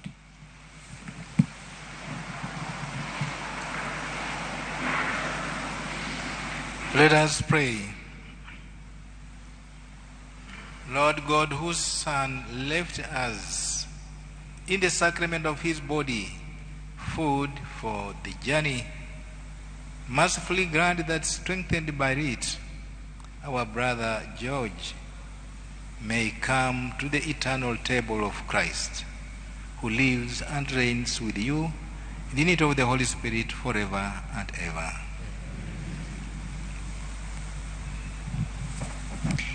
We kindly sit down. God is good, and all the time. Yes, our God is great. Even during this time of mourning, we are able to say that God is good, and we will continue seeing his goodness in our life. At this juncture, we have now finished the first part of our Eucharistic celebration. Now we are going to the second part.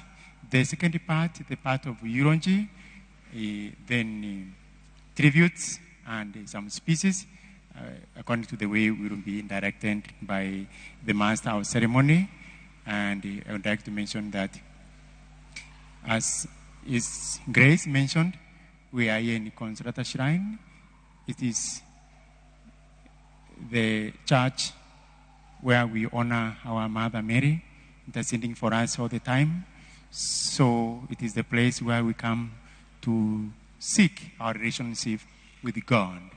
So wherever we will be speaking, we kindly ask, we only talk about the prayer, relationship between us and God, and the way we know our brother George. We are gathered here to pray for his soul, so that our good Lord may accept him in eternal life. And also for the family to be concerned, because now they have to live without him. And of course, even as our friends and those who knew him, it is really the gap, is a void in us which cannot be filled by anybody. So now this particular time, I would like to invite the one who is reading eulogy. Then from there, the master of ceremony, or the master of ceremony will take over. So kindly, the one is reading eulogy, you will take that podium over there, and then we proceed in that order. Welcome.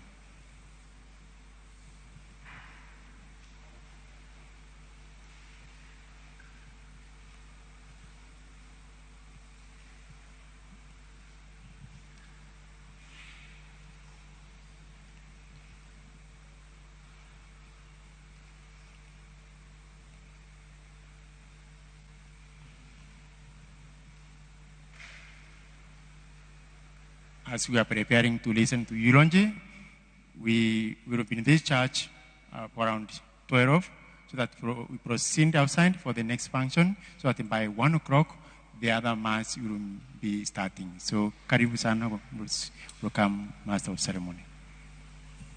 May I request if Professor Mwanda is here, please? Is Professor Mwanda around? Yes. You'd read the eulogy for us from this spot, please. Thank you.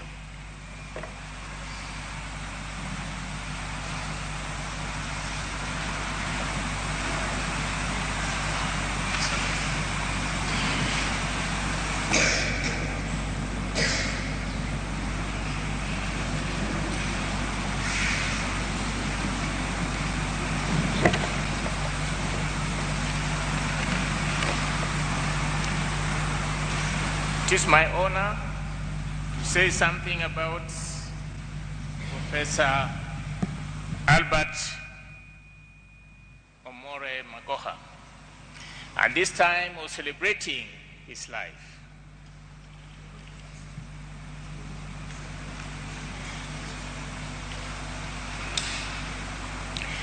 As friends,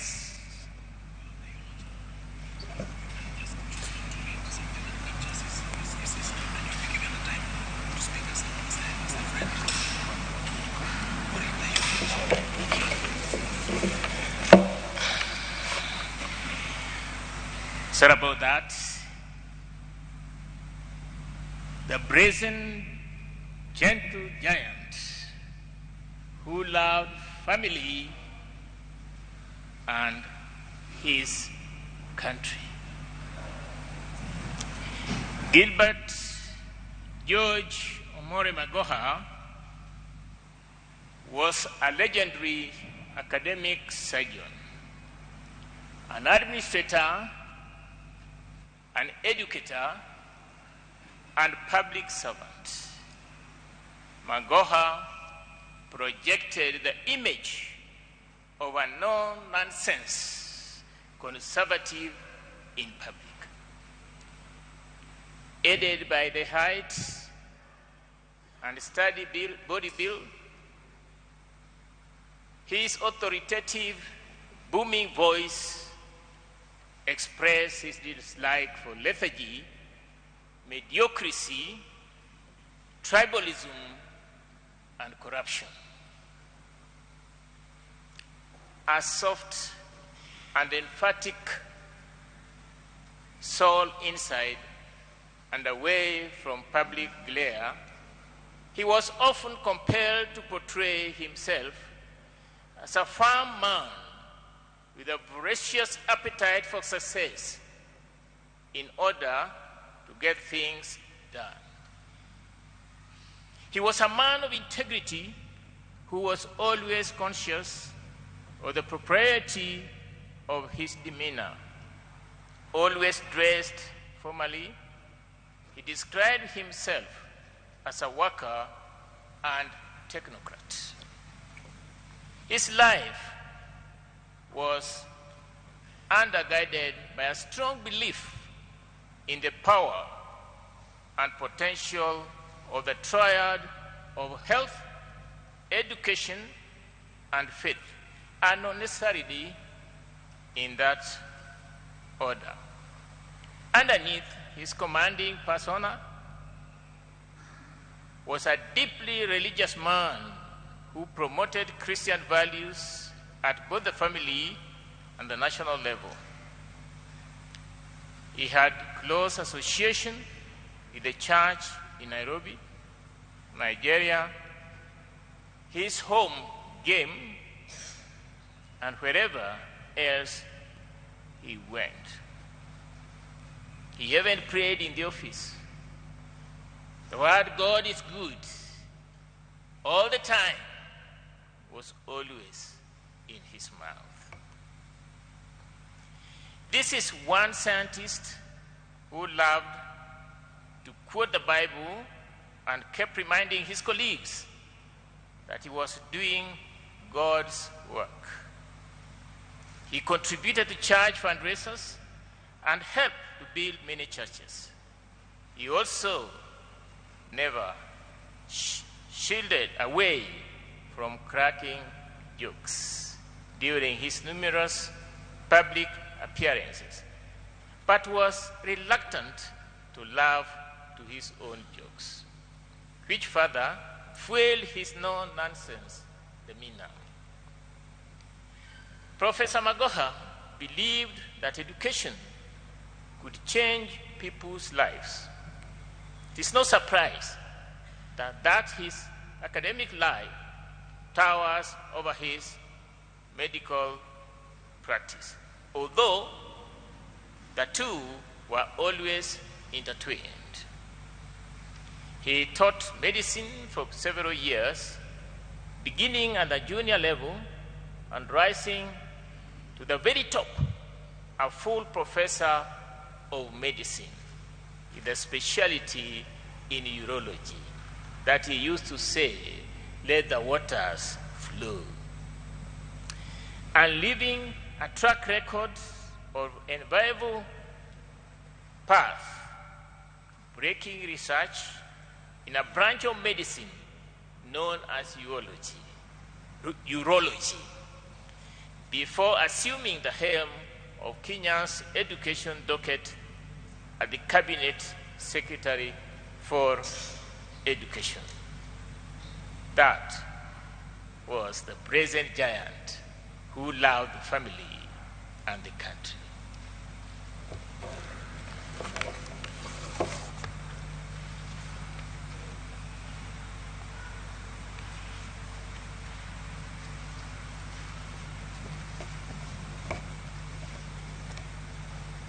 Your Grace, the Archbishop Philip Anyolo, Father Jackson, Father Wamugunda, and Father Agunga, who is a member of the Magoha family, and all the rest of the clergy who have presided over this Mass. We thank you for your service to our departed brother, and we thank you for your service to humanity. We want to thank all those who have come here to mourn with the Magoha family and to wish as well. Thank you all for coming. Let me dispose of one minor detail. I served with Professor Magoha in the same cabinet, but my relationship with the Magoha family dates back some 83 years ago, when my mother became an orphan and his Mama Sarah, that is the mother of Magoha, who took in my mother and brought my mother up. I can see former peers barely looking at me strangely when I mention that, because any time I had issues at the Ministry of Education, I never went to Professor Magoha for any favors. I went to Belio. And I never told you that your boss was my cousin. Don't think that even Dr. Former head of public service, Dr. Kinyua, knew that. And I'm glad you didn't know, because maybe you would not have appointed him CS, because you would not have accepted a situation in which two cousins serve in the same cabinet.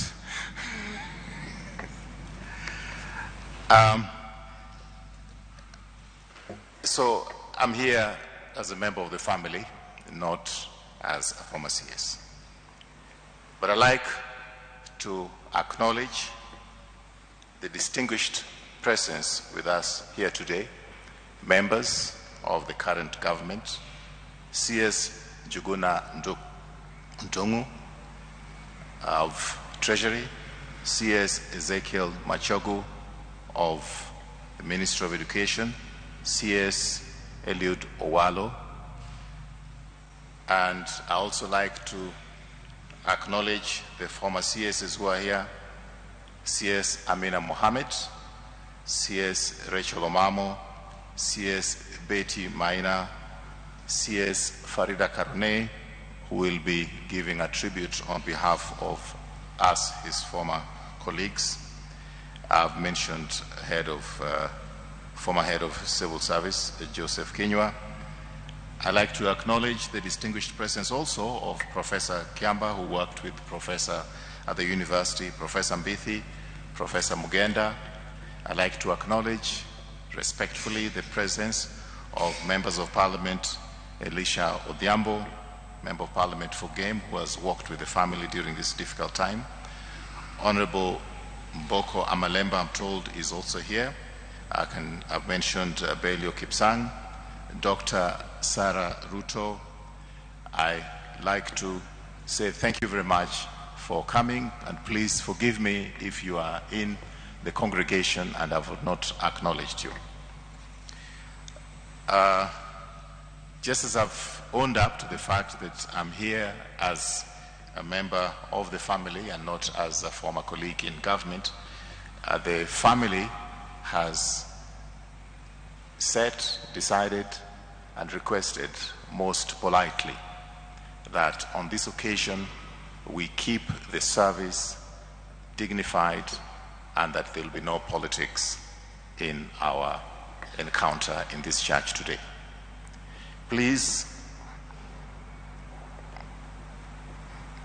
bear with us as a family, because it has been difficult. In 2021, we buried again one of the brothers of Professor Magoha, and it was a twin funeral in 2021 in January. It was a twin funeral. It was Arnold Agunga and his daughter, Dr. Magoha, and they are buried on the same day. On the day before Professor's death, I was at his house discussing the details of the funeral of Professor Nyabera, his brother, who died in the United States.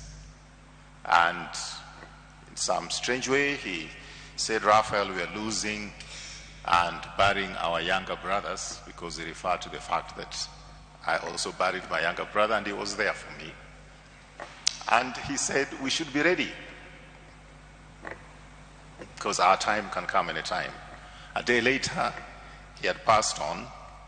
On the day that he passed on, that evening he was supposed to go and receive the body of his brother Nyabera, only for his brother's body to arrive when he was in the same mortuary. So we have gone through a difficult time. So bear with us, please. No politics. Having said that, I like to say that we must give chance to those who are in this program, but I want to request that please make your statement in 3 minutes or less, because this church has been very kind to us. This program has to end by 12 noon. There was another program which was pushed just to accommodate us. We thank the church most sincerely, and we should obey the time limits, because there are many people on the program, as you have seen. I'm requesting that when you come here, you will keep it as short as possible. So, without any further ado, I'd like to request the representative of the Sagas, Dr. Jegere.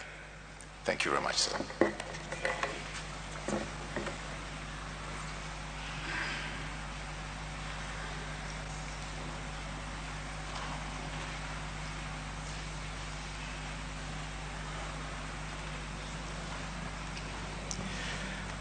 Thank you very much, the Master of Ceremony.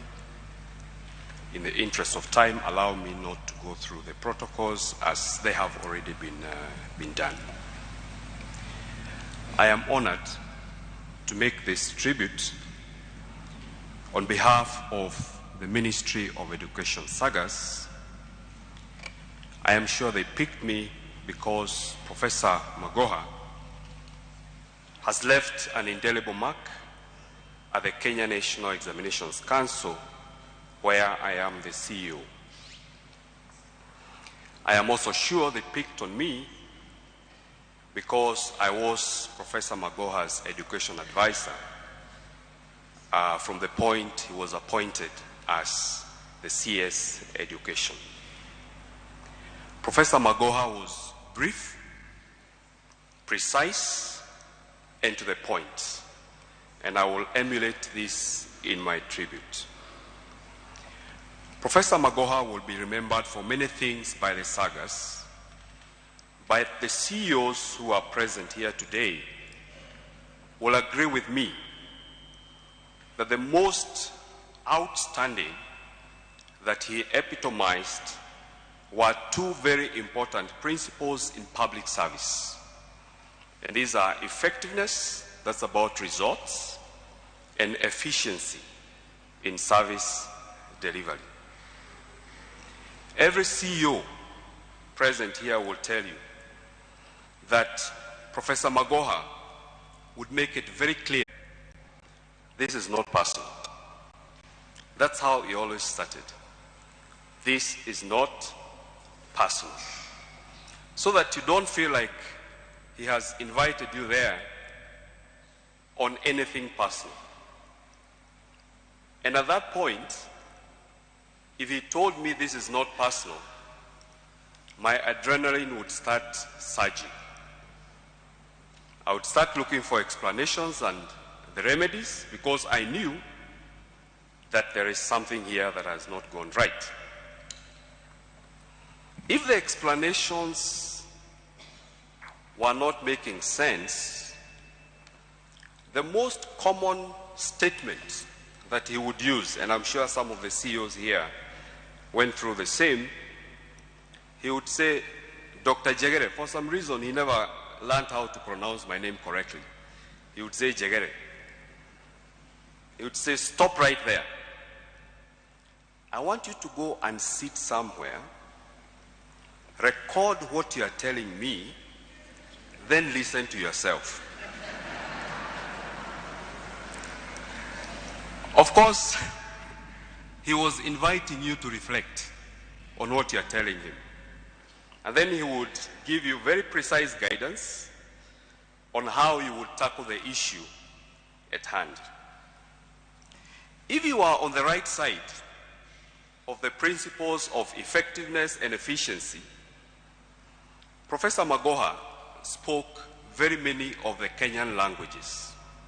So for me, the opening statement from the door would be, Mutogoria. At that point, I knew everything was okay. And he would go on to explain how things have been done well and how we should continue building on the things we were doing right. That was Professor for you. Forthright, not missing words, and focused on results and not anything else. As a tribute, therefore, we as CEOs in the sagas and in his memory, we will uphold the principles of effectiveness and efficiency in public service. May his soul rest in eternal peace. Thank you.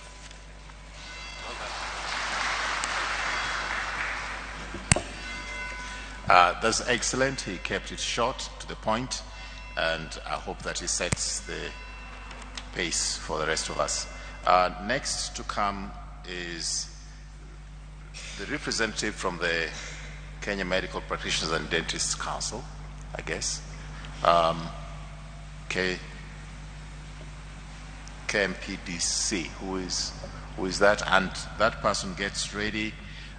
We have also the representative of the University of Nairobi. Next will be Maseno University representative. Let me ask that if you're on the other side, please just come here as I mentioned your organization, so that we have some extra seats. You can sit here, so it takes less time to come up here. And that will be followed by the director of Starehe Boys Center, who is already seated here. And we'll follow that with representative of his friends, Professor Mwanda, who read the eulogy already, a representative of doctors and surgeons, representative of former colleagues, that will be CS Farida Karone, and representative of the Ministry of Education, the ambassador of Mali, the ambassador of Nigeria, in that order. I'm just saying this because I want everybody to come close by. Yeah, we have some extra seats over there so that you could just be close by. So, representative of KMPDC, please come.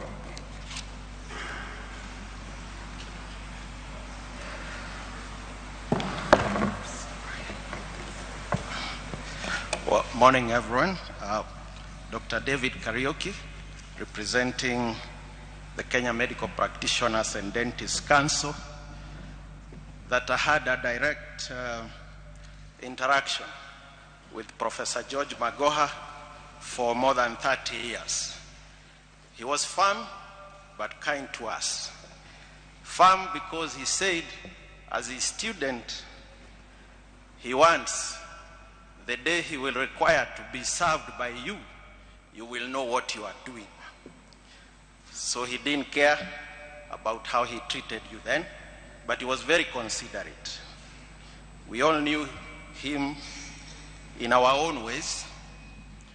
Some as a driver without a reverse gear. Once he decides to move, he doesn't see a wall. For the 30 years, he has made remarkable contribution and service to the Kenyan health sector.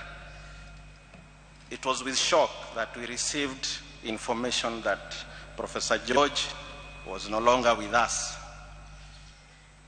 Very distinguished, he led our council through a period of incredible growth and strengthened our influence in medical regulation across our country, the East African community, and Africa.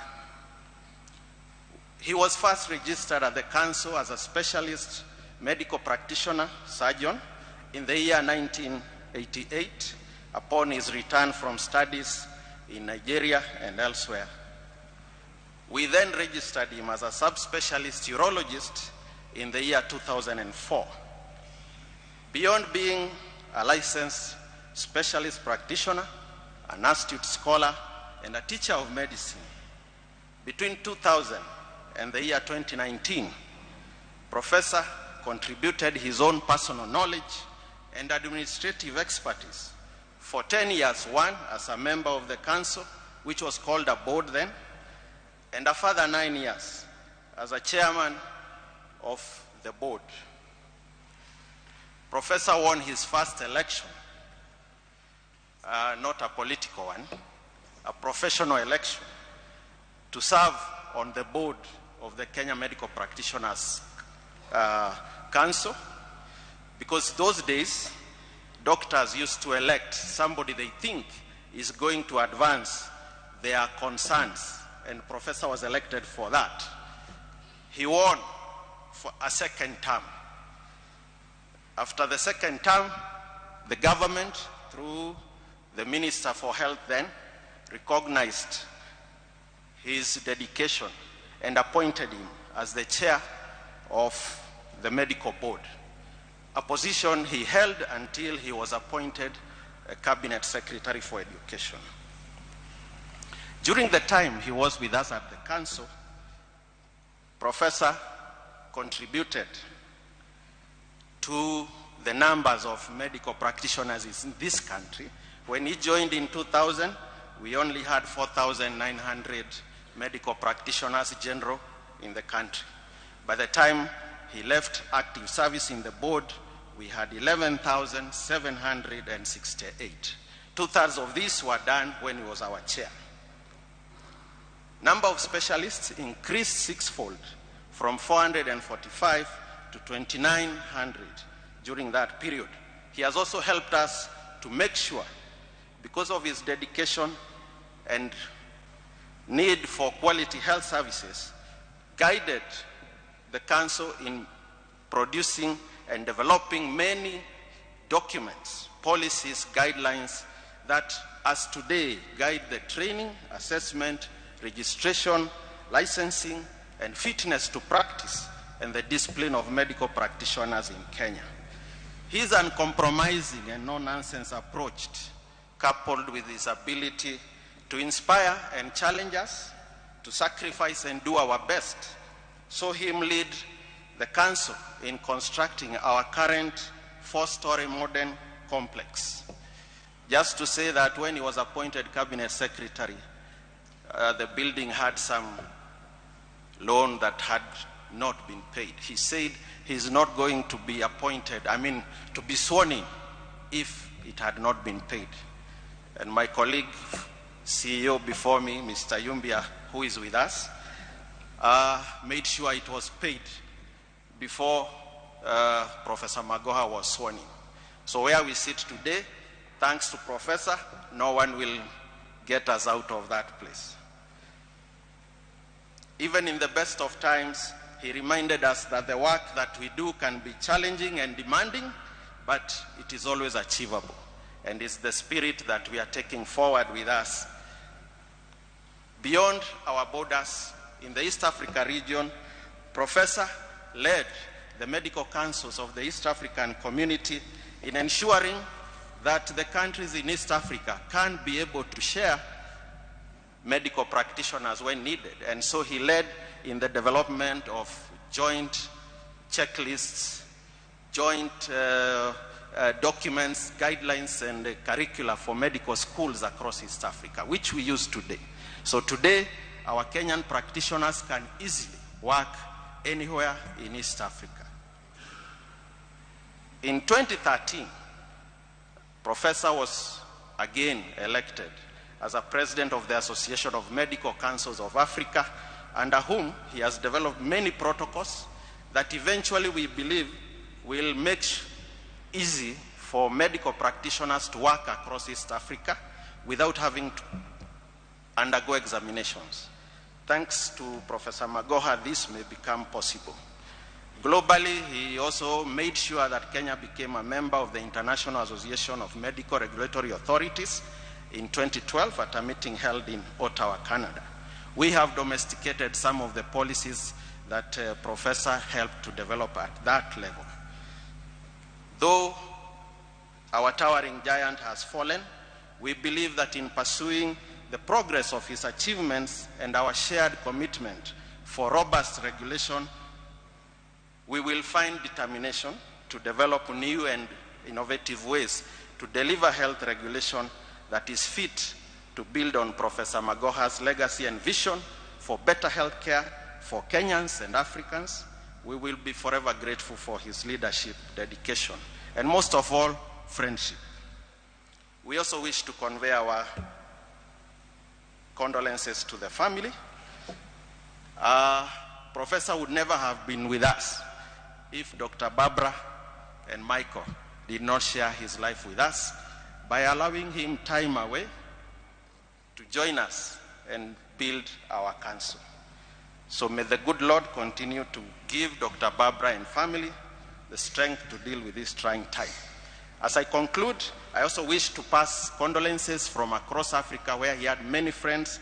The medical councils of Tanganyika were here yesterday, Uganda Medical Council, Rwanda Medical Council, Nigeria Medical Council, Gambia Medical Council, and the Association of Medical Councils of Africa, to name a few. Fare thee well, Professor Magoha. We pray your soul to rest in eternal peace. Thank you.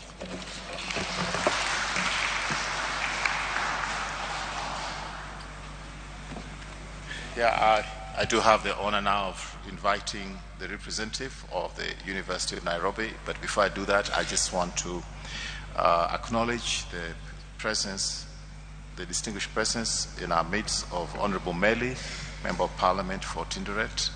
Thank you, sir, for sparing the moment to be with us here today, and Dagoretti Member of Parliament, Beatrice Ilachi. I've also noticed the presence of former PSs, Julius Nkuli, Dr. Desai, and Dr. Yuan. Thank you very much. University of Nairobi. Okay. Professor Were will be speaking on behalf of the council. Yeah? Okay.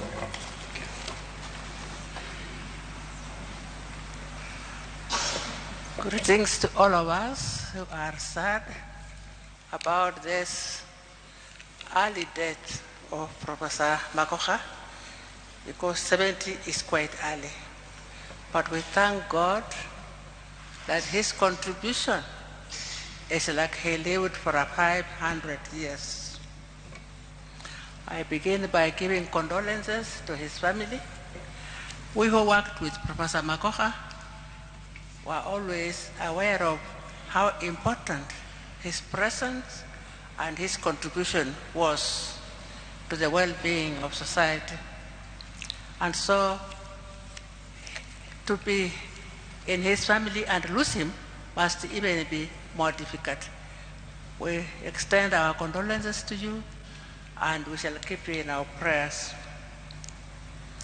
In my role as the chair of the University of Nairobi Council, I just want to mention some of his contributions to the institutional development of the University of Nairobi. Professor Magoha joined the University of Nairobi in 1988 as in the Department of Surgery, and he soon became the chair of that department. Then he became the dean of the medical school of the University of Nairobi. From being dean of the medical school, he became principal of the College of Health Sciences, which puts all the medical studies together, including dentistry. From that position, he became the deputy vice chancellor of administration and finance in the university, and subsequently the vice chancellor of the University of Nairobi from 2005 to 2015 for 10 years. So you can see how extensive his involvement was at the top level of each institution he worked with. He was deeply appreciated, and we appreciate his contribution. As we see, he brought the University of Nairobi to another level by his style of effectiveness and efficiency. And he left a much stronger university than one he found. And so death has taken him away. When he retired from the University of Nairobi, as you know, he became a cabinet secretary and was already contributing, and then he had retired from that. So we are grateful that God gave Kenya such an outstanding person and such an outstanding professional, both in medical things, but also in overall administrative capacity. We pray for his family, that God will keep them well, and for all his colleagues, that God will keep the work that he was involved in going. And may the Lord God Almighty bless and rest his soul in eternal peace. Thank you.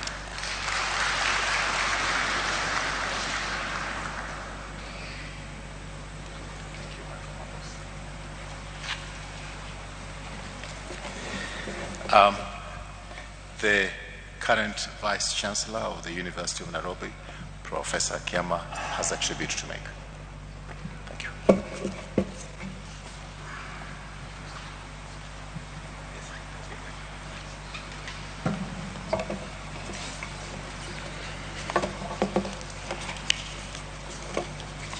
To the family of Professor Magoha, to Babla and Michael, who have in their own right also been members of the University of Nairobi community, and all of us here, we pass our condolences.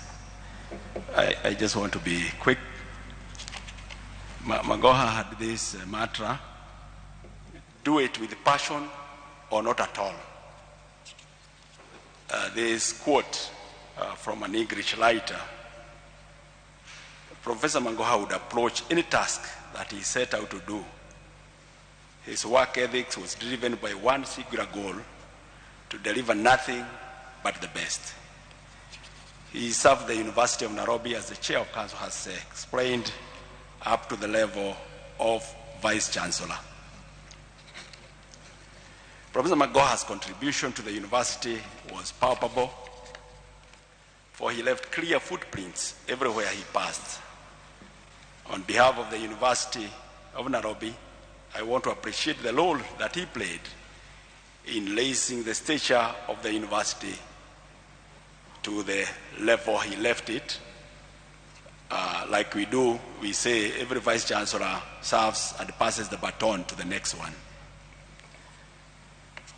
He served the university for 10 years as vice chancellor, and I was privileged to serve with him in various committees. He would take his time to synthesize an idea and even consult over it as much as he would do. But once he was convinced about the direction to take, there was no stopping him. It is in this clarity of purpose that saw him accomplish many things for the university. He inducted me together with other scholars in the university leadership, and in particular, he appointed me to serve as chair of the Department of Fetal Anatomy and Physiology, in addition to the role I was playing as Associate Dean of the Faculty of Veterinary Medicine. He later appointed me to serve as the first director of Wangari Maathai Institute for Peace and Environmental Studies. The institute is close to Professor Magoha, who spearheaded the establishment meeting with the late Professor Wangari Maathai, the Nobel Peace Prize winner 2004.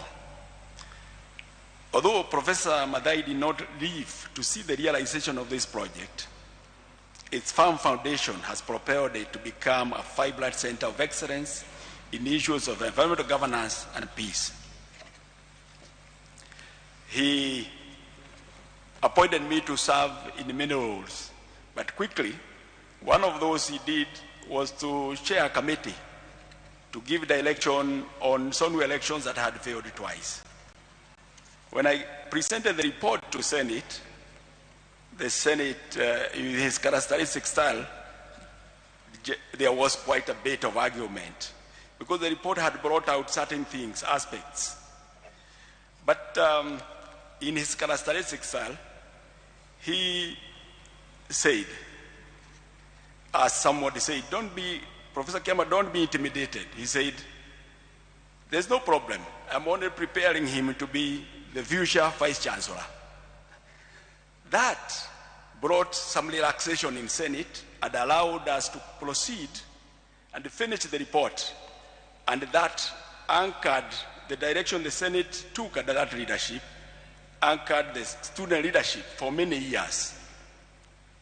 Ladies and gentlemen, we can say many things about Professor Magoha, but it all boils down to work, service, and sacrifice. Certainly, he has left the world a better place than he found it. Thank you, and God bless you.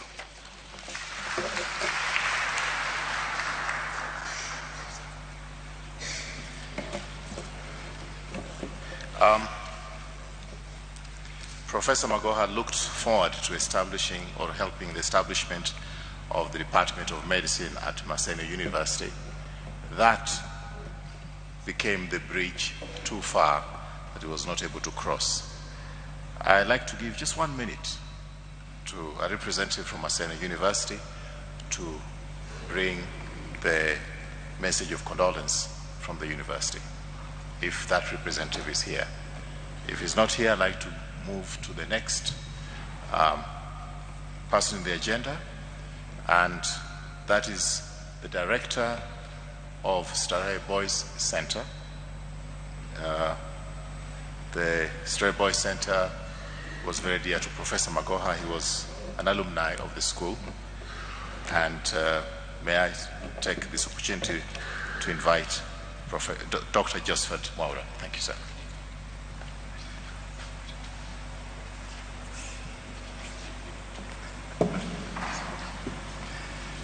Thank you very much, MC. And just for clarification, over these last few days, I have spent a lot of time with doctors and professors, and some have started calling me doctor.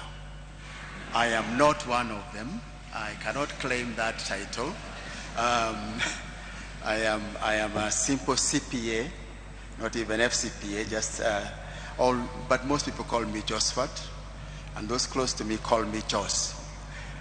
Distinguished ladies and gentlemen, Professor's relationship with Starehe started in 1967 when he joined Starehe Boys Center and left in 1970. And to keep this brief, I will share with you words that we receive when we go through Starehe and at the end of our time in Starehe, which we call the church, and that governs every old Starehian. And I have the permission of the MC to speak after me briefly on Old Starehians, the patron of the Old Starehian Society, which comprises all old boys of the center and ladies of Starehe Girls Center. The Honorable Peter Kenneth will speak after me. So these are the words that Professor went through when he left Starehe in 1970. I charge you never to forget the great benefit you have received in this place.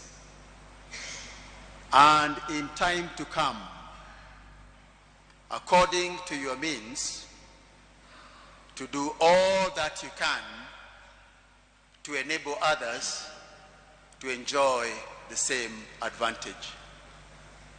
And remember that you carry with you, wherever you go, the good name of Starehe. May God Almighty bless you in your ways and keep in you the knowledge of his love now and forever. Those are the words we are discharged from Starehe with. And I will say 4 things. 1, that Professor Magoha benefited from Starehe is not in doubt. He has reminded us at every occasion. 2, that Professor Magoha did everything within his power to enable others to enjoy the same advantage is also self-evident. He has been a great supporter of Starehe. In fact, in words he spoke in Mombasa on the 19th of November 2018, he said, "I will give my last drop of blood to Starehe." And 3, that Professor Magoha carried with him, wherever he went, the good name of Starehe. His exemplification of the values that defined him in Starehe, again, is self-evident. And lastly, that the man was blessed. Everything he touched turned to gold. And as we have heard from the reading, that if you are disciplined, you will be blessed. Prof was disciplined, and he reminded us, those of us in the center now, that all we must do. In his time in 1967, Starehe was not an academic giant, but was a place of shaping character. And all we must do is focus on our character, and everything else shall be given unto us. May the Lord rest his soul in eternal peace.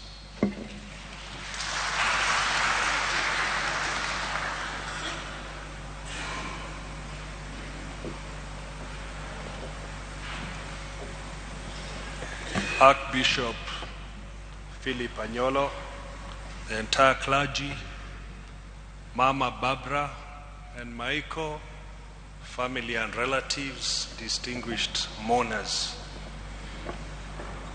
We learned from school those days under Dr. Griffin to go by what the director says. So I think the director conspired with another old boy who is a MC, that because in another forum they are all under me, I should say something. So perhaps let me start by acknowledging the entire Starehe fraternity, both boys and girls, alumni, to stand up wherever you are. Please.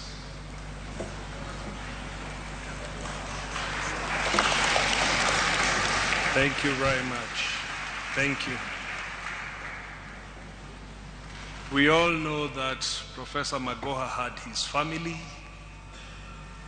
and relatives, but we also know that he had many brothers and sisters in the Starehe alumni. I had a personal relationship with him, but I want to say a few things about his relationship with Starehe. I thought one of it the director would have mentioned. He was very close to Dr. Griffin. And in 2005, that evening, one evening when Dr. Griffin passed on, and I called him and he said he wanted to take charge of looking after the remains of Dr. Griffin.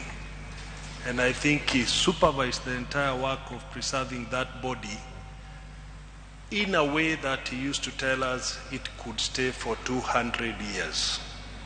And that is how close he was to Dr. Griffin. The second one that I remember about Starehe is the day he was sworn in as a cabinet minister.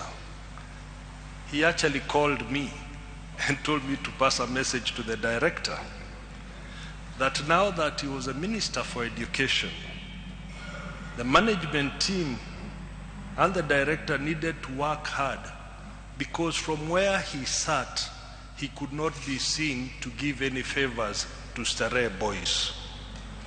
And that was a principle in which we all knew Professor Magoha to be. I recall an event, again a sad event, when he lost his mother. And I went to Marenyo village in Gem for the burial. And when he saw me, he asked me, "Why didn't you tell me you were coming?" And I told him, in the Starehe Brotherhood, I cannot tell you I'm coming to bury my mother. I just show up. And although many people think that Professor Magoha never smiled, he actually smiled and laughed. In his days as a VC, especially in the early days as the Vice Chancellor of University of Nairobi, he had difficulties with the Ministry of Education. And the Minister for Education was the late Saitoti. And I'm the one he talked to who brought them together because he needed funding from the ministry. Perhaps many of his secretaries at the university will recall I used to come there for a cup of tea. Now they know what we were plotting as brothers, to have the Ministry of Education support the University of Nairobi. On the day that Professor passed on, and I've shared this with Barbara and Michael, I was having lunch with a friend of his. And this friend was very busy sending money to Professor Magoha. This was at 2:30 that afternoon. And he wanted to M-Pesa to help in burial arrangement of his younger brother. So he sent the money successfully, and immediately Professor called back to say thank you. So my friend left the lunch table and went out to pick the call and came back and said, "I just sent money to Professor. He was just acknowledging," because he felt he was rude at a lunch table leaving. So in the evening when the news started coming in and somebody called me, said, "Professor Magoha has passed on," I said, "No, it's not Professor George. It is his younger brother." Because I did not believe that being privy to a conversation at 3 o'clock, somebody can then leave us 2-3 hours later. But that's what life is all about. That we live in this world at the grace of the grace of the Almighty. And that every minute we have is a borrowed minute. And that we need to do what we can to leave this world better than we found it. Fare thee well, our brother, Professor George Magoha.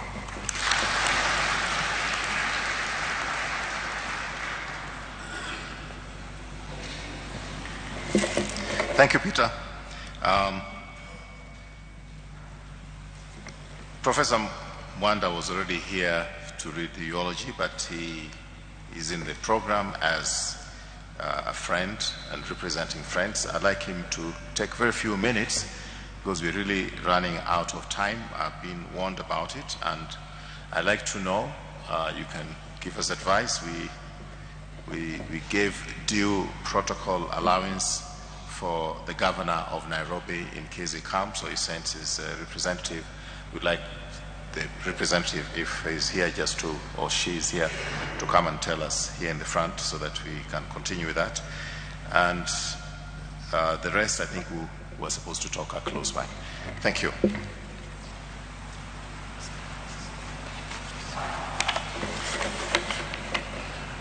On behalf of our departed friend, colleague, mentor, teacher, I stand here to read just one or two sentences about George as a friend. As friends, we shared many common beliefs and values. Toil and not ask for any rest. Labor and not ask for any reward. For at the end of the day, the Lord shall tell you, well done.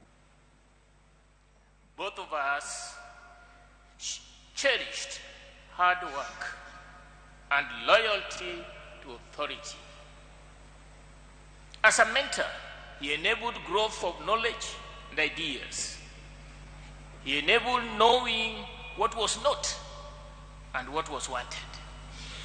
He was credible, a positive role model, genuinely interested in his mentees as an individual, and shared experiences and insight.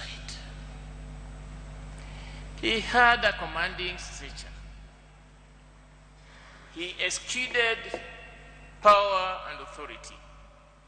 His presence would be felt, and his friends too would know what is expected at any occasion. He made friends feel that there is something worthwhile in them. Think only of the best, to work only for the best, and to expect only the best. As a colleague, he expected no mediocrity. His assigned responsibilities to be done were to be done the way he would have wanted to do it himself. Just as an example, he assigned me the responsibility of being the director of the University of Nairobi Institute of Tropical and Infectious Diseases, and he gave me the following commands: grow income, get international students, train researchers, capacity build to make Unity a level 4 institution. In biosafety and biosecurity. Yes, one of the important things which I must mention, we trained researchers from arid and semi-arid lands and chose those who are providing care services in health facilities from that region. The objectives were to improve implementable aspects of research and to demystify research as an elitist domain. At the end of 1 year, we had managed to train 180 persons. In capacity building, which became very useful during the Ebola crisis, we trained 244 laboratory staff, including mortuary staff, to be able to manage hemorrhagic fever such as Ebola. We trained workers in rapid response in cases of emergence of fever and biosecurity. To us, success was what we use, what we chose, what we are, what was true, and what to do, and more importantly, what to give. A friend indeed he was. And I must say I was among those who accompanied him to his in-laws to be. Rest in peace, Omore, till we meet again.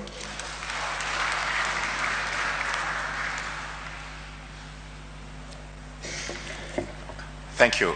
Yesterday, at the residence of Professor Magoha, it was hosted by members of his profession, and the master of ceremony was Dr. Alwach, and he made all kinds of jokes, and it was at the expense of politicians like myself.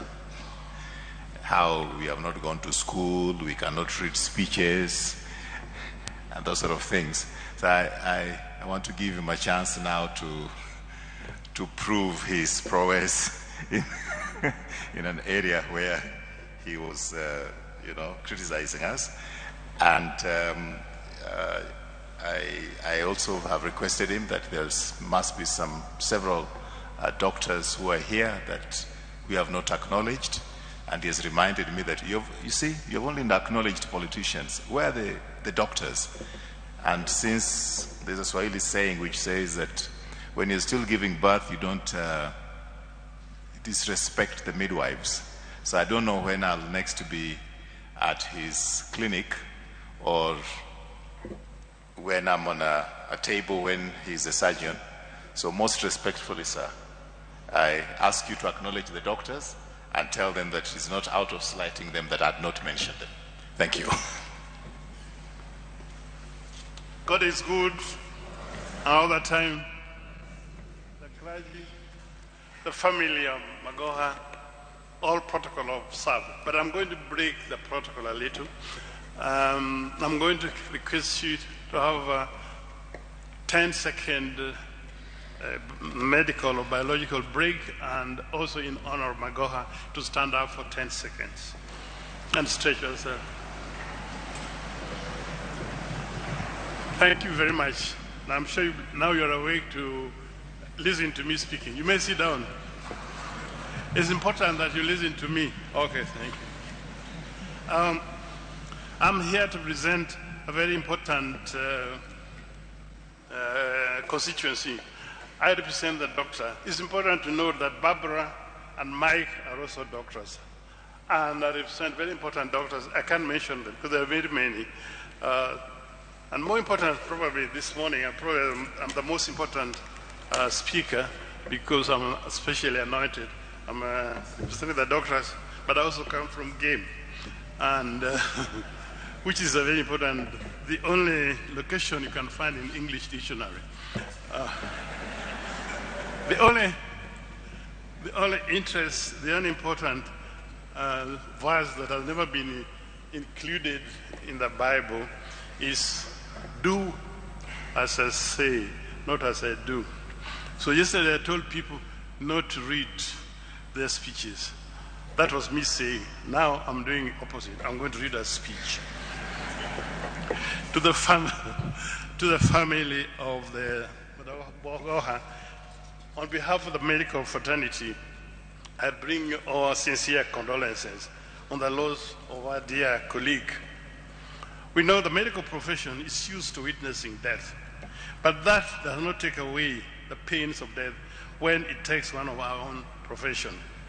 Death, taking a precious life like that of Magoha, is very painful, and extraordinary doctor he was.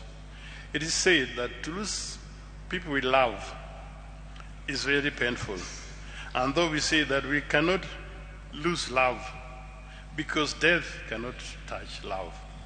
The sorrow we feel when we lose a loved one is a price we pay for having them in our lives. Magoha was a man of good heart, cared about friends and family. He contributed to the development of every single person he met on his path. He mentored many and sowed the seed of greatness in many things. He was an inspiration to many people. Although nice things are said at funerals like today, it is sad that most of us will not be able to hear the same things said to us. He was always an inspiration to all. He said what he meant and meant what he said. He lived beyond humans, and his thoughts were always revolutionary. While we mourn a colleague, we pay tribute and celebrate a life well lived, a life committed to building excellence and standards in every way. Not many doctors leave such a legacy of such dedication to excellence. He will be missed, but never will be forgotten by those who are fortunate enough to have known him. He made many people great. Some people are born great, others are made great, others have got greatness thrust upon them. But he was a great man and made people great. Thank you for leading a great and fulfilled life. The rivers of sorrow. Life is like rivers. Eventually they go where they must. Drinking from the rivers of sorrow sustains a different kind of life. The river is hidden from the rest of the world. Tears drip from my chin and fall into an endless flow of liquid love. The river sparkles with beauty for life and death. Even as the rivers and the sea are always one and meet eventually. Death is not the end of the journey, but the beginning of another journey, a journey that we shall all take and we shall all meet at the end. Rest in peace, our departed friend, Omore.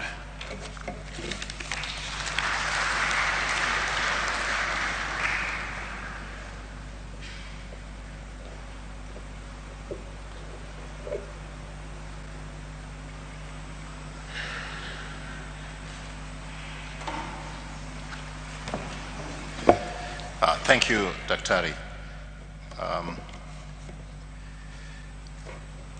He speaks so well, he should have been in politics, but I think you're more useful in your calling.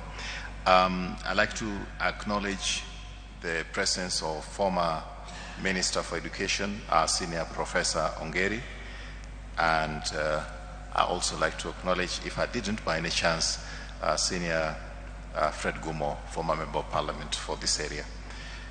It's now my privilege to invite my former colleague, CS Farida Karone, to give a tribute on behalf of all the former colleagues of Professor Magoha. Thank you.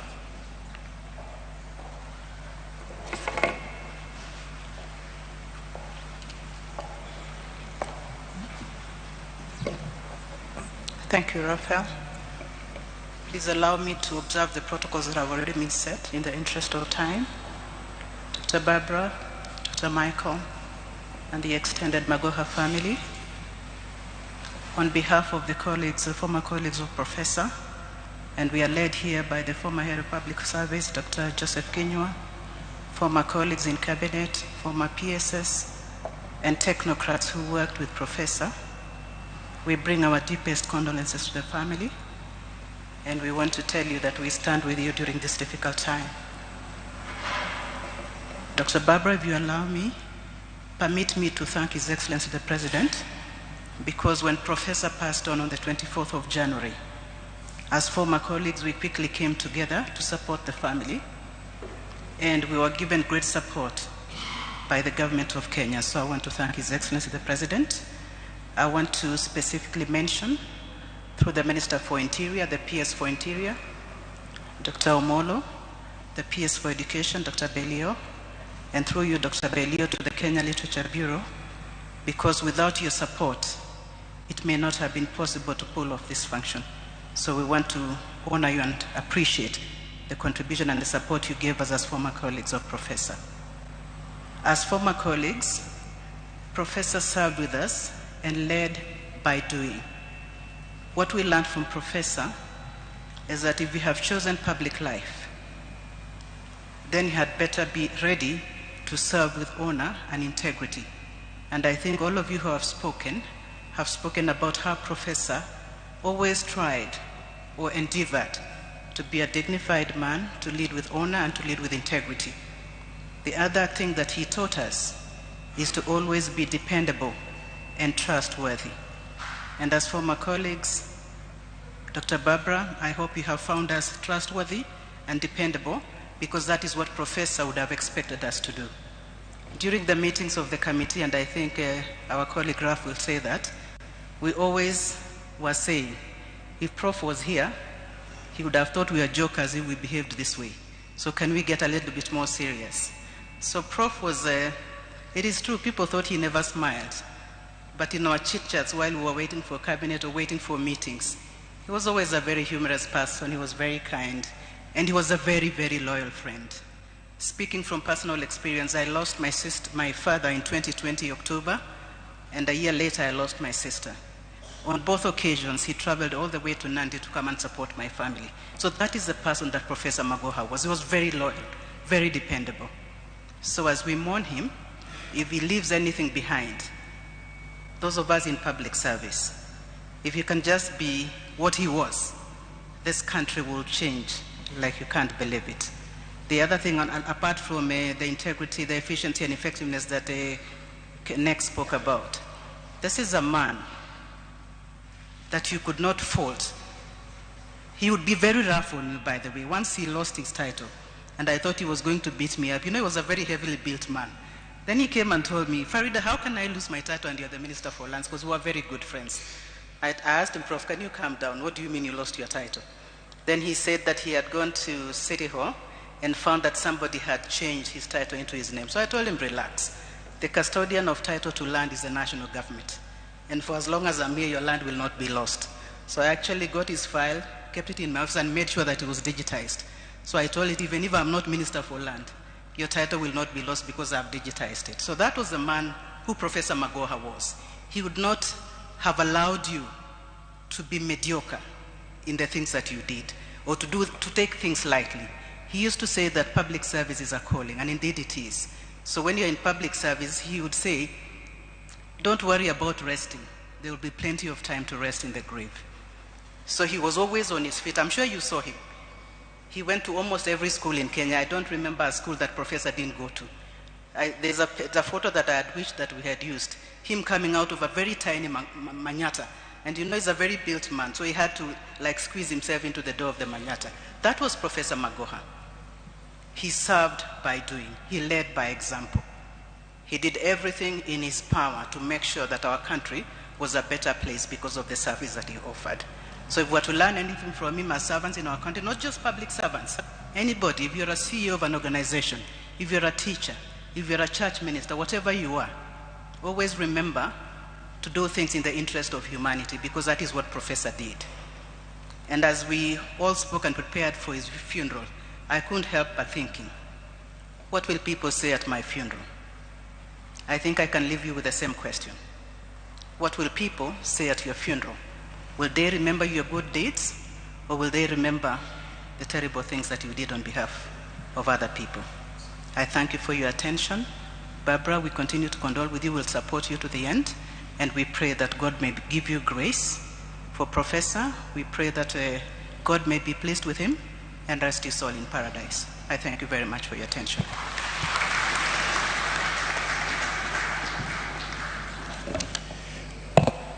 Thank you very much, my sister. There's the representative of the Embassy of Mali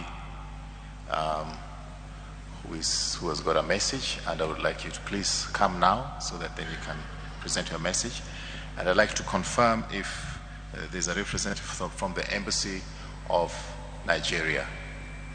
The Embassy of Nigeria. Is there a representation here? Okay. Thank you.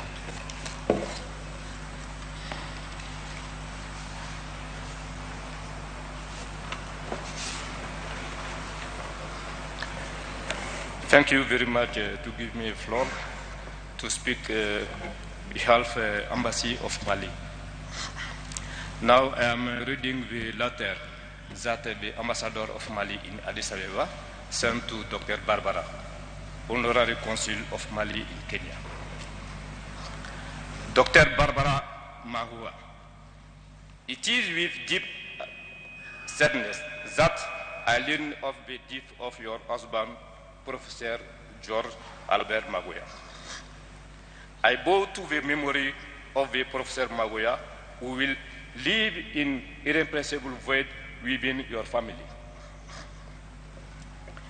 In this moment of emotion and contemplation, I would like, on behalf of His Excellencies Abdoulaye Diop, Minister of Foreign Affairs and International Cooperation of Mali, of the entire staff of the embassy and on my own behalf to send you and your family my most heartfelt condolences. May the Lord, the Almighty, in His infinite goodness, have mercy on his soul and welcome him into His paradise. Amen. I remember to you my feelings of deep compassion and sympathy. Please accept Dr. Barbara Magoya the expression of my distinguished consideration. Thank you for your attention.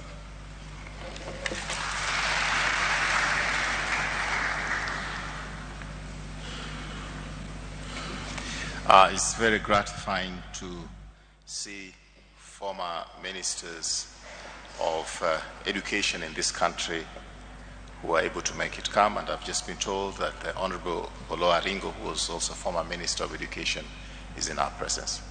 Thank you for coming. Before we go to the side of the government, which we have a special tribute to give to, the Member of Parliament for Game is actually listed to talk in Game. But being the Member of Parliament for Game, and I'm going to Game tomorrow, I just want to be in his good books. So I'm going to ask him, please say one word to welcome the people to Game, where Professor Magoha comes from. And on the same vein, I want to thank him for his personal assistance. Beyond being a Member of Parliament for Game, he has been very supportive to us. God is good, and all the time.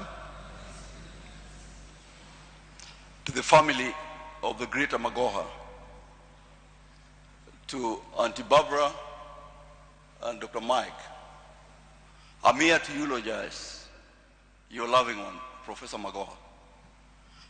Sometimes when I was looking at Professor Magoha, I was wondering whether those who have gone to school, the professors who are here, have been able to do research on the correlation between management competence and somebody who has studied medicine. Because my little perception has always been that those who study medicine are better in the hospital. But Magoha proved it otherwise. That is an enigma in management competence. So we'll miss him for his brevity, for his forthrightness, for his firmness. I remember one day, one of the MPs from Sierra had a bit of argument with him. So he called me and asked me, Elisha, how do you do these things? This colleague of yours wants me to go to jail. He wants me to do something I can't do. Incidentally, this gentleman had gone with some Chinese to Professor Magoha's office looking for tender. So when I finally put them on a telephone conversation, there was a heated argument between the Member of Parliament from Malego and Professor Magoha until I had to cool them down. In the midst of all this, he told my colleague that, there are procedures. And at my age, I don't want EACC to come to my home. I know at least he was honest and forthright from that story. The Bible tells me a few things. Dr. Barbara, if you read the book of Psalms 39 verse 4, it says, Lord, show me my end. Show me that my life is like a phantom. May all of us who have come to eulogize Professor Magoha remind ourselves that this life is like a phantom. And the same Bible, first book of Chronicles 4 verse 9, the prayer of Jabez. May that prayer of Jabez take care of your home. May the Lord protect you, expand your territory, you and Michael. And I know that for sure, the Lord that takes care of widows, as put in Revelation 21 verse 3, will wipe your tears.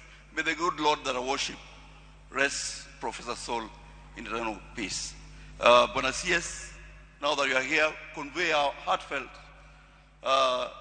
convey our message to the President that we are grateful for the support he has given us. And the peers of Molo, Raymond, I'm very grateful, and you and Owalo, you have walked this journey with us. And for all of you, I welcome you to game. Don't carry stones, because if you throw a stone, it could land on the head of a professor. Thank you.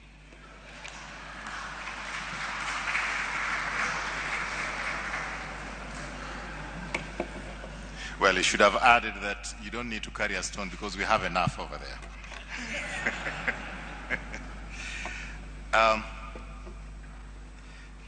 Just to take the cue from where Honorable Member of Parliament has left us, I know we're going to have a vote of thanks by one of us, but on behalf of the Magoha family and the extended family relatives, I'd like to especially acknowledge the very, very gracious help and assistance that we received from the government of His Excellency President William Ruto. Please do convey to him our gratitude and for standing in the gap to help with respect to the logistics, to help with respect to finances, and we cannot thank him enough. I like to especially note the very gracious calls that we received, the visits that we received from the Deputy President, the visits that we received from CS Owalo, and so many others in this current administration. I also like to personally thank Mr. Raymond Omolo for coordinating all the logistics in Yala game. We have monitored, and we are grateful to the provincial administration that come under you that have done their bit. By the same token, I like to be able to acknowledge very, very generous support that was extended to us by the fourth president, President Uhuru Kenyatta. He took a personal interest. He actually did come to the residence of the Magohas, and he made substantial financial contributions towards this funeral. I also like to acknowledge the fact that our former cabinet colleagues and present members of the cabinet made financial contributions towards this funeral, and we really don't take it for granted. We thank you, thank you, thank you most sincerely, sirs. Now it's my duty. I don't know if the Embassy of Nigeria is represented as was anticipated. I've not heard from them, so we can proceed. Now is my responsibility and duty to request the Minister for Education, Honorable Ezekiel Machogu. Sir, it's your turn to talk, and we thank you most sincerely for honoring your predecessor by your distinguished presence. Thank you, sir. Thank you very much, MC, Your Grace, the Archbishop, the family, Dr. Barbara and Michael Magoha, and all of us. Before I make my statement, I want to acknowledge my colleagues who are here. We have the CS National Treasury, Professor Njuguna Ndungu, please stand. And we also have my friend Erio Dowaro, who is going to make a statement on behalf of the Kenya government. Please stand. We have several permanent secretaries with us here, and I want to request in a second Brother Umoro to come and introduce the principal secretaries who are here in 1 minute before I proceed.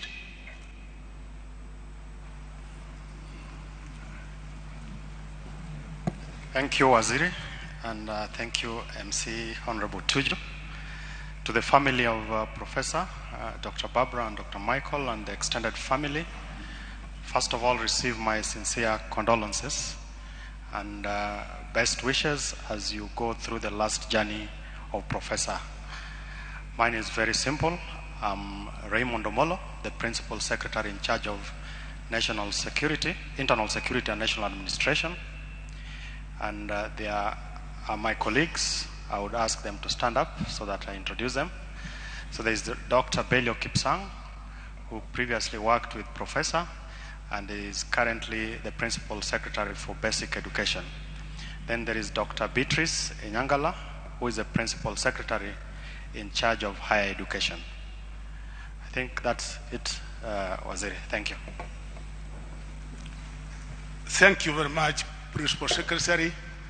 Before I make my statement on behalf of the Ministry of Education, I want to make a disclosure.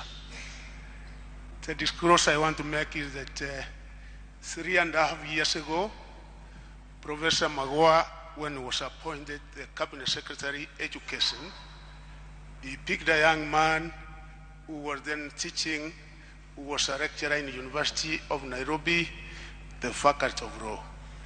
That young man happened to be Paul Machogu, my very own son. Professor Magoha has worked with that young man for the 3.5 years. Each and every place that he went to, he was with that Machogu Jr. And of course, as a father, I had imparted the necessary Christian values to that young man, but I'm happy to inform you that the work ethics that Magoha taught that young and many others are such that as a family we really appreciate. Because of that young man, we became good family friends, and actually in 2020, when he was CS Education, he came all the way to Kisii, and from there on, we remained as very good friends. Even in August, as he was writing his handing over notes, not knowing that the one who would be able to take over from him was the father of that young man, the one who did the handing over notes was Paul Machogu.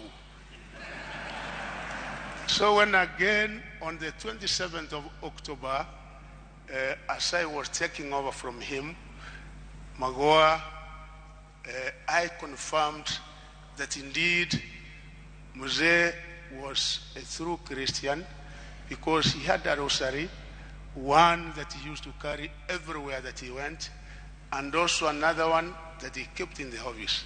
Told me the challenges in the Ministry of Education you can only overcome once Jesus, the blood of Jesus, surrounds this office, and once the Father in heaven will be able to hold you by the hand.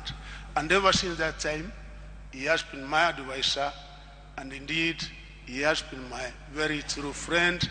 Each and everything that we have been able to do in a ministry, I've been very closely consulting with him.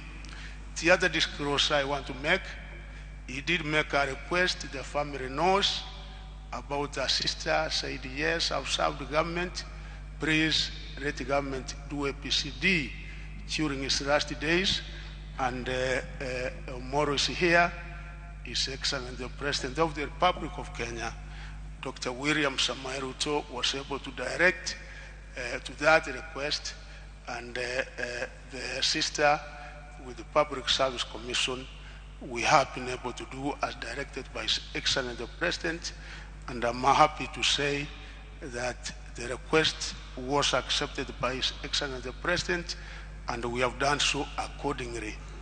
So now, the sad news of the demise of Professor George Albert Omori Magoha, the scholar who gave an astounding service to the education sector in Kenya, was received with shock and sorrow at the Ministry of Education, where he served as the Cabinet Secretary.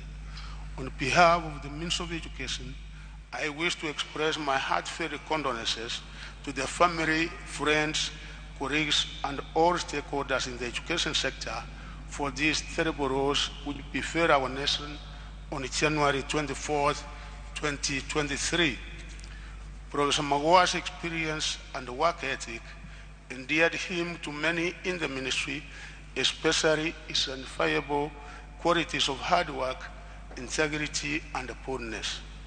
Professor Magoha always reminded many of us a lesson that he learned from his mother, that he needed to be self-reliant, including being able to perform the so-called manual course by himself. During his service at the Ministry of Education, many of those he interacted with were embraced and charged by service to the neediest and vulnerable children and households. He never shied away from visiting the inside of informal settlements in all parts of the country to find children who had failed to report to Form 1. He could then personally escort them to their schools before finding sponsors for their education. Professor Magoha was a visionary and a transformative leader who was always determined to move the country's education sector forward. Indeed, the education sector is the poorer without him. We must seek to continue to emulate his work ethic and engineer the education sector to achieve more and keep the trajectory he envisioned. Particularly, we must keep the spirit of tenacity and the focused approach that Professor Magoha embodied in his work, and undertake me and my entire work, the Principal Secretary and the entire team in the Ministry of Education, that indeed we will not be able to lower the bar. That I promise the Kenyans. To the family, Dr. Papra Magoha, son Dr. Michael Magoha, the extended family, friends, colleagues, and peers, we must remember that those we have held in our arms for a little while, we hold in our hearts forever. Take comfort in the fact that there are many of us who are with you through this difficult time, and that the sorrow you feel in your heart will be lightened by the love that surrounds you. May God Almighty let the soul of Professor George Albert Omori Magoha in eternal peace. Thank you, and with this now, I want to invite my colleague, Eliud Owaro, who will be able to make a statement on behalf of the Statement of Kenya and on his behalf of His Excellency the President, Dr. William Samoei Ruto. Doctor, my friend, welcome. Thank you.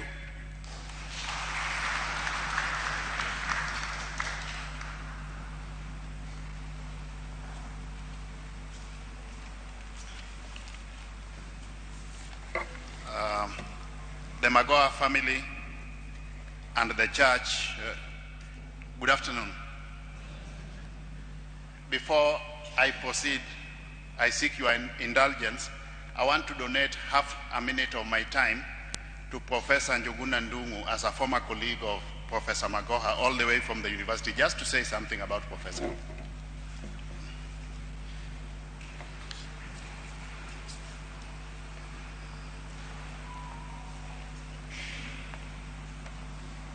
Thank you very much, CS Owaro. God is good, and all the time. Thank you very much. I just said I need to say a word because I come a long way with the family of Professor Magoha, the late Professor Magoha. For me, he has been a friend, he has been a colleague, and he has been my boss. So I think I combine so many aspects. I do remember that our young kids were actually praying together, Michael and my daughter. Michael was much slightly older than my daughter, and we were neighbors for several years.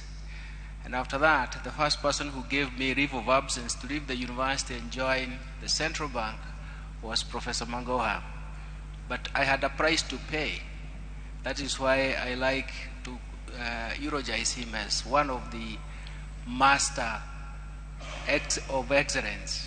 He always reminded me to bring my publications to him because I was on leave of absence, my publications had to reflect that, and they had to be in the university website. So when I was in the central bank, he would call me that he's coming for my publications, but I would tell him that you are still my boss, I have to come and bring my publications. The beauty about it is that he remembered even the journal articles and where I published and even the conclusions I made. That has remained. And even when he became the CS for education, I always called upon him to how do we restructure our education system. For me, being a member of the university, I know the pains he went through. But I'm very happy that I've come to Euroja as a friend, a colleague, and my boss. Thank you very much. Condolences to the family. Thank you, Prof. My duty today, Church, is to read a condolence message from His Excellency the President. But before I do that, let me once more pass my very, very sincere condolences to the Magoha family. I've known this family for close to 30 years because I happen to have gone to high school, my A-levels at St. Mary's Yala.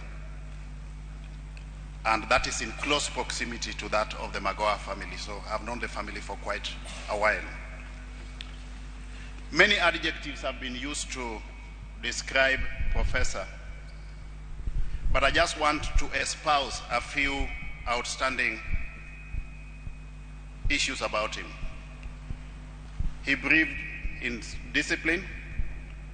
He was also very, very strict. He had no time for mediocrity. I vividly remember sometime way back in the year 2003 when I was doing my postgraduate studies at the University of Nairobi, and he was then the Deputy Vice Chancellor in charge of administration. Then I met him at the car park next to the fountain. He was seated on a piece of stone. So I asked him, Professor, what are you doing here? Then he told me, you know, this car park, we are doing it. We have engaged the services of a contractor to lay cable. But one thing I've learned in the public sector is that you don't delegate and assume that it will be done. So instead of getting feedback from my subordinates, I've decided to supervise this contractor every day until he finishes the work. That was Professor Magoha for you. He believed in results, and he carried that to other facets of his life. He touched many facets of the Kenyan fraternity, the academia, the health sector, and of course, I empathize with the many children in this country whom Professor touched their lives during his stint as the CS for education. Allow me now, ladies and gentlemen, to read the speech, the condolence message from His Excellency the President. Condolence message from His Excellency Dr. William Ruto, President of the Republic of Kenya and Commander-in-Chief of the Kenya Defense Forces, to the family and friends of the late Professor George Magoha. We mourn the passing of a good man, a loyal servant of the Republic of Kenya, a highly accomplished scholar and a great teacher who gave sound leadership everywhere he worked. Professor George Magoha, with whom I had opportunity to work with, was a distinguished public servant, illustrious administrator, and one of Kenya's exceptional surgeons. He had extensive knowledge and expertise in the health sector and brilliantly deployed them in bettering the lives of other people. Professor Magoha was uncompromising, an academic giant of immense influence, an author, an astute thinker, and a mentor to many. Undoubtedly, our country has lost a hero and a gentleman. Yet, despite these enormous accomplishments, Professor Magoha lived a humble life, and this should be a lesson to all of us. His service to the nation will forever guide, shape, and influence many generations. We thank the Almighty God for the magnificent legacy of an exemplary professional and celebrate his tremendous achievements in medicine, in the academia, and in government. Our love, thoughts, and prayers to the family, the academia, the health fraternity, and friends. May the Almighty Lord rest Professor George Magoha's soul in eternal peace. William Samoe Ruto, PhD, CGH, dated this day in Nairobi. Thank you.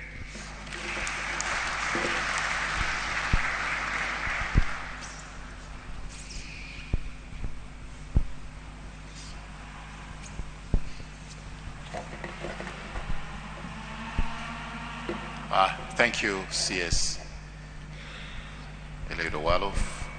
And I'd like to now take this opportunity to go to the family, and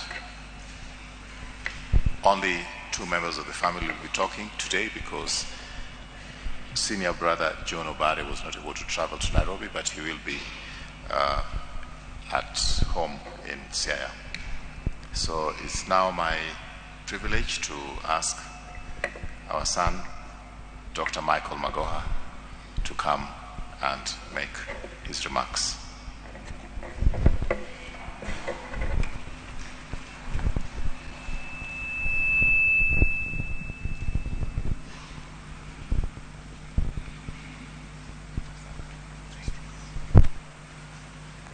Afternoon, everybody. Hi. Yeah, I know it's a surprise for all of us, some more than others, but don't look so somber. He would want us to celebrate, and you know, he always likes to be early for everything, so we didn't know it included his death, but you know, we keep moving. I really wondered what I'm supposed to do, because I'm supposed to give a tribute, which means to express your feelings, and I personally find it a bit strange, because how do you condense your entire life into 10-15 minutes with someone? Sometimes it feels a bit insulting, but what would he want? And I've had the chance of writing a few speeches for him. He never read them. He just got the talking points. And he would say I should just speak from my heart and just to be honest. And then the second thing that hit me is, who am I talking to? There are people way above my pay grade. I will never understand what you do. There's my family over there. Hi, guys. All 3 of them, tuko pamoja. They are friends and family. And then I realized one simple thing. There's one job where I'm the only person who's actually qualified to talk about. And I didn't have to work for this job, and that's being his son. And in keeping with his memory, because we all have to celebrate,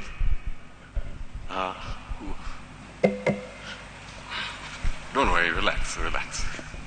I'll explain what it meant to be his son. A couple of things people don't realize. All through my life, if I ever needed my dad, don't worry, I'm okay. He would want me to do this alone. He was available. It didn't matter if he was a surgeon, if he was a cabinet secretary. And that's because he believed in family. And it was always the same. One phone call. If he can talk, he talks immediately. If he can't talk, immediately he finishes, he would come to me. And that's for 38 years of my life. And it's funny, I'm happy people touched upon it, because I used to get the usual questions of, how is it being raised by this Kali person, etc. I never saw that person. I'm the same with my mom. That's why I really love this picture. This is all I saw. He just smiled, and to put it very simply, he always just kept it very simple.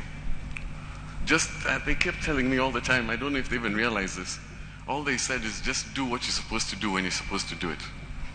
It's that simple. And that's all he did. And it's great watching him over time. Everybody always talks about his successes. But I'm blessed because I got to see when he failed. And I realized everybody forgets when he failed, because I saw how he reacted. And what hits me more, if I feel like that, the person who knows a lot more is my mom. Because as I have a child now, by the time it reaches your child, it's really stressing you. Do you know what I mean? It's stressing you. And I'm grateful for that. So I won't take too much time. The person who needs to take the most time is the person who spent the most time with him. But I'll just say 3 things that I hope everybody can take away. Number 1, family is the most important thing. You never know when you have time. He knew it. He gave me time. And he always did what he was supposed to do. A CS who still gave lectures at the university because, yes, my name is there. There was never pomp or ceremony. The funny thing is he never looked for any of the offices. All he ever did was what he was supposed to do. And if he saw that there was something that was wrong, he just continued. If the office looked ugly, he's like, this office has to be revamped. Where do I get money? If there are too few doctors, how do we organize doctors? And then pap, pap, pap. And whenever he got an office, the other thing I remember is he was always waiting to retire. He was waiting to leave. The discussions were, what's going to happen when I leave the university? Next he's appointed somewhere.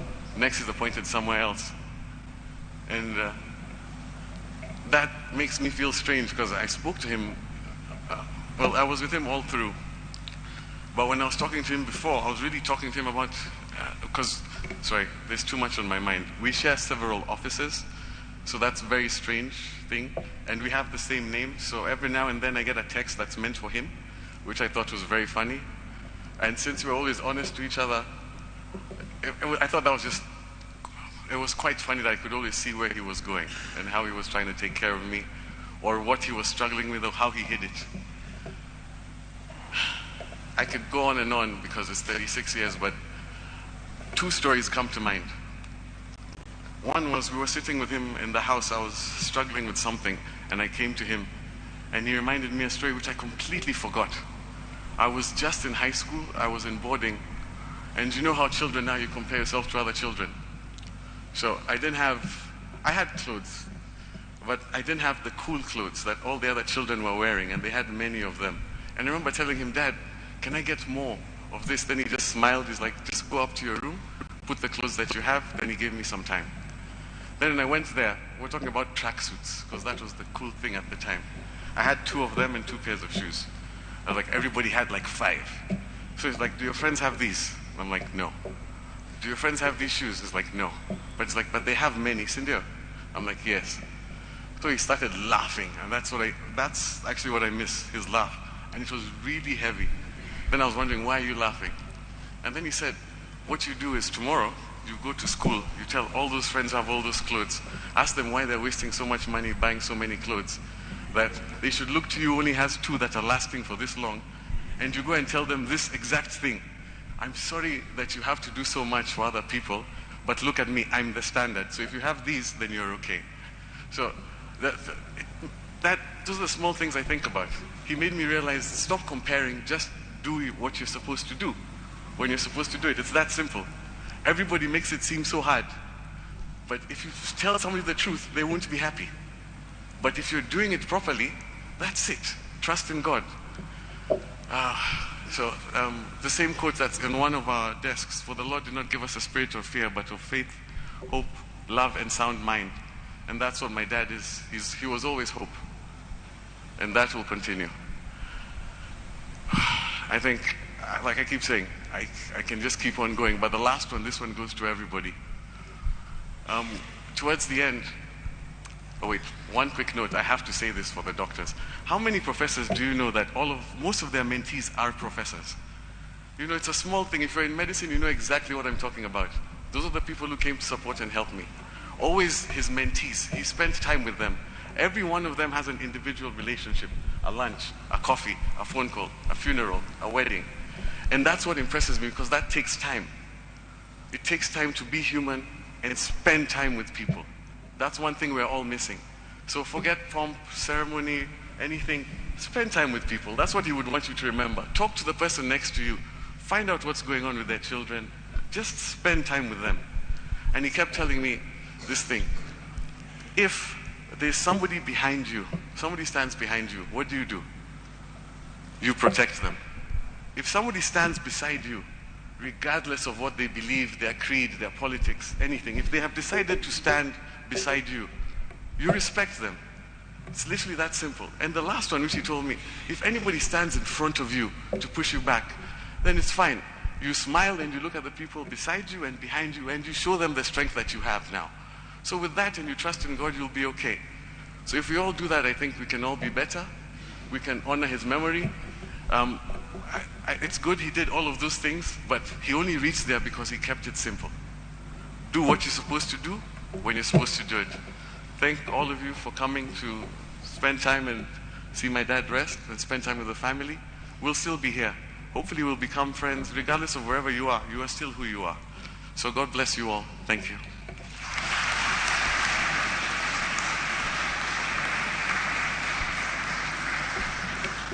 Well spoken, Michael. We're coming to the end now, and Dr. Odudu Barbara Magoha, may I request that you make your way up here for your final tribute.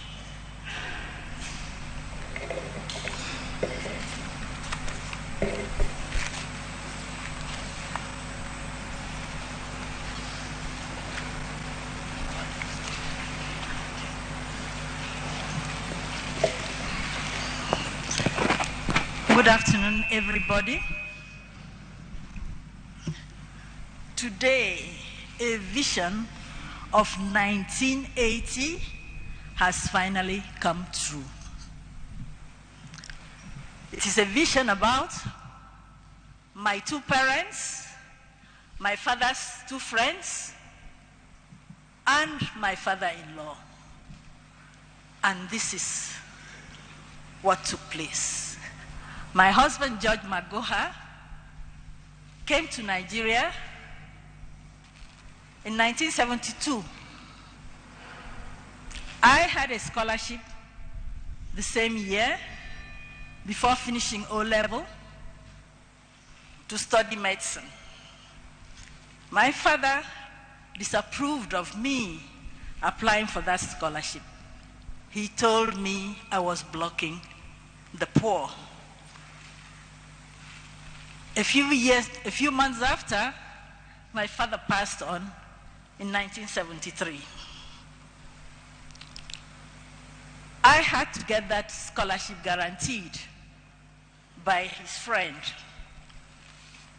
That's the number one friend he had. When my mom went there, the man said, I needed to see your daughter before I can guarantee the scholarship. When we went there with my mom, he took a look at me and said, and gave my mom a dressing down of the century. He said, this one will never come back to this country.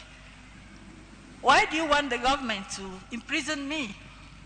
My mom went to the office crying, and a junior officer guaranteed. And he said, by the time she finishes, I would have retired or been dead, so they can't get me to repay this money. I never knew why I never traveled out of the country, because it was a full scholarship up to this day. Everybody knows that my husband was supposed to go to Zambia to do medicine. But at the last minute, he came to Lagos. We met, and after 1 month, as I said, he started telling people we are getting married. We settled that. Then I went to my mom and said, this is the man I want to marry. And my mom said, you give me some time. I'll talk to you. What happened was that my mom went and stayed fasting and praying for 3 days. And she said she was never going to leave the church until she had an answer. On the third night, my mom had a vision in 1980 that George Albert Omore Magoha was destined to be a great man, and that he needed me, and she had to allow me to get married to him.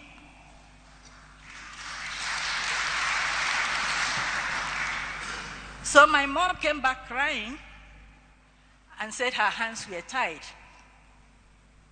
But she gave my husband 2 conditions. The first one was that I had to finish my undergraduate studies. The second one was that if he married her daughter, he had to marry her too. And he asked me, what was that? I said, it meant from now on, I've transferred responsibilities to you. You take care of my mom, you bury my mom if she goes before you. Since 1989, my husband made sure he paid for my mother's air ticket every year until she passed on in 2008.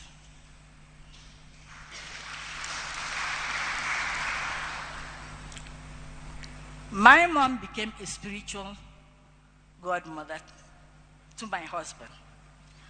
And that is why when my mom passed on, my husband thought his life was over.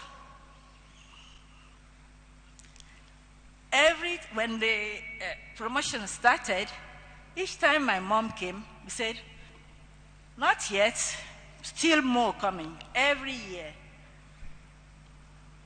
Until she passed on, she kept on telling him, still more coming, still more coming. And everything she said came to pass.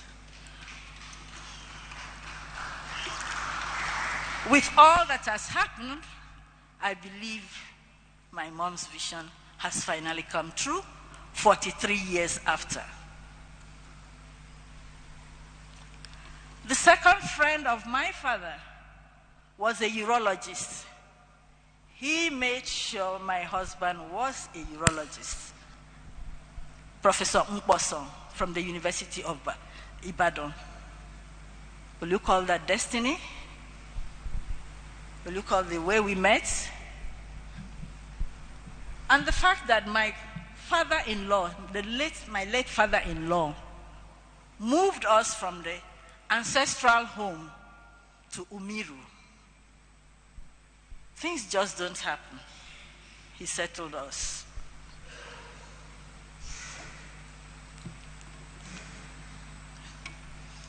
From then on, my husband's life has been on 3 pillars.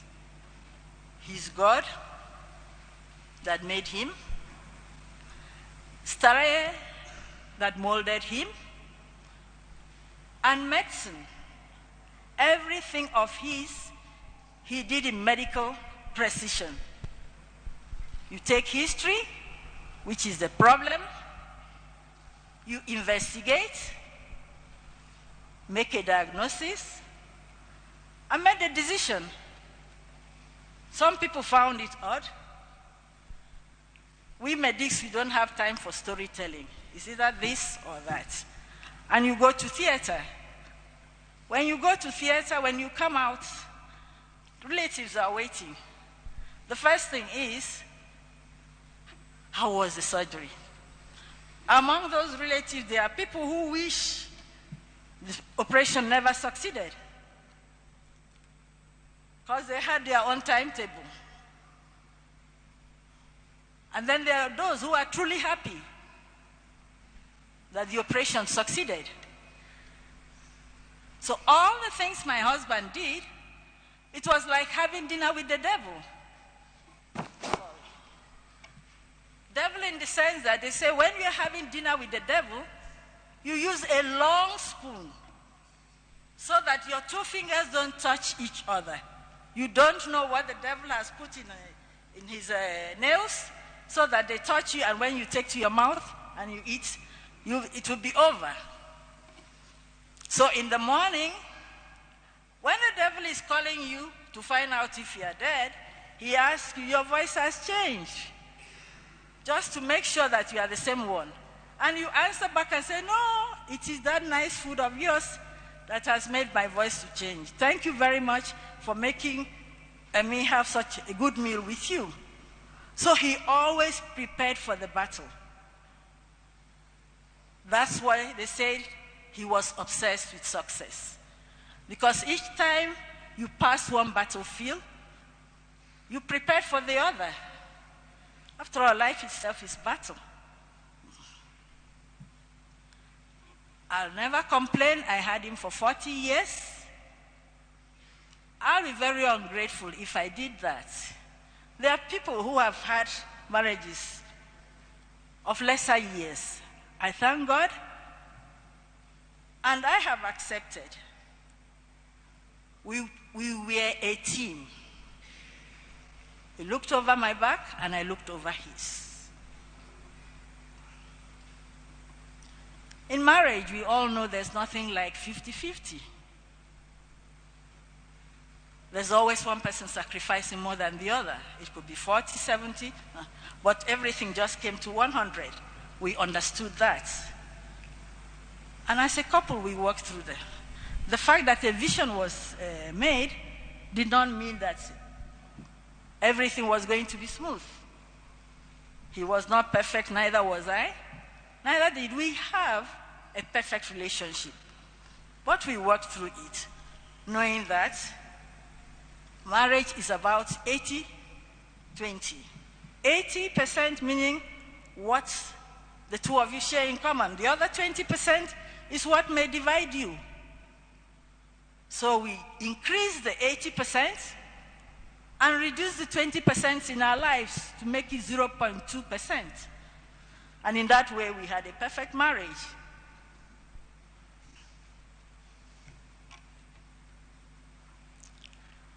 My husband did surgery up to the end. 2 hours, I turned from Mrs. to a widow. He was okay. He was not sick. We talked. He went on the day of, on the 24th of January. He went out, bought things to buy things for the late brother's funeral. At 2 o'clock, he told me he was chesty. I told him to rest, due to the stress, that he should rest. At 2:30, he asked me for a cough mixture, and I just pointed to him, my own cough mixture. I pointed to him and walked away because I was ironing to go to work. And one thing I liked about my husband is that he allowed me to grow. So my professional career was something of importance to him.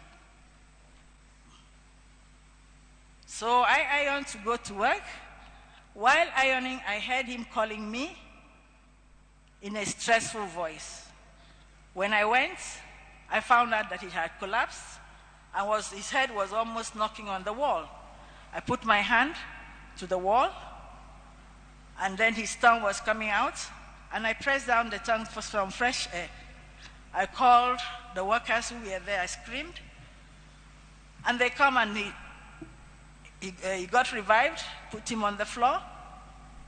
When he woke up, he said, "I want to see my son." That's when I knew something was not going right, because if he had said, "Call me Mike," that's different. Then he said, "Call me my son." 2 weeks earlier, he had said, if anything ever happened to him, I should call Professor Mwanda. So when I revived him the first time, I called Professor Mwanda and I told him, "Please, I need to see you urgently in my house." I didn't tell him what was wrong. I didn't want to cause an accident. Then I called my son. I asked him, "Where are you?" He said, "I'm in theater." "What, are you operating or assisting?" He said he was operating. I said, "Please hand over. Your father is not feeling fine. I think you better just come quietly." And he came. So when my son arrived, my husband spoke to my son. My son said, okay, fine. When he arrived, I said, your father has had a heart attack. And but now he looks better. He said, there's no problem. You must be on admission. Where are your tracksuits? He's the one who pointed out the tracksuits to my son, and then my son started making all the emergency calls. Sat up, drank, talked a bit, and then said he wanted to go for a long call. He was assisted. He went for the long call. Then Professor Mwanda came in, and he is the one who said, oh, you've arrived. Please check my blood pressure. As the blood pressure was being checked, he had the second attack, and we was rushed down there. And I think it must have been one of the most stressful things for my son when he had the third attack, knowing the implications of having a third attack. And when he finally had the fourth one, he passed, and all this happened within 2 hours. Just like a surgeon operates, finish, it's over. The following day, I dreamt he asked me, the way we used to have our discussions, pulling a seat and asking me, what do you think I would have done in this situation? It was best for you, it was best for me. I woke up and I said, I set you free. That is the story of Judge Albert Omare Magoha. Magoha, son of Magoha, has exited the stage when the ovation was loudest. Thank you for celebrating his life with me.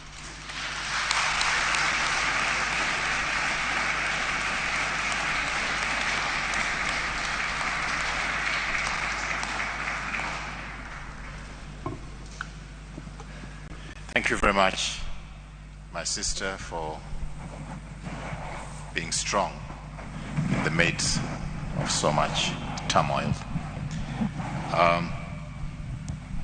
We come to the end now.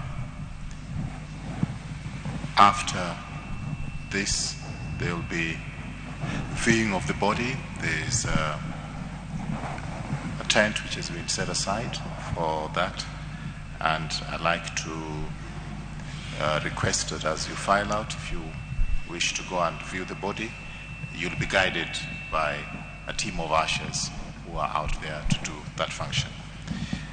Let me now request Dr. David Githanga, I don't know if he's here,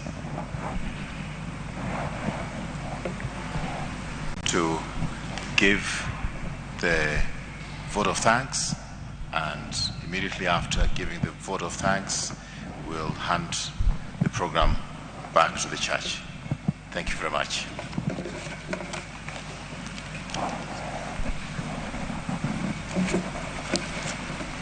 Good afternoon, everyone.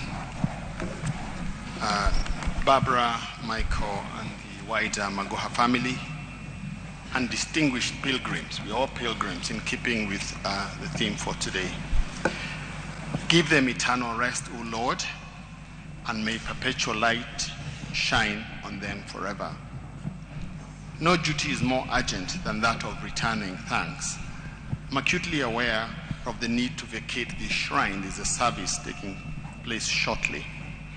That notwithstanding, and at the risk of inadvertently missing out a few people, you'll be placated by a lady called Doris Day who observed, gratitude is riches. Complaint is poverty, even if that gratitude is implied. So please feel thanked if I miss you out. First off is to thank God for enabling us to be in this chapel or in this shrine for this ceremony. You can't take it for granted. Secondly is you all for sparing a whole morning, your resources, time, moral support to support the family of Professor Magoha. Medical personnel at the Nairobi hospital, when this call came, people lined up and actually waited at the accident and emergency a whole retinue of people of different specialties to receive Professor on that fateful day. While here, I wish to thank the medical personnel in general, as well as Michael's own classmates and friends who have continued to remain with him in this very difficult time, and hope that they will remain to be with him in the next coming weeks. I think Professor Mwanda has been talked about quite closely, and he was summoned, and he's obviously close to Professor. And in quick tow in his own right is Michael Magoha. These two found themselves in doing a cardiopulmonary resuscitation, and for those of you who have the misfortune of having to do that, you require certain conditions. When you have to do it in a home setting, it's difficult, let alone when you have to do it in a moving car. It's not very easy. When you have a man larger than life who is your father and you're resuscitating, is even more of a horror. So Michael, you've done well, and we commend you. Barbara was part of that too. Remember, you are medical. When are you medical? When are you a wife? When are you a son? It's not very easy. And what makes that a little bit uneasy is that little voice in a doctor's head. That little voice in the head that says root cause analysis. All doctors are analyzing what decisions were made. Could this have been done? If this was done 2 minutes before. And you carry that burden. And they will carry that burden, and let's stop that small little root cause analysis that we all think about. We are all wiser at 2020 post-event, 2020 vision. Michael, your dad is proud of you as a doctor. It's the whole family of Rotary, and especially the ladies. I'm not saying the men are not important, but Elizabeth Kimkung has been, and Anne Van Lowe, Sally Gitoho, Beatrice Kitanui, Jessica Kazina, Josephine Ojambo. They've been round about Barbara, really supporting her in this very difficult time. There's a whole community of West Africans residing in Nairobi who've been very supportive. Leave Funeral Home for professionalism and extreme kindness at a very difficult time.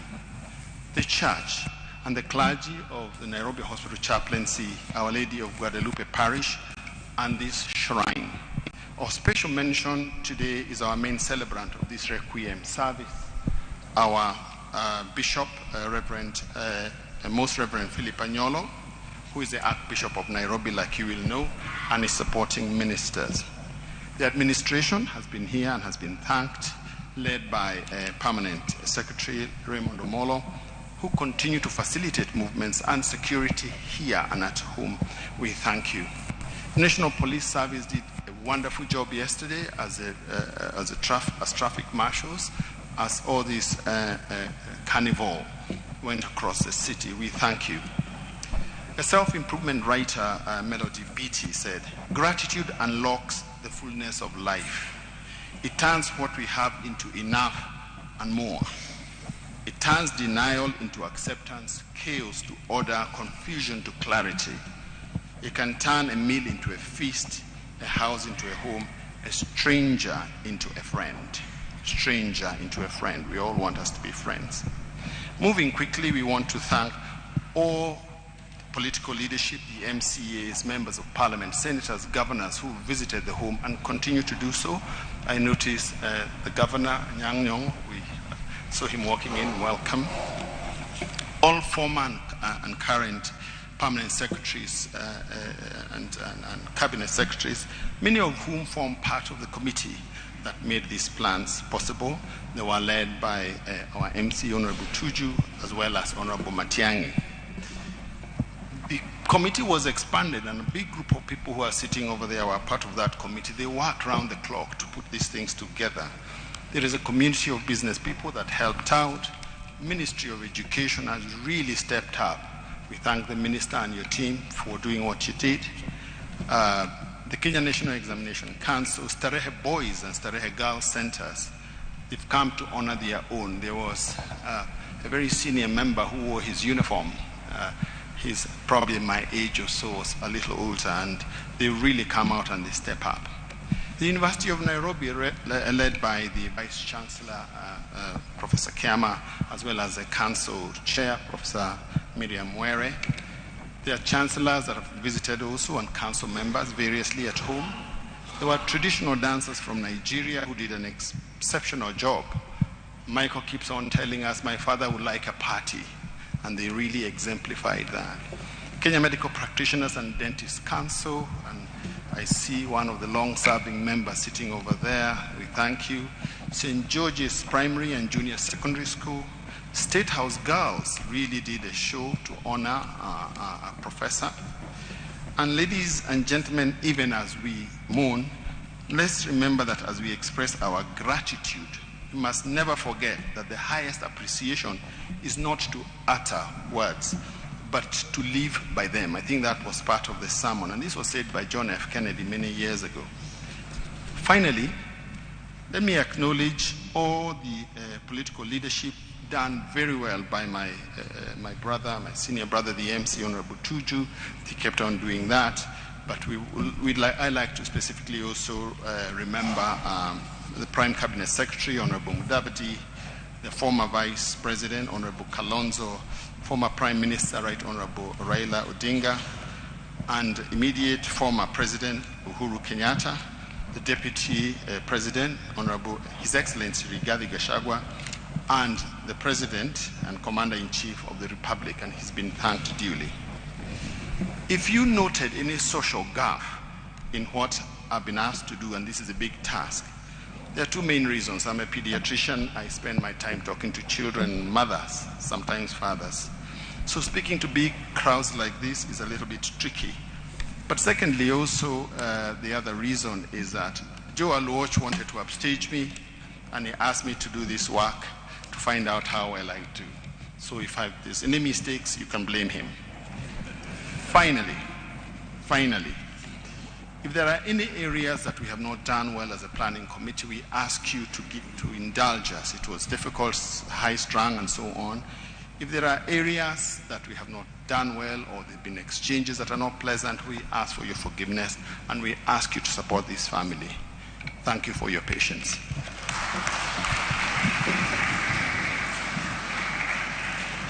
So as we are winding up, first of all, I would like to thank you all for the tributes you have given. All of us, we have known who George Magua was. There are so many virtues which we have mentioned. It is our responsibility now to emulate them in our life so that we may also benefit this day when we are celebrating his life. I would like just for 1 minute to invite the Chancellor of Catholic University of East Africa is here. So kindly refer just 1 minute, then from there we go to the last part of blessings to the body. Thank you very much. Your Grace, Philip Agnolo, the Archbishop of the Nairobi Metropolitan, the parish priest of the shrine, and the clergy here, the Dr. Barbara Makoha and Dr. Michael Makoha, the family, the government leaders, family members, and friends, good afternoon. May I take this opportunity to send our condolences on behalf of the sanctuary this morning and this afternoon. I have known Dr. Makoha as my boss when I being the Vice Chancellor of the Catholic University of Eastern Africa. I remember one time we was scheduled for a 9 o'clock meeting, and I was in my office before 7, and I saw his vehicle pass. And to the venue of the meeting, I followed him and I told him, "Sir, you are too early." And he said, "No, I wanted to come and visit." And my experience of the professor is that he was disciplined and punctual. And therefore, even in heaven, he was punctual. He's in heaven, family. Don't fear about that. He also epitomized that reason is at the service of faith. In most cases, we are thinking that faith is at the service of reason. That's when we make ourselves gods. And in his work, in everything and every time I met him, he remembered God. He showed me his rosary many times.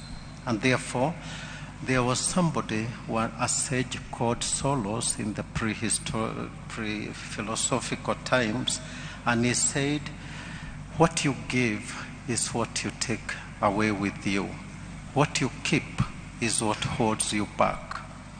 Professor Magoha gave his love, he gave his faith, his service to God and humanity and to the family as we have heard, and we are grateful. That is what he has taken, love. And since God is love, he has been embraced by love itself, God. So we wish him a fair way to heaven, and to the family, our condolences, but do not be afraid. We believe in the communion of saints. He will be praying for you, and someday you will embrace him at the golden gates of heaven. This is our faith.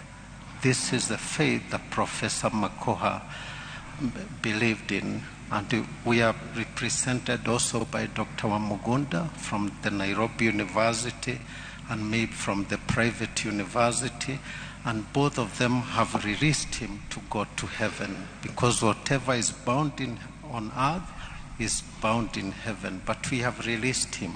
So may he rest in